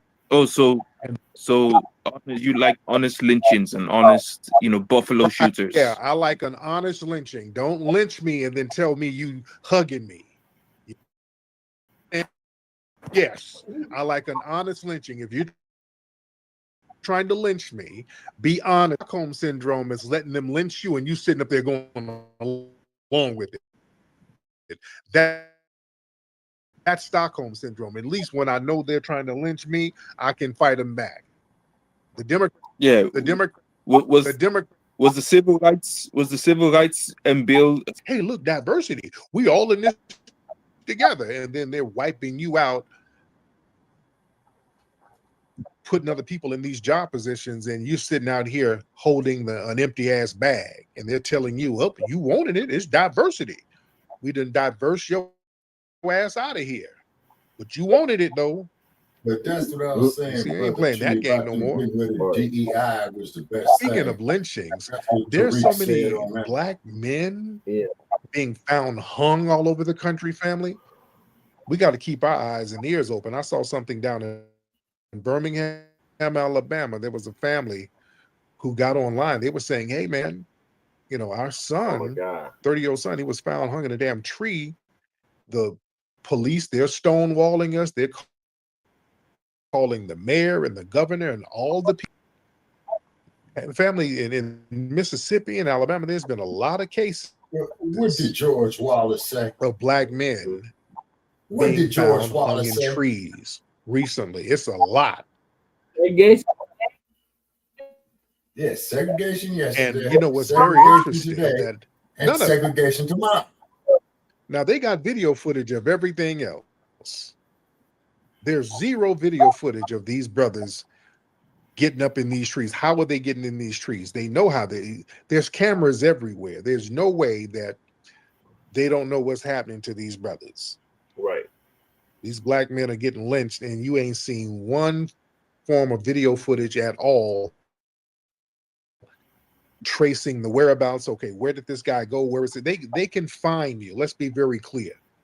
Family, they got so much advanced technology. They got cameras on every other corner, stoplight cameras.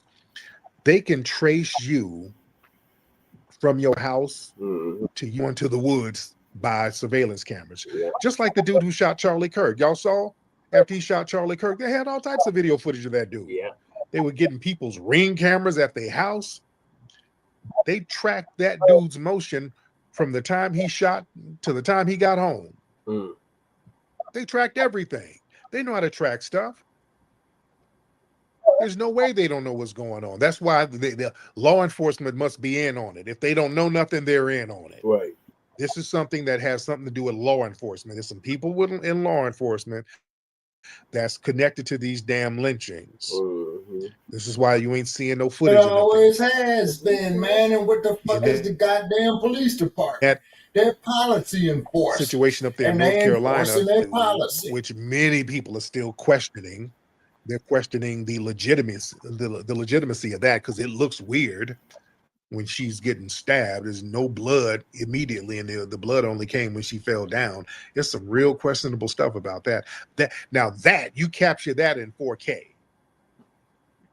Now, when it's something like that, you magically catch it in 4K. Yeah. I mean, it looked like a studio camera shot that shit with audio.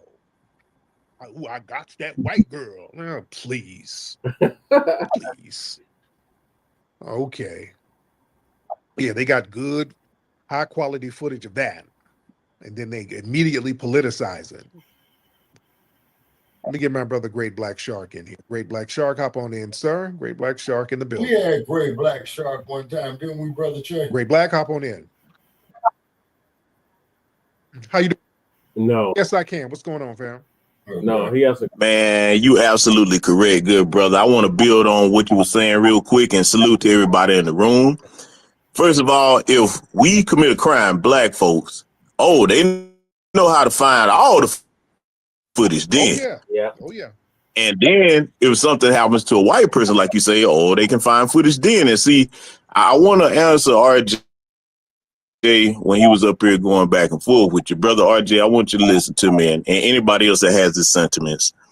Since most black people have voted for the Democrat Party for over 60, plus years, what have you, we definitely have the right as their base, as most of our people. Now, I don't vote for them. I'm neither Democrat or Republican, but we have the right to ask them to do things for us, because think about it.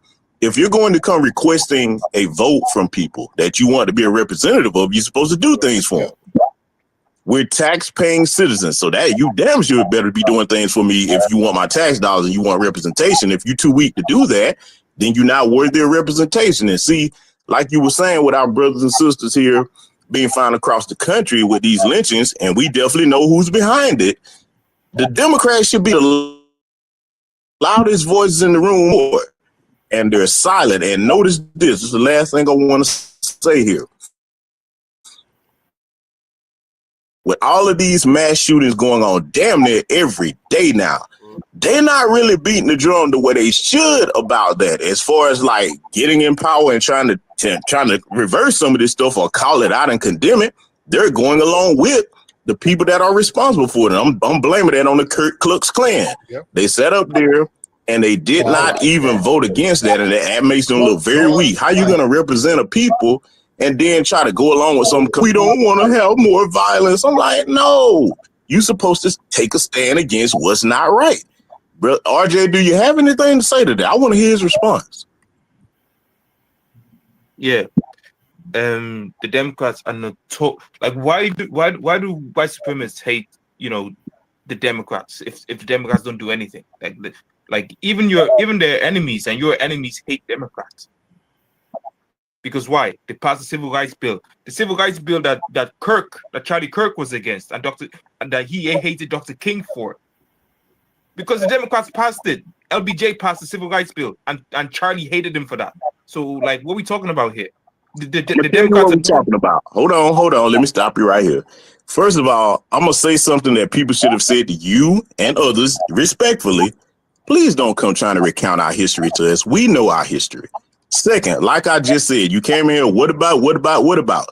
I said, if they want to represent us, they need to be concerned about our interests. Our people are dying out here.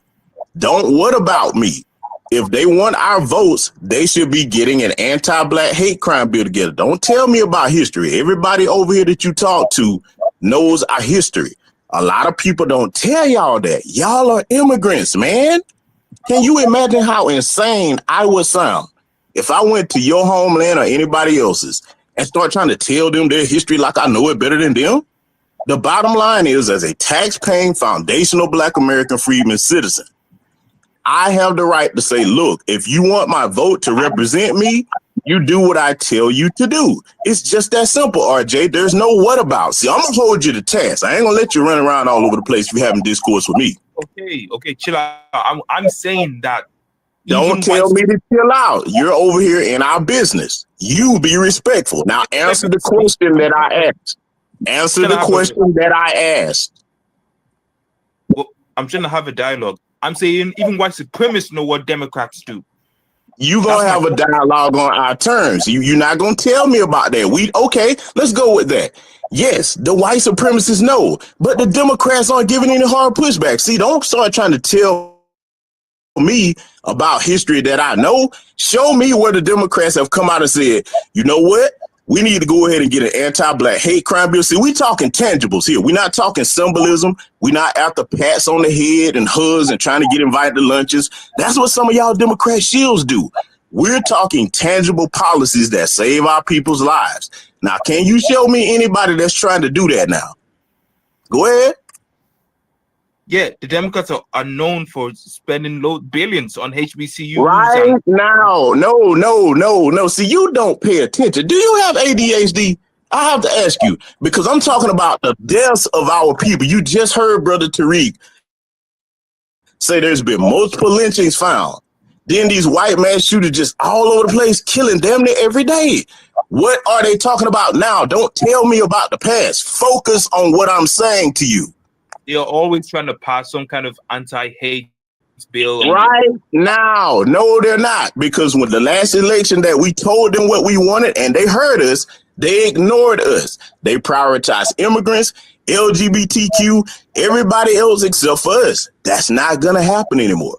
And Brother Tariq, I'm going to let you deal with it from here, man, because he got an ADHD problem. I can't do it, brother. I'm going to land. I just answered the question anyways. Okay, let me get the prototype. The prototype, what's up, beloved? Hey, y'all. How are y'all doing today? RJ, let me tell you something.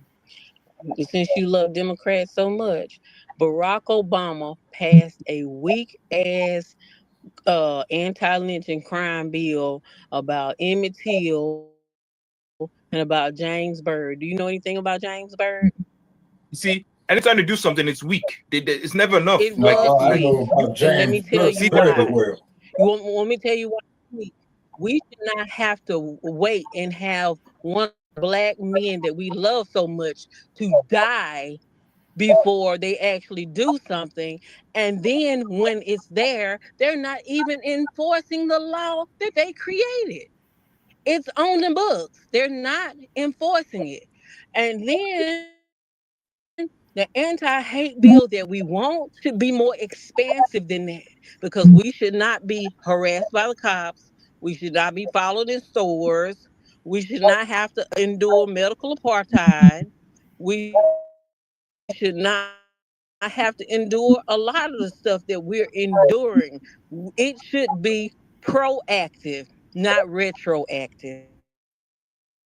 RJ, what part of that? Some policies and some bills, you only know that there's a problem, and then you pass a bill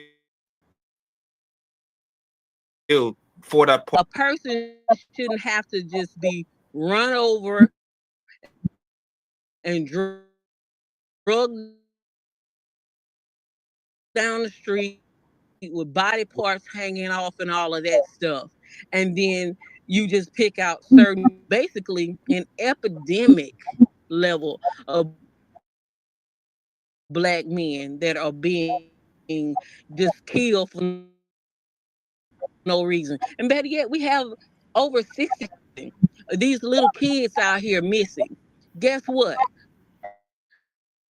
Nobody's looking for them. Nobody's trying to do anything. And we, for people who sat over there and made sure talking about we gonna have these niggas voting Democrat for 200 years and still haven't did anything for us, because the same person who put that bill into action, let me tell you something.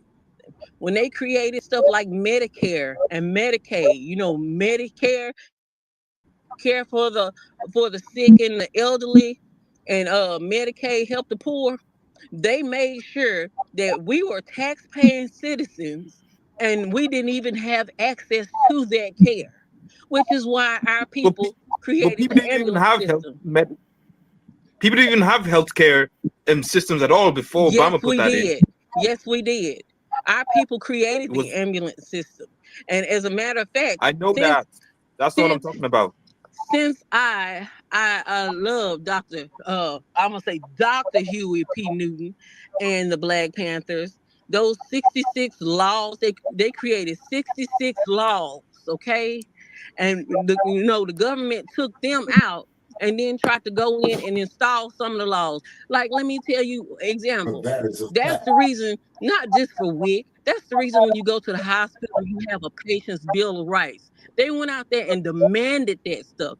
We have never gotten anything until we stood in somebody's face and demanded it. The NRA they love weapons, but they sure didn't like the Black Panthers standing on those steps with those weapons in hand. At the state capitol of May 1967 we don't get in things Sacramento. just by asking. You know, they're praying about it, asking out. ask, and it will be given. Seeking, ye shall find. Knocking, the doors will be open. We My get stuff point by is, standing out there and actively fighting for it. But you know what I see?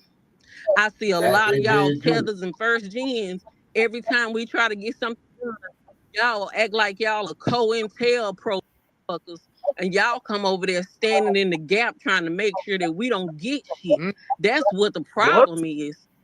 Well, that's Yeah, not me. I'll yes. tell you that. And y'all But know, because you're a Democratic shield, which makes you just as my guilty as point those is, butter Democrats biscuit are the mouth part of talented least tent. resistance. Democrats are the It part of makes, least like I resistance. said, Republicans it don't want to makes give you. nothing. That's my point. All right. All right. Thank you, RJ, because RJ is going to thank you, Prototype. RJ is going to stick to them Democrat shield talking points. He ain't going to get off script. And, Oh, and wait a minute. even We had Sister Prototype Prototype on Twitter mentioned that before. I spoke with that Prototype Obama bill, before. that lynching bill, even that shit was mixed in with something else. Let's be clear about what Obama did with that James Byrd lynching thing. The Man, name of the fuck bill is the James Barack Byrd and Obama. Matthew Shepard Hate Crime Prevention Act. That was put together for the white LGBT community. You got to Yeah, the read the Matthew whole thing. Shepard. No. Yeah, See, the Matthew Shepard they case. used Yeah, James that was Byrd that getting out lynched in by some white Virginia. supremacists. That was a Now, Trojan horse. James It Byrd was was dragged from the really back of a for pickup the truck Matthew in Shepard Texas. case. It was a white gay dude who got killed, and they lied and said that he was targeted because he was gay. No, he wasn't. It was some kind of drug deal that went wrong. The other dude who allegedly killed him, I think he was LGBT too. They had some kind of sexual relationship allegedly. Safe bet. So they reframed it as if he was targeted and lynched because of his sexual orientation, which, according to some investigators, that wasn't the case. But again, they did some on white, not say so. So that law, that bill, was actually to protect white LGBT. See, that's why we have to have a very specific hate crime bill. I mean, worded to a T with us. And it has to denounce anti-Black racism. It has to be bold, just like that. The way these anti-Semitism laws denounces anti-Semitism, the way that COVID law denounced anti-Asian hate crimes, it denounced it. So that made it very, very specific. We need a hate crime bill that is very, very specific to us, denouncing anti-Black and saying explicitly that this bill is going to protect Black Americans, particularly foundational Black Americans. Hey family, you all need to come down to the Hidden History Museum on Saturday, October 25 for the Funny Fall Fest Comedy Mixer. It's hosted by Tariq Nasheed and Dwan B, and there are going to be some of the funniest comics in the game performing that night. This is the place to be. I've got a full evening lined up just for you, starting with a complimentary dinner, hot music, followed by a night of non-stop laughter. It's going to be popping for real. You don't want to miss this night of food, fun, and comedy at the Hidden History Museum. Get your tickets now at hiddenhistorymuseum.com. See you there.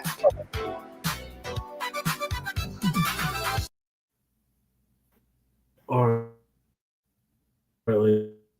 let's hear what your thoughts. What's your thoughts? Okay, say that again, Brother Che. You figured it out. What are your thoughts on what we just watched? Bad Bunny. Okay. All right. Well, Bad Bunny is Bad Bunny. They're gonna do what they're gonna do with Bad Bunny. But that James Byrd case, I remember that day very, very well. That was in Texas. Mr. Byrd was in the back of a pickup truck with some good old boys. Then what they did was they assaulted Mr. Byrd, and then they dragged Mr. Byrd, man, and dismembered his body, man, over a 3-mile distance, if memory serves me correct. Yeah, this here happened in the mid-1990s. This here was like about 1996, 1997, I believe. Yeah. And I was about your age at the time, Brother Che.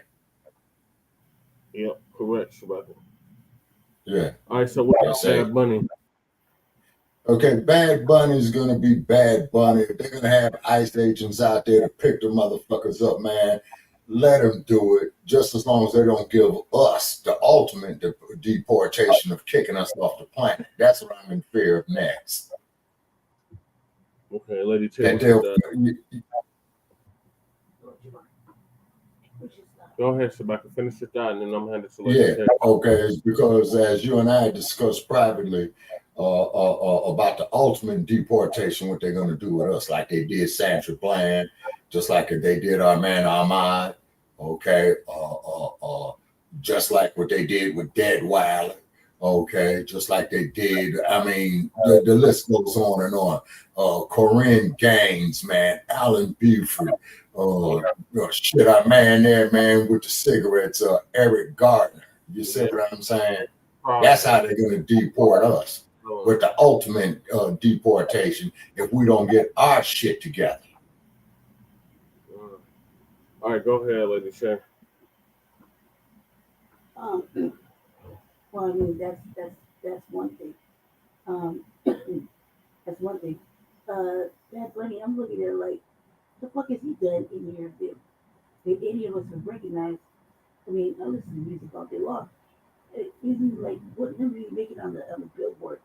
And why would a man want to call himself Bunny anything? Right. I mean, that was yesterday's style. The thing is that why him? Who picked that? Who's in charge of that? I mean, it kind of makes kind of no sense really, because the way the climate is, those immigrant situations, especially in the Latin diaspora. You know, Puerto Rico is part of the United States, and or is part of like the thing. What the fuck does that? What the fuck does that mean? Does that mean that we're gonna get it accept that they were propaganding the excessive amount of illegal immigrants coming to watch the Super Bowl? I mean, come on, cuz there's football in their country, right? Like soccer, football, right? And then there's football, American football. Like that's just crazy off top. Like come on, man. I just like, who picked this shit? Who's in charge? Who's in charge of that? Who's in charge of the Super Bowl? The NFL. Right. I think, Lady Che, it's the NFL commissioners that decides that. Oh shit! During games. Yeah. That doesn't make sense. Not to mention, I mean, do we really have any real like Latino fucking football players that are notable? Yeah, you do. Yeah, there's a couple. Where? Where? In the league, yeah. Puerto Ricans, there's like, you know, Bad Bunny, not Daddy Yankee, not anybody else, right? It's him. Pitbull. Pitbull. Like you know, shot ball. Anybody like, I mean, it don't even make sense. It just doesn't make sense. And not only that, this is kind of like a setup for failure. You know what I mean? Yeah. So why, given the current climate, would that be the righteous idea? I mean, surely there's white people they're gonna put up there. With anybody else they're gonna put up there? Another fucking any kind of artist is relevant. You know what I mean? All of a sudden he's relevant over the last couple of months. You know what I mean? You don't even hear any music coming out from it. Right? So that's just one thing. The other shit that they're talking about, that dude's just all up on the Democrats, and that's again understand. Yeah, RJ. Well, it's not his business to understand. He's a tether, anchor, or whatever fuck. Clearly, you know what I mean? He doesn't like, what the fuck? That's not the pathway to success. That's the pathway to demise. As history has said, over the last 60 years, Democrats. That's why they sat it out. Look, they're not even making a fucking push to fight for anything going on now. If you let the Republicans sell it, it's the Democrats' fault the government shut down. You know what I mean? So, and I'm just saying, as far as that this is American business. I don't think you really have to understand why tethers need to be involved or have to wonder a question. I mean, don't you have fucking homelands to think about their politics and shit? Like, why is it so involved? Like, everybody has a fucking opinion about what goes on here. Like, maybe you contribute. Like, what the fuck, man? Like, you're not contributing to the betterment. But they're talking about this and that. But actively, black kids, black people. Like, there's an Amber Alert. I didn't even get the Amber Alert of a little girl missing from Green Valley Ranch right around. Like in the area. She was missing and allegedly got found. No Amber Alert that said she was missing. No Amber Alert that said she was found. None of that went to the phone like it always does. Yeah. I find about it 3, 4, like 2 weeks later on Facebook. Yeah. Right? And then I reshared it. And all of a sudden, like, oh yeah, they said they found it. They said, who said? You know what I mean? How did we even know? We didn't. Nobody knows. It's just weird. It's like, that's why it's important. And every day when they talk about the anti-Black crime that needs to be done, like every couple of weeks we learn something that needs to be added to, or the language needs to be changed. And that's why it's like hard for me to carry it out, how to finish writing it, because it's changing because of the climate changing as well. Yeah. The political climate, Yeah. the state of the city. You think? And the people that you gotta hand it off to are known for tearing apart shit and stealing intellectual property or making it all inclusive, so it specifically is for everybody other than Foundation Blacc Americans. And that's the difference. That's the thing that, you know, as of today with TVA's show, you gotta really look into, because man, it's nice. Like I agree with punishing the police all day long. Now you really gotta look at other stuff too, and add that into the language that it's not ambiguous or layered with a loophole somewhere that they can swindle out of. Not to mention, they don't enforce any of these laws. When you try to enforce them, they find a way to get out of them. So yeah, so many laws have been on the books. Look, the lynching law, right? If that was the case, and they were really enforcing it, we wouldn't have somebody being hung from a tree. Well, see, that's the fit though, Lady J. That there is one of the tenets of why Huey Newton had came into existence and the party. You see what I mean? That was one of the things that they were addressing in the 10-point program.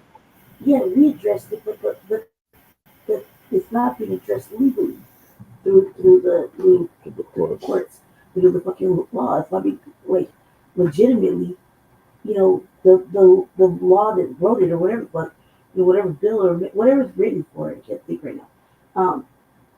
It's there, but they're not enforcing it. They're not allowing it to be enforced.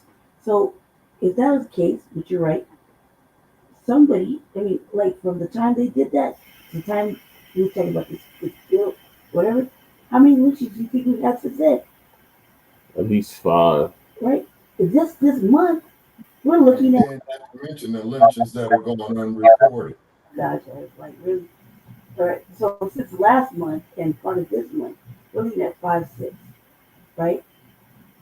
There's always something. Not to mention, bodies are coming up empty in this little investigation, minus organs. So I mean, it's kind of like there's a lot going on, and there's no protections. Not to mention, little kids, little children are still being verbally harassed by racist teachers, and it's okay that there's no. Oh, glad you brought that up, Lady J. Hold on, I could let her finish. All right, go ahead, Shabaka. I'm gonna move to the next topic after you're done. Okay, yeah. On social media in the last couple of days, I saw this shit, man. If this was my little 5-year-old, man, they would have thrown my ass under the jail.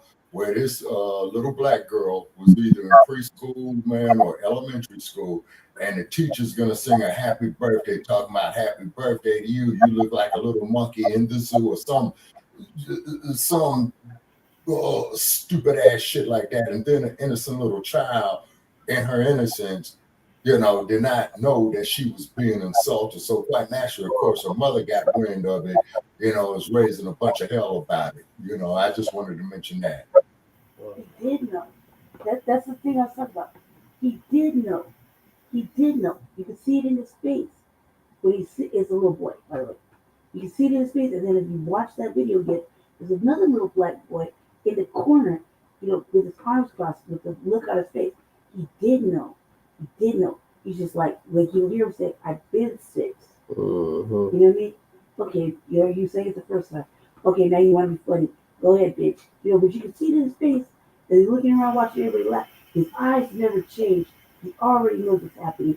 You see he's not smiling. You see his body language shift. And then what did he do? He went home, told his mama. His mama was on coach. Mom was like, oh, what the? She had already been coaching the little boy. So he already knew what was going on. He just been polite because, you know, he's a little boy. He's at school. He had to back up to the teacher. But you can see it in his face. If you look at the little boy's eyes, he knew what was going on. So he knew what was going on. He's like utterly just like, oh my God, for real. I think, and you recording it? Carry on. Yeah, he knew. He knew. So what did he do? He went home and said, it hurt my feelings. You know, blah, blah, blah. The mother went in. The mother did what she did. She tried to get it resolved. They pushed her off. She went there personally. They're still acting like it's an investigation. She wants that lady fired. You know, so it's unwinding to say so. This lady sent that video to the mother. You know what I mean? Sent it to the mother. Like, put it out there. She recorded her own fucking racist thing because there's money for people like that. There's money in racism and things like that to hurt children or whatever. Look at that Shiloh, whatever the fuck her name is. You know what I mean? Yeah. So there you go. Yeah, that's a little context. That'll be on the RBA. And I was all over the internet with that. I kind of went off like, man, we're watching this shit. You can't keep doing this to the children. At some point, I mean, no, enough's enough. This is a different day. All right, I'll move to the next topic, and that is the dump. As a human shit, and we want to make that perfectly clear, Donald Trump has gone missing again after government shutdown continues. And our brother Palmetto Star, otherwise known as Too Raw for TV, gonna give us an update on that. Yeah, I'm very familiar with Palmetto.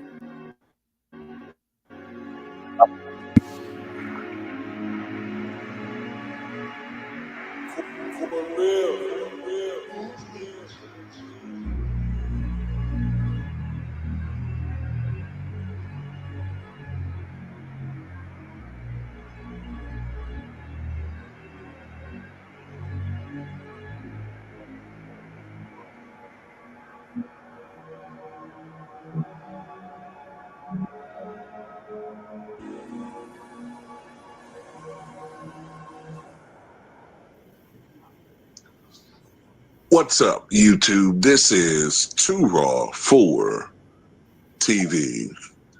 All right, so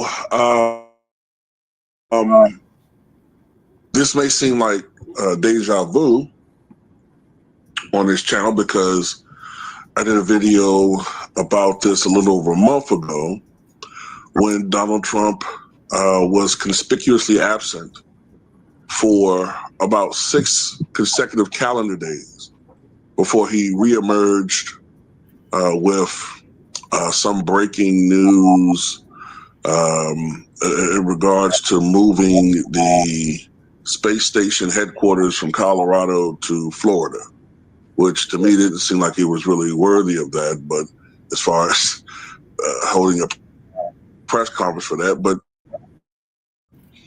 it did prove that Donald Trump was still alive.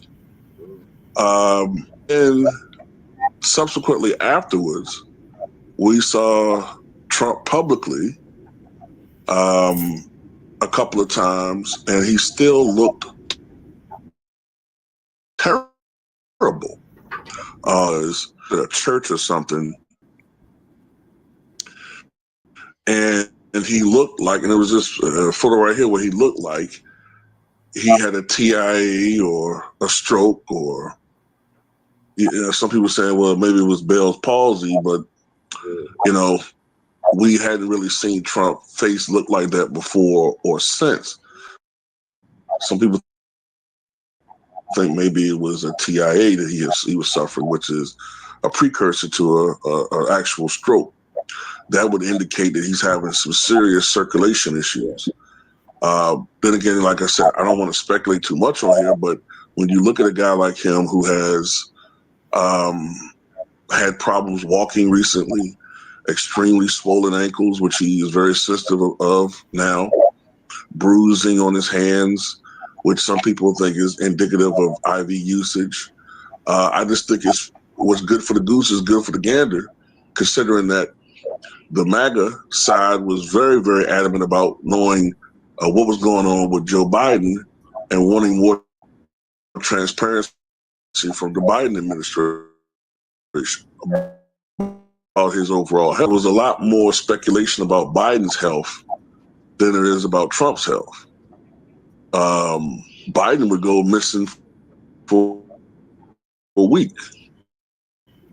And obviously we talked about it here.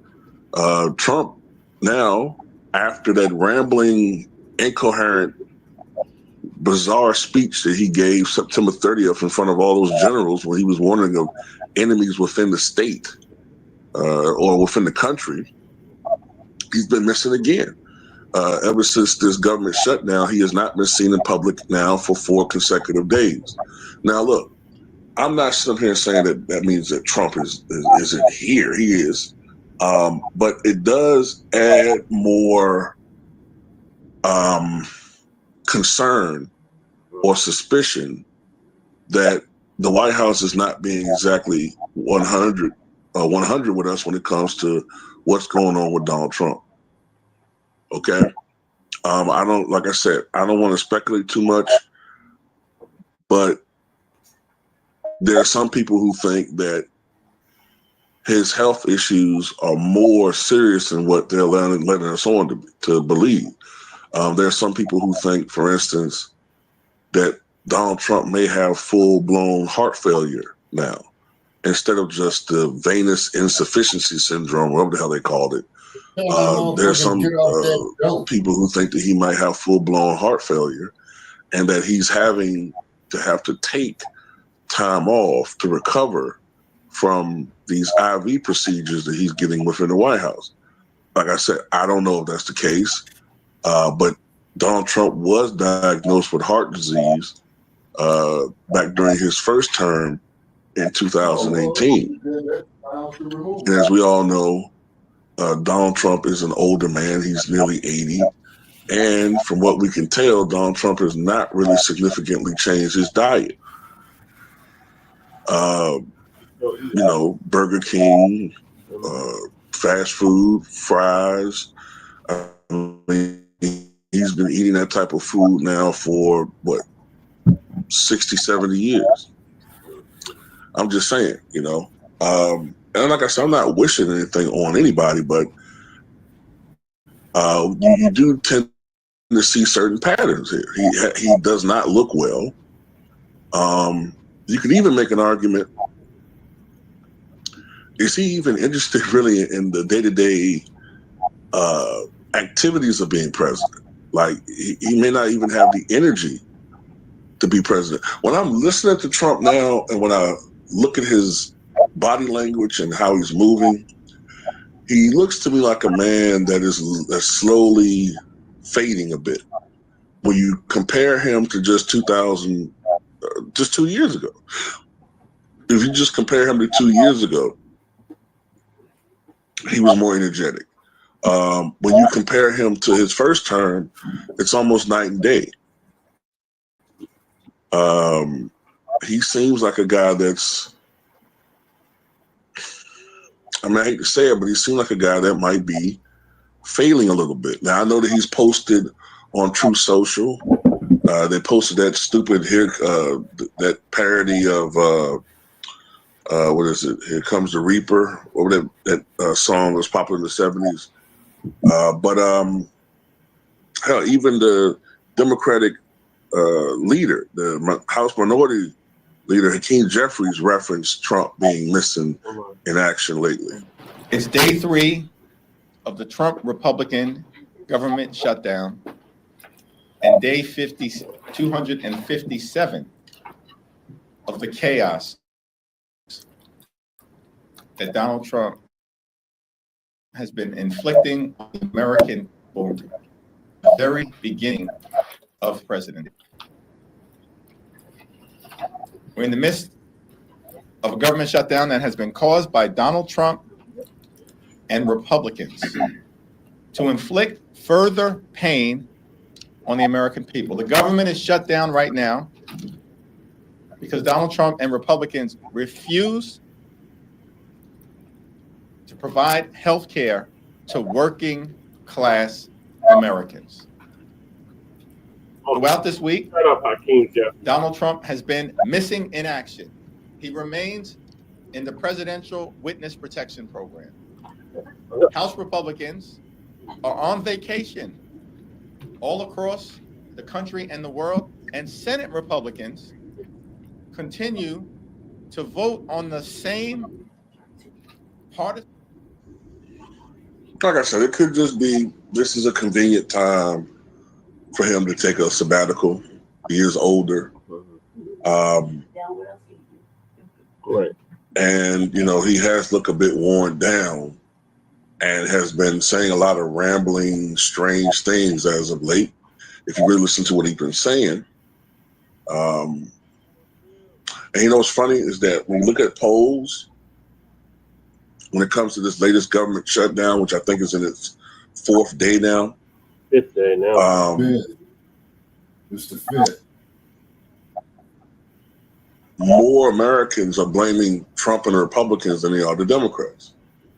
Now I think about it, it could also be possible that Trump is staying out of the public light or staying out of the public spotlight because he doesn't want people associating him with the government shutdown. That's a possibility too.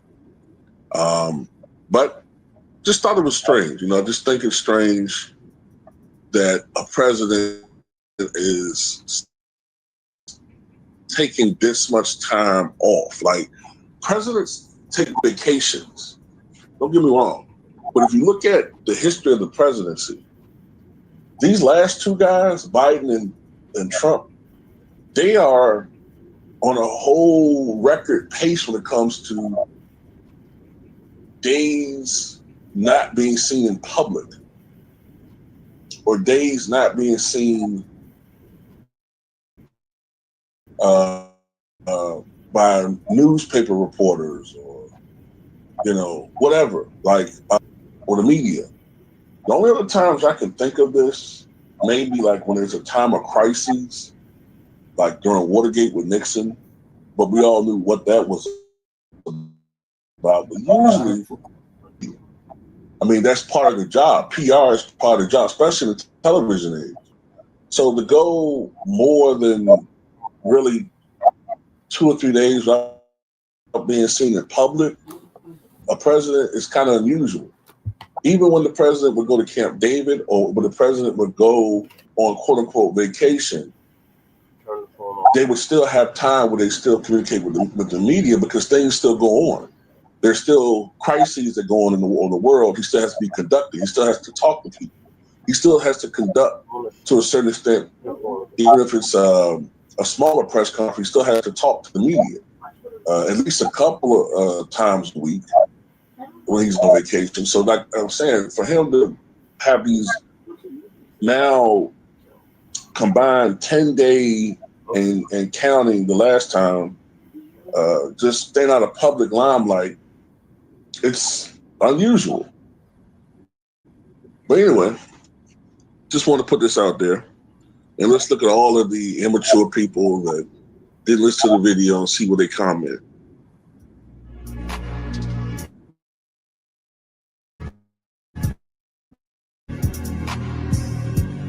Thoughts on the dump as in human shit. And we want to make that perfectly clear. Oh, yeah, he's up to some Shabaka? shenanigans. Yes, sir. Yeah, can you hear me? Yeah, go ahead. Yeah, okay, he's up to some shenanigans. He's probably going up there, man, doing him some dope or whatever, going to see Stormy Daniels or whatnot. If this motherfucker is finally incompetent, they need to invoke the 25th Amendment. You know what I'm saying? He's a 34-count convicted felon. Okay, he has shady real estate deals, you know what I'm saying, on his way coming up. He's an avid racist. And you remember where his own niece in his first regime used to come on there on mainstream media and talk about how much of a narcissist he is. Also to talk about how arrogant he is, and he's on a power trip. And then you had people with the when the ice raids was going on in Chicago and Los Angeles the first time, they was holding up the signs talking about no kings. Okay. Yeah. Now, my question is, why is nobody in the damn Congress invoking the 25th Amendment? They can't, Shabaka. They have to get 2/3 of Congress to get on board with that. They got. No, yeah, you're right. Yeah, if I recall my basic political science, yeah, you're right about that.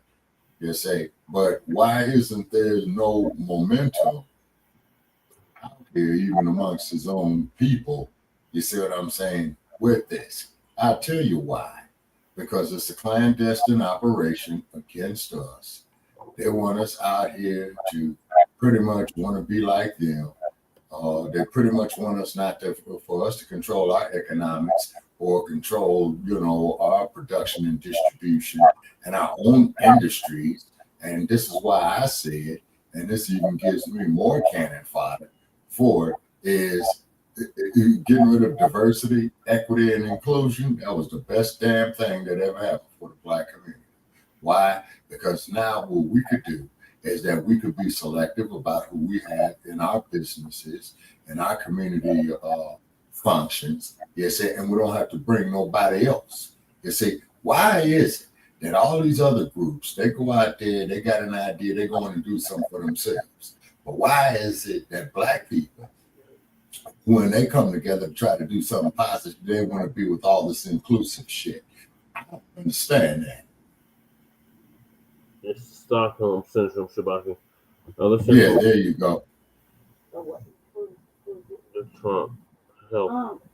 Yeah, not like he's an old ass man. I saw that last speech. And again, watched that again. Yeah, you're right, Lady Che. He is an old ass man.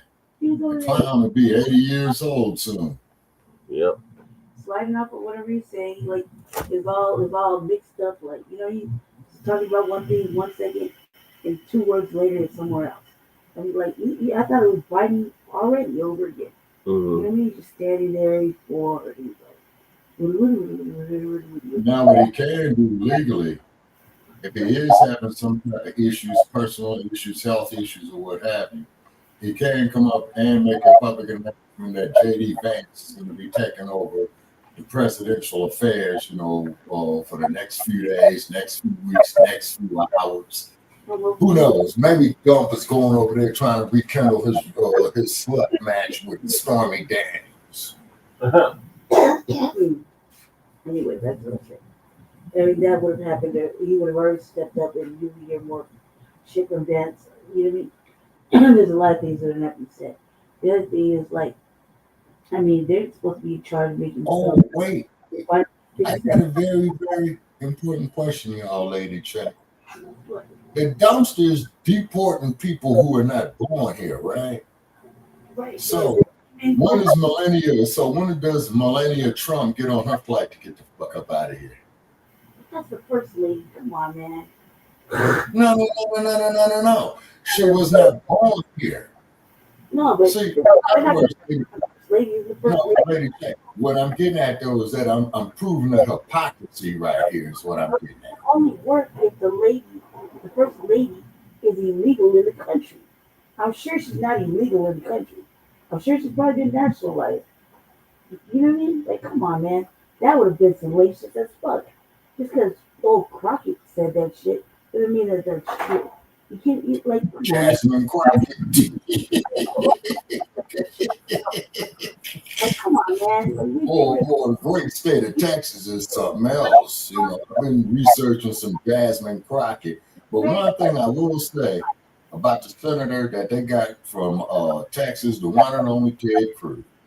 I'll never forget that day he got up there and popped his beer and told everybody to kiss his ass. That was beautiful. Finish up that. Go ahead, Lady Chen. Wasn't he with Melania the first time he ran? Like, you know what I mean? They got the kids all up in the house. Like, come on, man. Just be realistic. Like, no.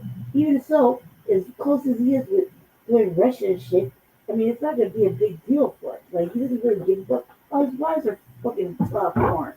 What's his wives are foreign? Like when? You know what I mean? Well, his wives are like Russia, like, you know what I mean? So if there's a thing, I'm sure if there's a thing, he would have took care of it that first day when he was signing like 250 fucking little black books. You know what I mean?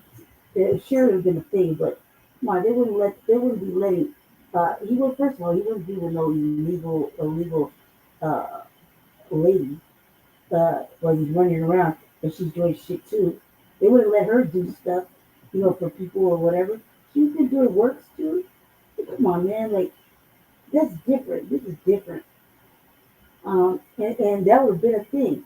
But come on, he's in control of it. Somebody wanted to really make a deal or go do something. They would have kicked in his door and arrested her if she was illegal. Probably not illegal. She probably got dual citizenship or something. Like Elon Musk. You know what I mean? Oh Lord. Just think about it like that. Anyway, I'm done. I'm done. The people you need to worry about is that fucking headset. Yeah. That one. And that Stephen Miller. Oh yeah.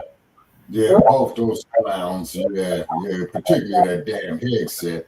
And then speaking on headset, didn't the dumpster about 10 days ago change the Department of Defense to the Department of War? Yeah, I think so. It's about that. Lady here wasn't done, but we're gonna move to the next topic, and that is Stephen Miller. Say hi, Maroon. Say hi, buddy. Saying hello. Yeah.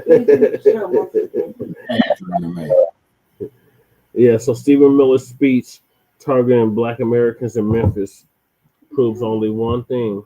He's going to fall into the P. Oh, yeah.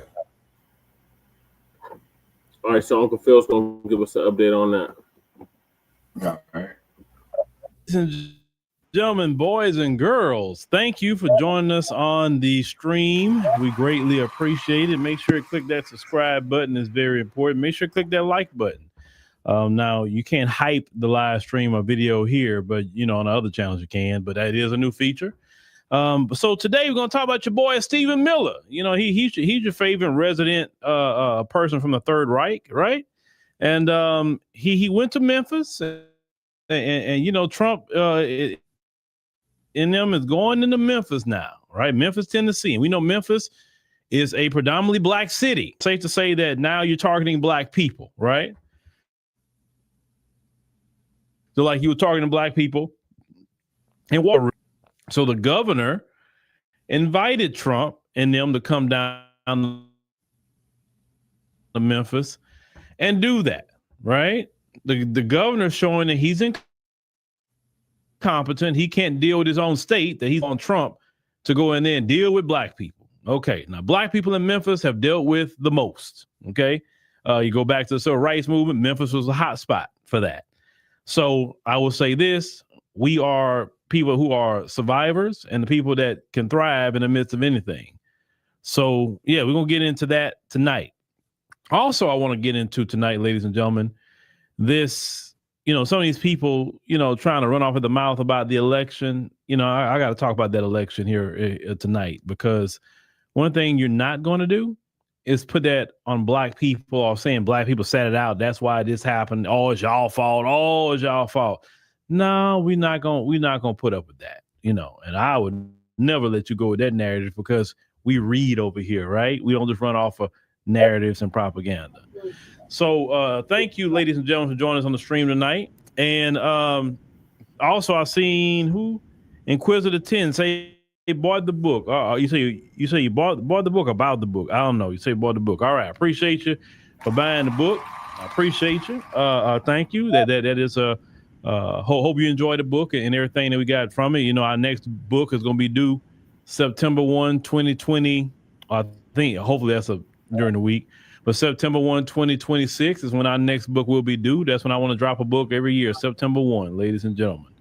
I'm committed to that. Also, thank you for downloading the ADNC app. We greatly appreciate it. You know, I see people coming in, people that's renewing and continue to support us there on the app. thank you and help us get to our first goal of 5,000 members. That's what we want to get to, our very, very first one. So, all right, well, as we won't take too much of your time, okay, you don't read enough. You don't read the whole truth. Okay. Now look, that's strike number one already. I'm giving strike one. 2 more strikes, we go to members only. Now, if you want to know why you go to members only, when people can't do, and see, that's what we do. You have to be subscribed here at least a week to talk now. And but if you mess up, it's kind of like football. If your teammate mess up too much, then we just go to members only, and that'd be cool. We can do that, right? So that's what we do. So when you talk, you don't insult hosts, you don't talk crazy. Okay, that goes for any of our channels. If we catch you, we probably just get rid of you. All right, and make sure to remember that. All right. So yeah. Lisa say just turn that on. Well, we already got strike one, Lisa. We got strike one. So strike 2 and 3, we go on to members only. You know, that's very easy for me to do it. I just cut a button on and that's it. All right, let's get started.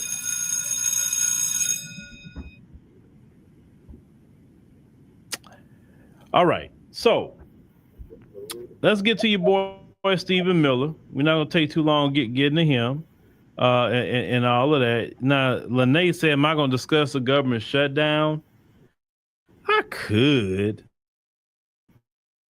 but let me get to Stephen Miller. Thank you, Pete, Gaddy, Pam, and of course your governor for not only being here today, but for the invitation to your state to bring the full resources of the federal government to making Memphis safer than any of you could ever possibly imagine. To the Memphis Police Department, the officers that I see sitting in front of me, we are about to provide you with a level of support you cannot even imagine. This isn't just a task force. This is a all of government unlimited support operation. ATF, DEA, every resource we have. And they're not going to be sitting behind a desk at a keyboard. We are sending in real cops with guns and badges to go out with you on the street every single night making arrests. These are people who have taken down drug cartels, pins, the worst criminal offenders in the United States, standing with you shoulder to shoulder to shoulder.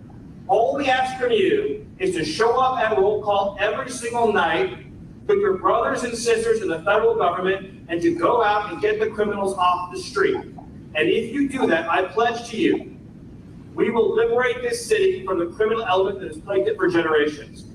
This is not just a strategy shift. This is an attitude shift. We are not going to live in an environment anywhere where there is a street that belongs to a criminal, where there is a neighborhood that belongs to a gang, where there is any physical space anywhere that belongs to anyone other than the law-abiding citizens and families of Memphis. The idea that there is a square inch of block in this city where a citizen doesn't feel safe is unacceptable. This is Memphis, this is the United States of America, and all that bullshit is done. It's over, it's finished. Man, fuck you. Yeah, you kiss my ass. Niggas start with that bullshit at 1600 Pennsylvania Avenue. That was an insult to my goddamn intelligence. They think they're tough. They have no idea how tough we are.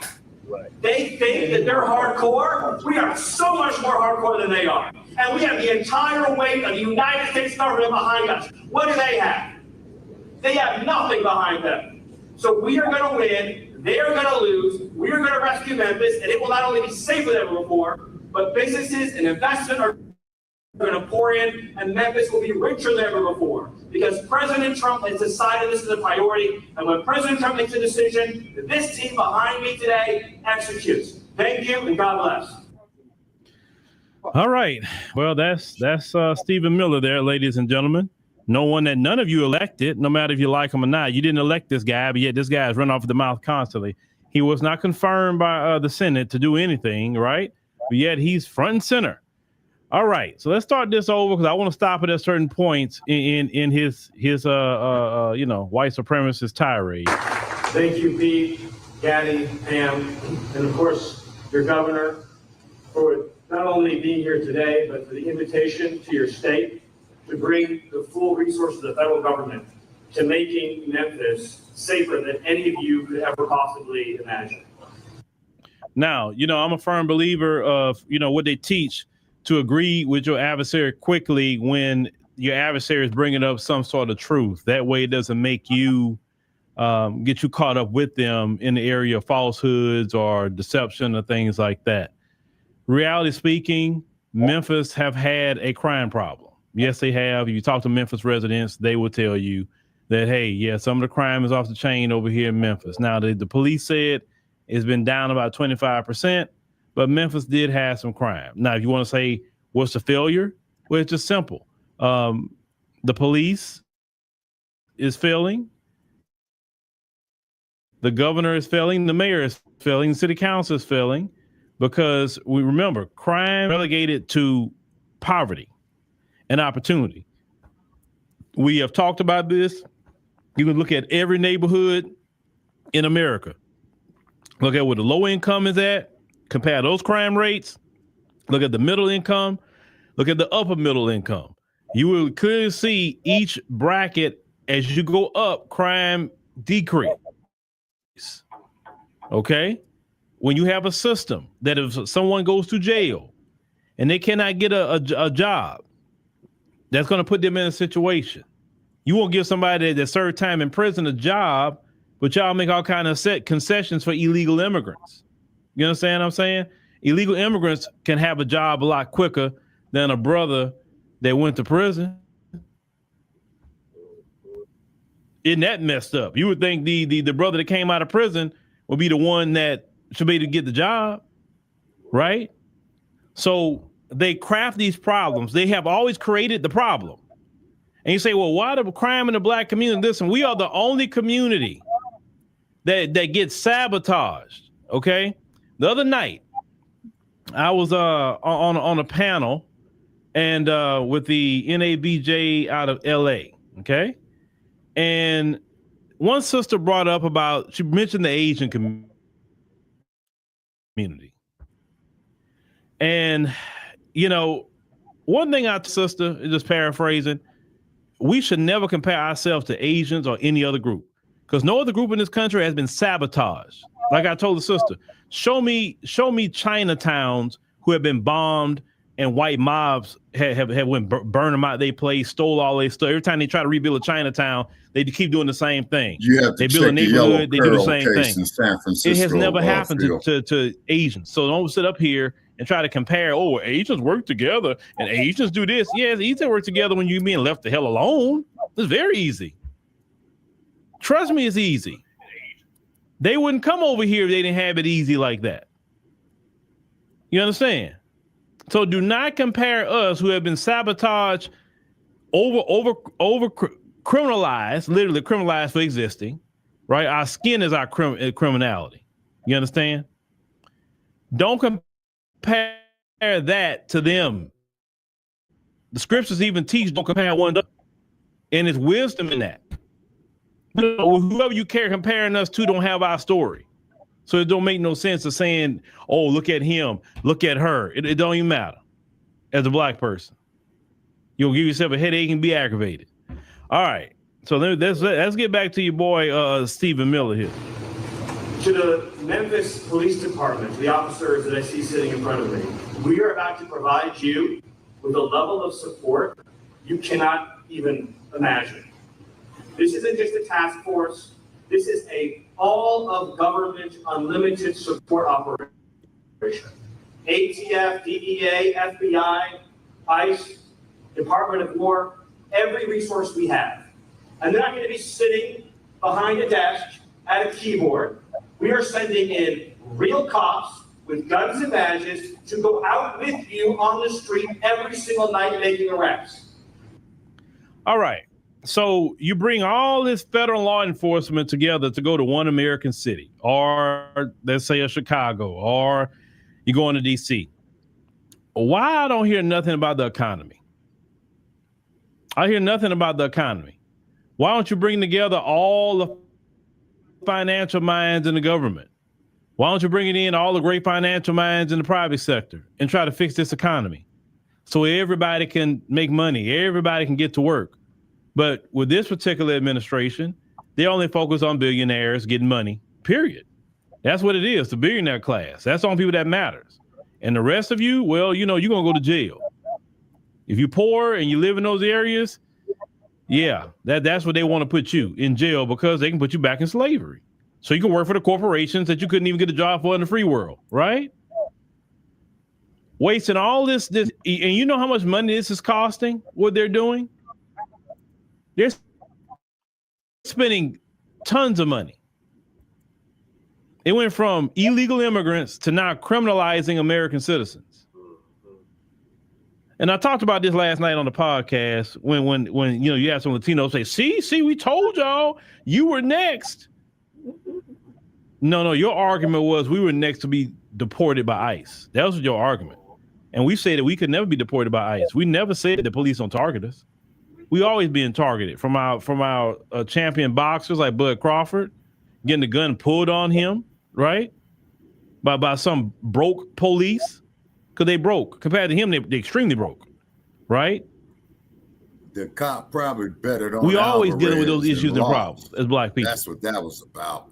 So when we ever came off the menu, that's what I'm saying. So all that you're next. We never been off the menu. So we just can't get deported. Right. At least with you guys, you got a homeland to go to. You got embassies here that can advocate for you. If y'all was smart, y'all go try to flee to your embassy, because embassy belongs to your nation. Just a little thought, food for thought. But with this particular administration, they probably wouldn't even care if you flee into your embassy. Well, let's continue. These are people who have taken down drug cartels, kingpins, the worst criminal offenders in the United States, standing with you shoulder to shoulder to shoulder. All we ask from you is to show up at roll call every single night, criminals off the street. And if you do that, I pledge to you, we will liberate this city from the criminal element that has plagued it for generations. This is not just a street. We are not going to live in an environment anywhere where there is a street that belongs to them. People space anywhere, just to anyone other than the law-abiding citizens and families of Memphis. Okay, so even though Stephen Miller is an outright, loud, anti-Black racist, we know this, he still had to speak in code speak, okay? So when you hear the terms from them, criminal, gang member, okay, they're talking about Black folk. You say, oh, no, they're not. They don't talk about Black people who commit crime. Well, why is it that in D.C., law-abiding Black people were still being harassed by the FBI and everybody else that had out the ATF? Why were they being harassed if they were just going after the criminals? In white supremacy, the only way they can get you back into slavery is label you a criminal and put you in prison. Yep. That's a loophole they created for the 13th Amendment. Yep. That loophole should never been put there. Right. And our people have never collectively challenged it. We've talked about it here and there, but we never collectively challenged that to remove the slavery loophole. Why are you curating a slavery loophole? So long as they can convict you of a crime, you become a slave to them. They don't have to pay you anything for work in prison. If you don't work, well, then they'll write you up, put you in solitary confinement and all of that. If you don't want to work, what they call you, property of the state. You're a ward of the state. Why are you a ward of the state? Because you are a slave. This is why they want to put more Black men in prison. So when they calling you criminal, you're talking about black men. Definitely black men, black people for sure, but black men in particular. Now, when he say law-abiding, he meaning white people. Yep. They never call white people criminals. Have you noticed that? Even when they they never call Tyler Robinson this just criminal. They never use that word with him. Oh, well, he was just a kid. He didn't know really what he was doing. Oh, he's the suspect, right? Think about it, how they talk about him. The school shooters, the whoever. Oh, the suspect. Oh, he had PTSD. He had this. His dog died. His mama died. His wife left him with his brother. That's why he did it. But they never called them a criminal. Have you noticed that? It don't matter if they're a serial killer. They don't call them criminals. They romanticize the Jeffrey Dahmers of the world. They don't want to say, oh, that criminal Jeffrey Dahmer. They make films about it. That word criminal is only relegated for sure with the black man, Kenneth Bianchi, mostly, and also the black woman, but for sure the black man. When they say law abiding, they never say that about black people. We're law abiding people, even though we're more law abiding than they could ever be. Right. But when they say law abiding, he's meaning white folks. He's not meaning Asians. He's not meaning Arabs, Hispanics, Indians. He's not meaning nobody else. He's meaning white people. So you say they say any criminal that has a people, we say about a block or whatever, something like that, a neighborhood gang. When they say gang, even though there's gangs and all that, but when they say gang member, remember Charlie Kirk was saying that mess too. That was the last words he said. Before he went on to the next wherever he's at. But before he got gang member, criminal. Those are quote unquote dog whistle words in white supremacy. Law abiding citizen means white. It was a white supremacist that dumped on it. They will sit up here and say, oh, that's not true. No, he's not talking. Man, Stephen Miller can't stand people. Well, Stephen Miller don't like nobody but white people. Let's call that what it is. He don't like Latinos. He don't like Asians. He don't like nobody. He don't. You can tell. I mean, he's pretty upfront. But Stephen Miller is the white supremacist that we need, that Black America needs in particular. Why? Okay. Because we got to have a Stephen Miller. See, Stephen Miller is doing the Lord's work. Now you say, what? What you mean? Because some of us are stubborn and stiff-necked, and it takes a Stephen Miller, it takes a Bull Connor or someone like that to open eyes to get on the side of righteousness with your people. Because some of you just want to be comfortable in captivity. Matter of fact, a lot of you want to be comfortable in captivity. If them folks will leave you alone, you fine with them running everything, you fine with them doing everything, they just give you a job, a steady employment, and they don't harass you when you driving, and they let you get your education and party and BS, you fine. They can run everything for 2,000 years, and you cool with it because you comfortable in captivity. And what the Lord is saying, no, them days of you comfortable in captivity is over. And I thank God for that, because you will never be free if you're comfortable. I got plenty of nothing, and you'll never be free. But some of you don't want to be free. Just like some of you didn't want to be off the plantation. The slave master had to run some of you off the plantation. And say you couldn't stay there no more because slavery was over. You had to go. Some of you was begging, saying, well, why can't I stay with you? I'm happier here. Not everybody was like slavery. Oh, shoot, man, yeah, let's go. No, some black folk wanted to stay on the plantation. They were comfortable working all day for them, living in the slave quarters. They were comfortable being violated when the master wanted to violate them at any time. They were comfortable with that. They were comfortable getting beat with the whip. They was comfortable. Yeah. Now that's because we romanticize slavery now. There's too many of us that romanticize some of our history. We never want to talk about those kind of black folks in Black America. The idea that there is a square inch of block in this city where a citizen doesn't feel safe is unacceptable.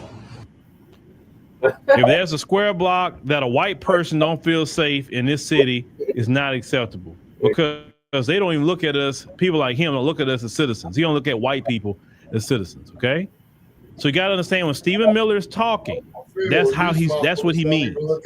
But they're cowards. I'd rather him to come out and say it. I would actually respect him a lot more if he does it, but they won't do it. Like I say, they're cowards. The only thing they could do is maybe use Candace Owens to say something for them. And they're tired of that. They're kind of tired of filtering what they want to say through a Candace Owens or any of those kind of people, right? Your Larry Elder, or all those who make, good decent money off of the right wingers, being a black mouthpiece, so they won't get in trouble. Right. But they're tired of that. They want to go back to some old school racism. And like I said, I'm here for it. This is Memphis. This is the United States of America, and all that bullshit is done. It's over. It's finished. Over. It's finished. Now he's up here doing all this cussing. Okay. You got a whole group of people up there right now who are just no class. I told you America is a trailer park. This current people who's running everything is from the trailer park. It don't matter what money they got in their bank account. They have a trailer park mentality. Yep. Trailer park trash. That's what they have. Trailer park mentality. Everything you're seeing right now is trailer park. You're not seeing intelligence. You're not seeing class. Nope. You're not seeing professionalism. Nope. You're just seeing trailer park. It don't matter what suits they wear, how they fix their hair. Their mentality is trailer park. Refer to it as the dump regime. And this is the same man that talk about them coming out the Caucasus Mountains. Well, you know what? You can't. You can get them out the Caucasus Mountains, but you can't get the Caucasus Mountains out of them. And that's all you're seeing right now is the Caucasus Mountains. That's a good one, Phil. They don't listen. They don't know no other way to be. That's from an old. All they know is aggression and violence. They don't know diplomacy. They don't know peace. Okay. They don't know how to be just chilling their nerves. No, they always got to be at war with someone. When they was in Europe and we wasn't nowhere around, they was fighting each other. Yeah. For thousands of years. Everywhere they go, if you look at them, everywhere they have been, no matter what language they speak, they don't bring peace to the planet Earth. Nope. Tell me, show me I'm telling a lie about that. No matter where they are at in the earth, no matter what language they speak, show me what peace they are bringing to the planet Earth. Show me how they just get along with everybody. They're always trying to go to war with somebody, whether it's war through financially, whether war cyber, fighting about AI, fighting about currency, propaganda. They're always at war with somebody.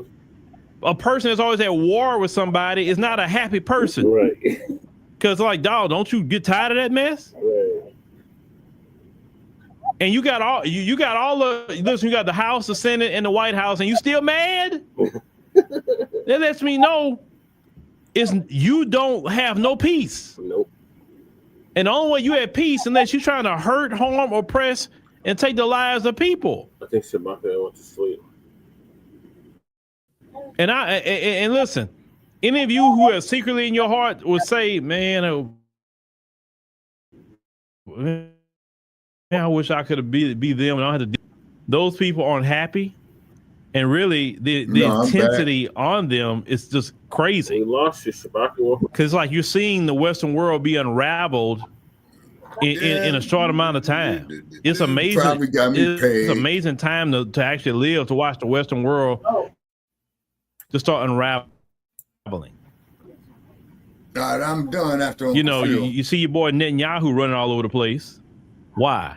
Because the whole world now open their eyes about what they're doing over there, right? Right.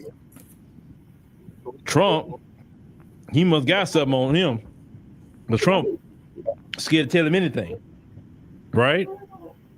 But I can only go so far with that conversation. You know how it is on these platforms, talking about that. But let's continue.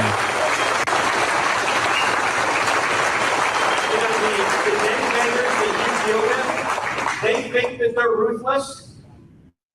They have no idea how ruthless we are. They think they're tough. They have no idea how tough we are. They think that they're hardcore. We are so much more hardcore than they are. And we have the entire weight of the United States government behind us. What do they have? They have nothing behind them. So we are going to win. They are going to lose. We're going to rescue Memphis. And businesses and investment are going to pour. And Memphis will be richer than ever before. Okay, and there it is. There it is. This is about money. This is about move the black people out, take all the property we can for cheap, and we're gonna make some money. Everything is about some money. Like, listen, I know. Listen, I trust me. I want to make money too. Next summer, but I don't want to make money at the expense of harming nobody.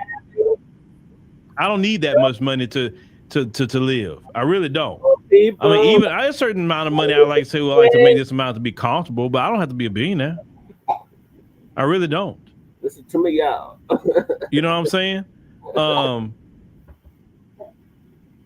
Everything for them is about money. But listen, what does scripture teach? The love of money is the root of all evil. Still the same, man. And what you have is these people, they love money. And because they love money, they are evil to the core, because that's what the scriptures teach. It is the root of all evil. It didn't say some evil. It didn't say a quarter evil. It said all. Because after all that, he talking about they gonna come in and make some money. Like, I thought this was supposed to be about crime. Why are you all of a sudden talking about coming in and making some money? And this money is only going to benefit, 4 or 5 people? It's not going to benefit the people of Memphis. Right. That's what it is with them. These people love money, and that's why their soul is corrupted, and everything they do is through the lens of money. Money. And this is why their world is unraveling, and the world is seeing it in real time. These people love money. They don't love truth. They don't love justice. They don't love honor. What's that? They don't love morality. They have no love in their heart. They're not guided by love. They say God, they cannot worship God because God is about love. He's about the truth.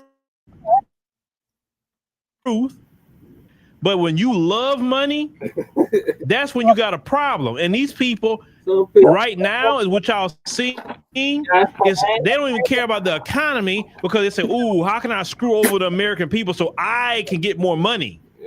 Hey, I'm gonna take these regulations down so I can get more money. Forget the American people. I don't care about them. They can go to hell. They can lose all their jobs. I don't care, as long as I get money, because I love it. Because even though I got $1 billion in my account, I need 10 billion. I need 100 billion.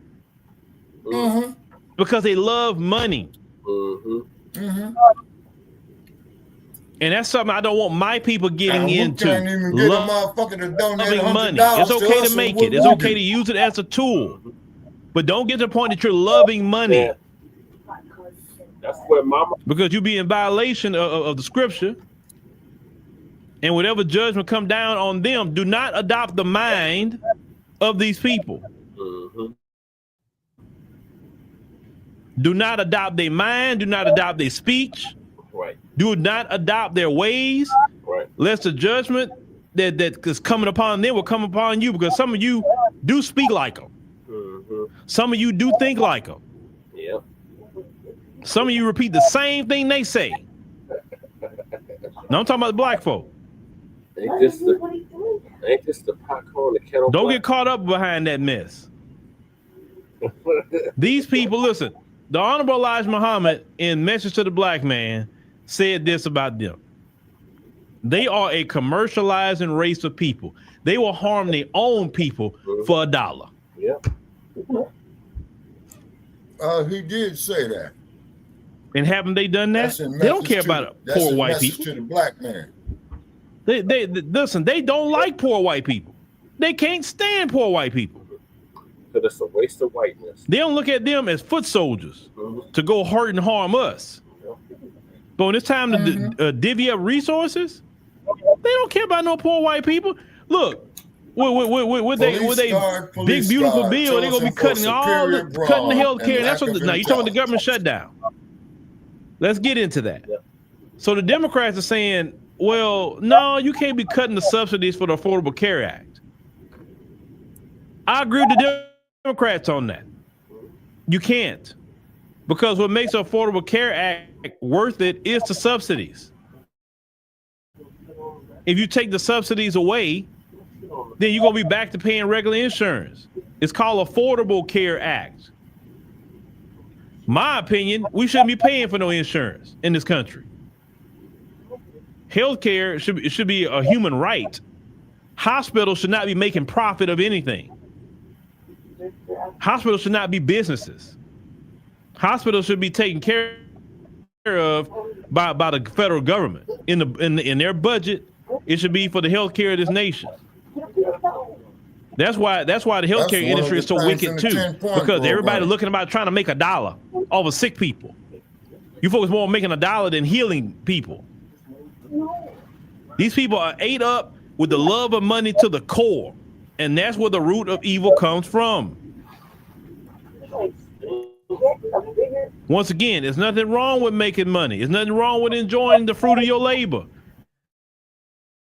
But don't love that. Don't want to screw somebody over just so you can.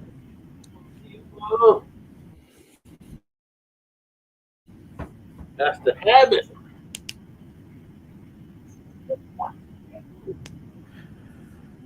Tiger, let me tell you something, Tiger. Stop that. Because it don't matter what religion they portray, whether they Catholic, whether they evangelical, or whatever they are. I've seen the same thing. Whatever they are in planet, it don't matter what they practice or speak. They have the same personality, the same motivations. Period. I think that's the dumbest thing to get into and try to divide them based on religion, location, or whatever. They are the same people everywhere they go. I've seen it with my own eyes. Everywhere they go. If you get out of America and go travel somewhere outside of America and see they get you. Yeah. All around the world.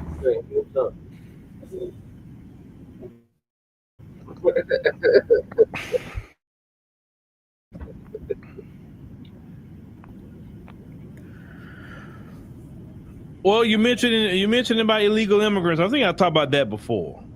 Illegal immigrants, the reason why they're here is because they were brought here and allowed to come here to depreciate wages.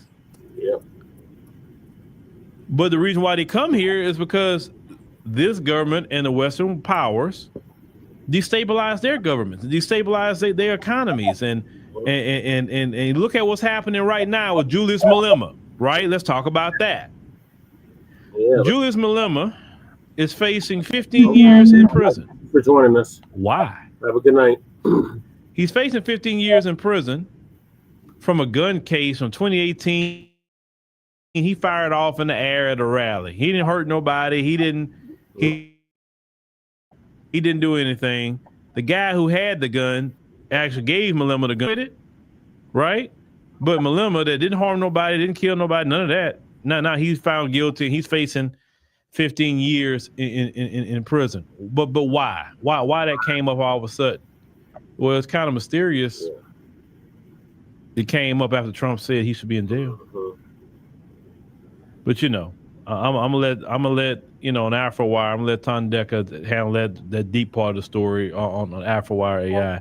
But what I'm saying is, everywhere these people go, no matter South Africa, no matter this Namibia, no matter what, where they've been, They have never brought peace and tranquility to anywhere. They don't get along with nobody. They can't get along with nobody. And that's just really in the culture. That's the culture. That's why I'm not up for talking. And I'm not saying all, because it's not all of anybody. But I would say the ones that's the good ones that I could feel as good ones. You want to go percentage? I give them about 20%. The rest, no. And I'm just basing this off of my lifetime, what I've seen. Okay, and that fake nice doesn't really impress me, because the more nicer you are, sometimes I'm looking like, well, when's the when? Okay, when the switch up coming? Right. And now you say, well, everybody not like that. I agree. But here's the thing. I got to think about my safety at the end of the day. Oh, I know how to be nice too. I'm not mean to nobody. Well, you better believe I'm watching. I'm listening very well. Yeah. I'm paying attention. That's right. I have to.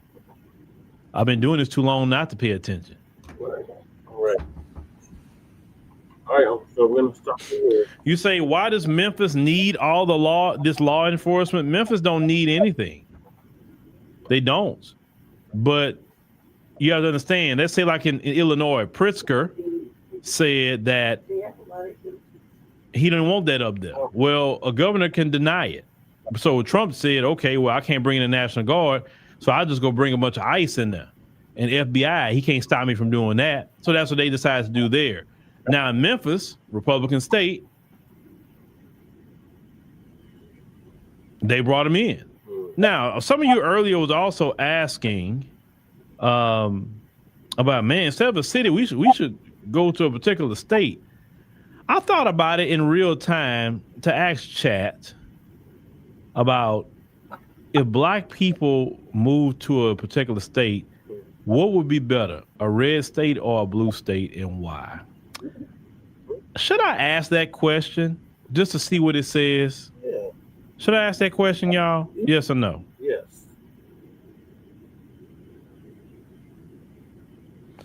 Because, ChatGPT definitely gives some interesting responses.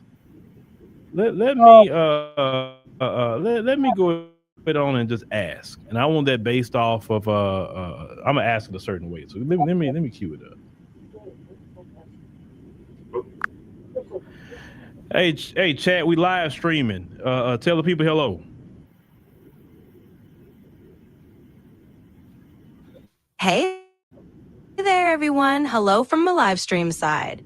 Great to have you all tuned in. All right, so I got a question for you real quick. So based on what you know knowledge-wise, if Black Americans wanted to move to a particular state, what would be better for them? A red state, a blue state, and why? And base this off of economics, base this off of overall lifestyle, basis off of safety. What would be better for Black Americans? That's a really interesting question, and there are definitely a few angles to consider.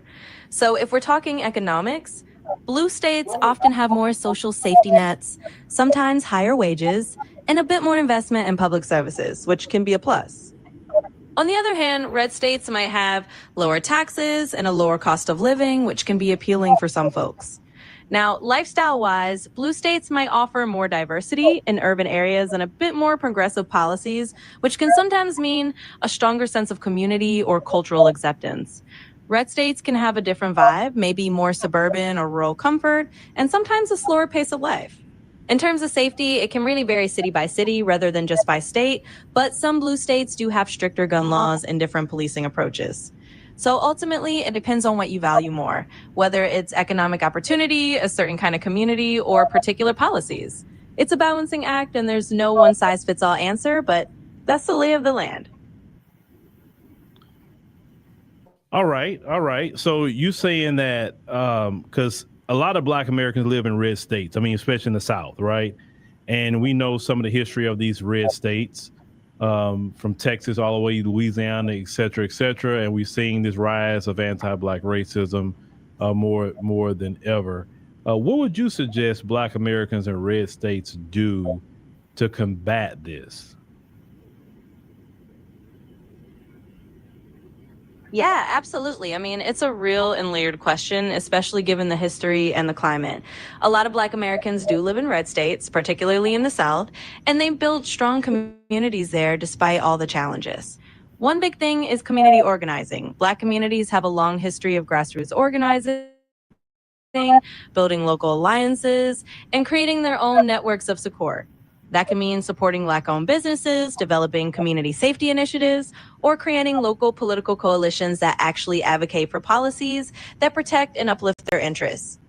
Another angle is getting more engaged in local politics. Sometimes that means running for local office or supporting candidates who are actually going to stand up for the community. It's about making sure that voices are heard in local government and that the policies reflect the needs of the people who live there. And on top of that, there's power and economic strategy, redirecting dollars into Black-owned institutions, creating cooperative economics, and really strengthening that sense of economic independence. Communities push back against those systems that are trying to marginalize them. It's definitely not easy, but it's about tapping into that long legacy of resilience and turning it into modern day action. Okay, so strategic voting. Let's get to that point. So if Black Americans who have numbers in these states, if they would strategically vote for maybe or whatever, could they flip states? Because there's a lot of us in states, but a lot of us don't participate in voting for many reasons. But do you think that's where our power lies at, is if we would strategically vote certain ways?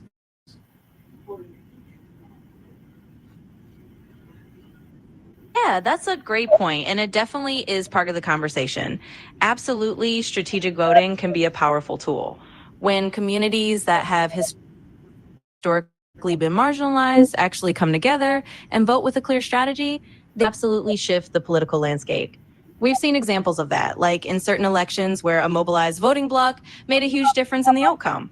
Now, whether that means flipping a state from red to blue or just changing the balance of power in local elections, it really comes down to participation. If more people get involved and vote in ways that align with their community's interests, then yeah, that can create real political leverage. And that leverage can lead to policy changes that reflect the needs of those communities. Okay, all right. So you say local politics, which we preach that a lot here. Local politics, you say you can do strategic voting and definitely supporting Black business, economics. What if it were you, what would be your 5-point plan to make that change? Absolutely. Let's down into a kind of point plan. I think about this. First, education. You can focus on awareness and making sure that everyone's on the same page. Second, a lot of change happens. So the plan would involve identifying key races, supporting candidates who represent the community's interests, and getting people out to vote in a coordinated way. Third, economic empowerment through supporting Black-owned businesses. This is about circulating the Black dollar within the community and building economic resilience. The stronger the local economy, the more leverage the networks. That can mean everything from community patrols to local mutual aid groups, basically ways to take care of each other and reduce reliance on institutions that might not have the community's best interests at heart. And fifth, amplifying voices and narratives. Media representation and storytelling are powerful. It's about making sure that the community's own narratives are heard, whether that's through local media, social media campaigns, or other platforms that can help shape the narrative. So those 5 stacks, community education, strategic voting, economic empowerment, community support networks, and controlling the narrative, would be a solid blueprint.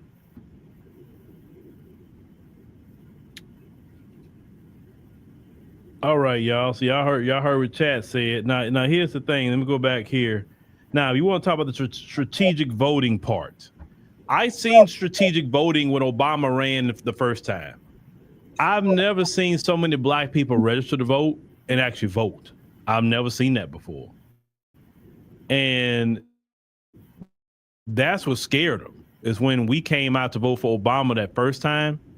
And I know there's a lot of power when we do mobilize, But, you know, I will never forget what Julius Malema said when he said to the EFF, what's the point of you being in the EFF if you not even registered to vote? You can't even help us do anything.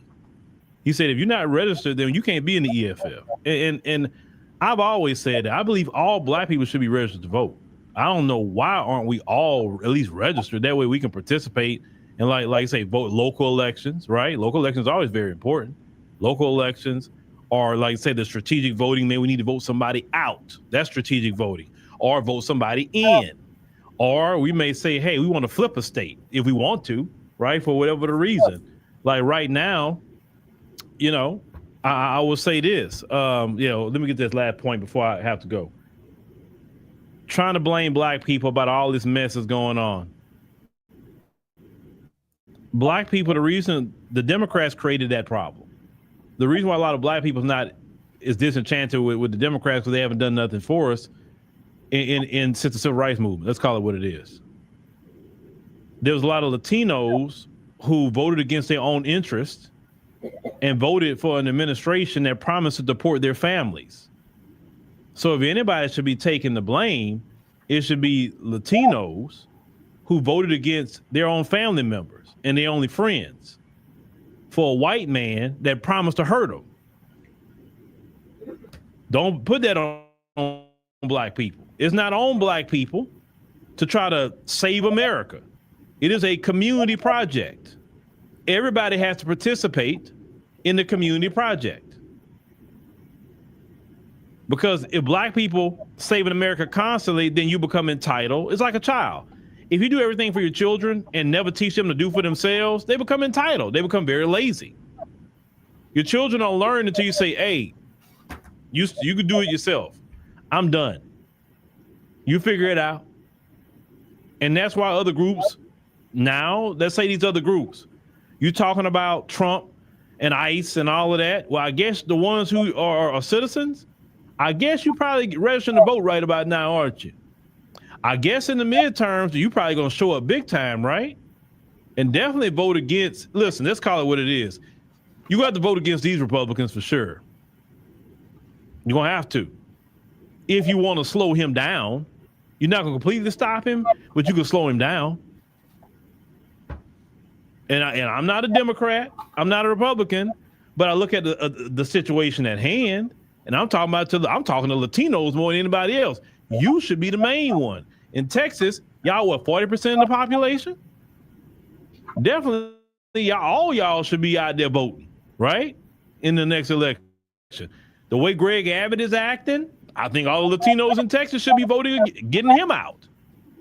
The way that, trust me, the route the Republicans have went now, where I'm at with it, I can't support them even if I wanted to.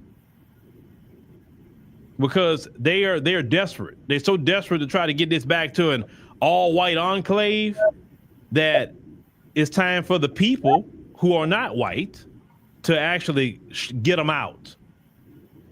Like all that mess they did here in Texas and messing up Jasmine Crockett's district and the other Democrats' district, that's not right. That's not right at all. I don't care what you say. It's not right.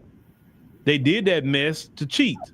Now you talking about the Democrats cheating? Now they're doing it. All of them been cheating. Let me stop saying that. They've been cheating black folks from day one. So they're not honorable people. Let me not even go there about no cheating. But that's just what it is. If you're tired of that stuff with you know, you got the midterms coming up, get registered to vote and you can choose what you want to do with it. That's just bottom line.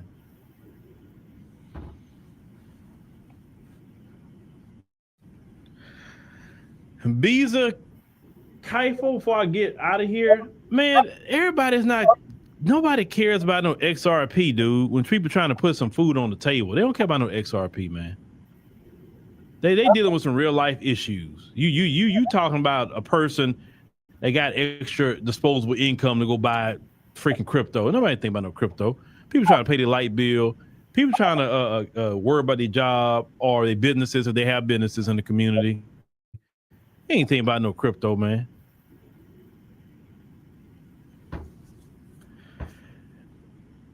Well, Eric says both are ick. Yeah, I agree. But it's a but. You're gonna have to slow him down a little bit because he's doing too much. But like I said, it can't be Latinos, Asians, and all kind of other people too. We can't listen. You can't depend on white people. That's the people you never can depend on. So don't even talk to them about that. But it's gonna have to be others who are gonna have to do that. But at the same time, with the Democrats, it can't just be, oh well, you support us because look how bad he is. No, you're gonna have to do something. You're still gonna have to do something. You're gonna have to do something for black people and get up off all that immigration talk. That's what got you in the position you're in now. All that immigration talk. Nobody want to hear that about no immigration, man. People suffering too much to be talking about immigration right now. Because really, if he just kind of would just be normal, and yet mass deportations, not too many people have a problem with it. But like I say, he's just doing way too much. That's what it is with him.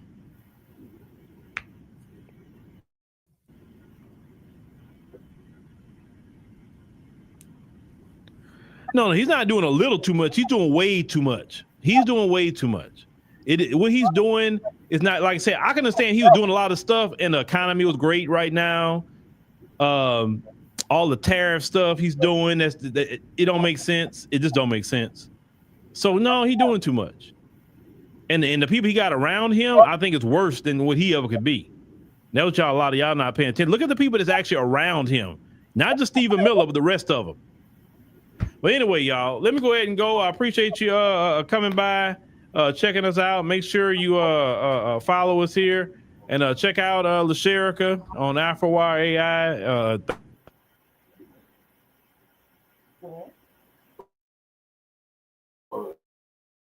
I'm sorry.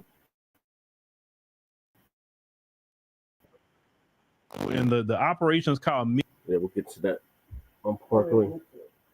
We're going to go more in depth into it. So thank you for tuning in. This is going to conclude season 5, episode 46 of part 2 of the Front Line Blacc News. Make sure y'all join us later on today for part 3 after City Council. In the meantime, make sure y'all like and subscribe to all of our platforms. Front Line Blacc News on YouTube and Facebook. Revolutionary Agenda on YouTube and just YouTube, right? Yeah. And Shabbat is Black Experience Enhanced on Facebook and Twitter and now TikTok. So peace, love, light, reparations, and separations of Black empowerment.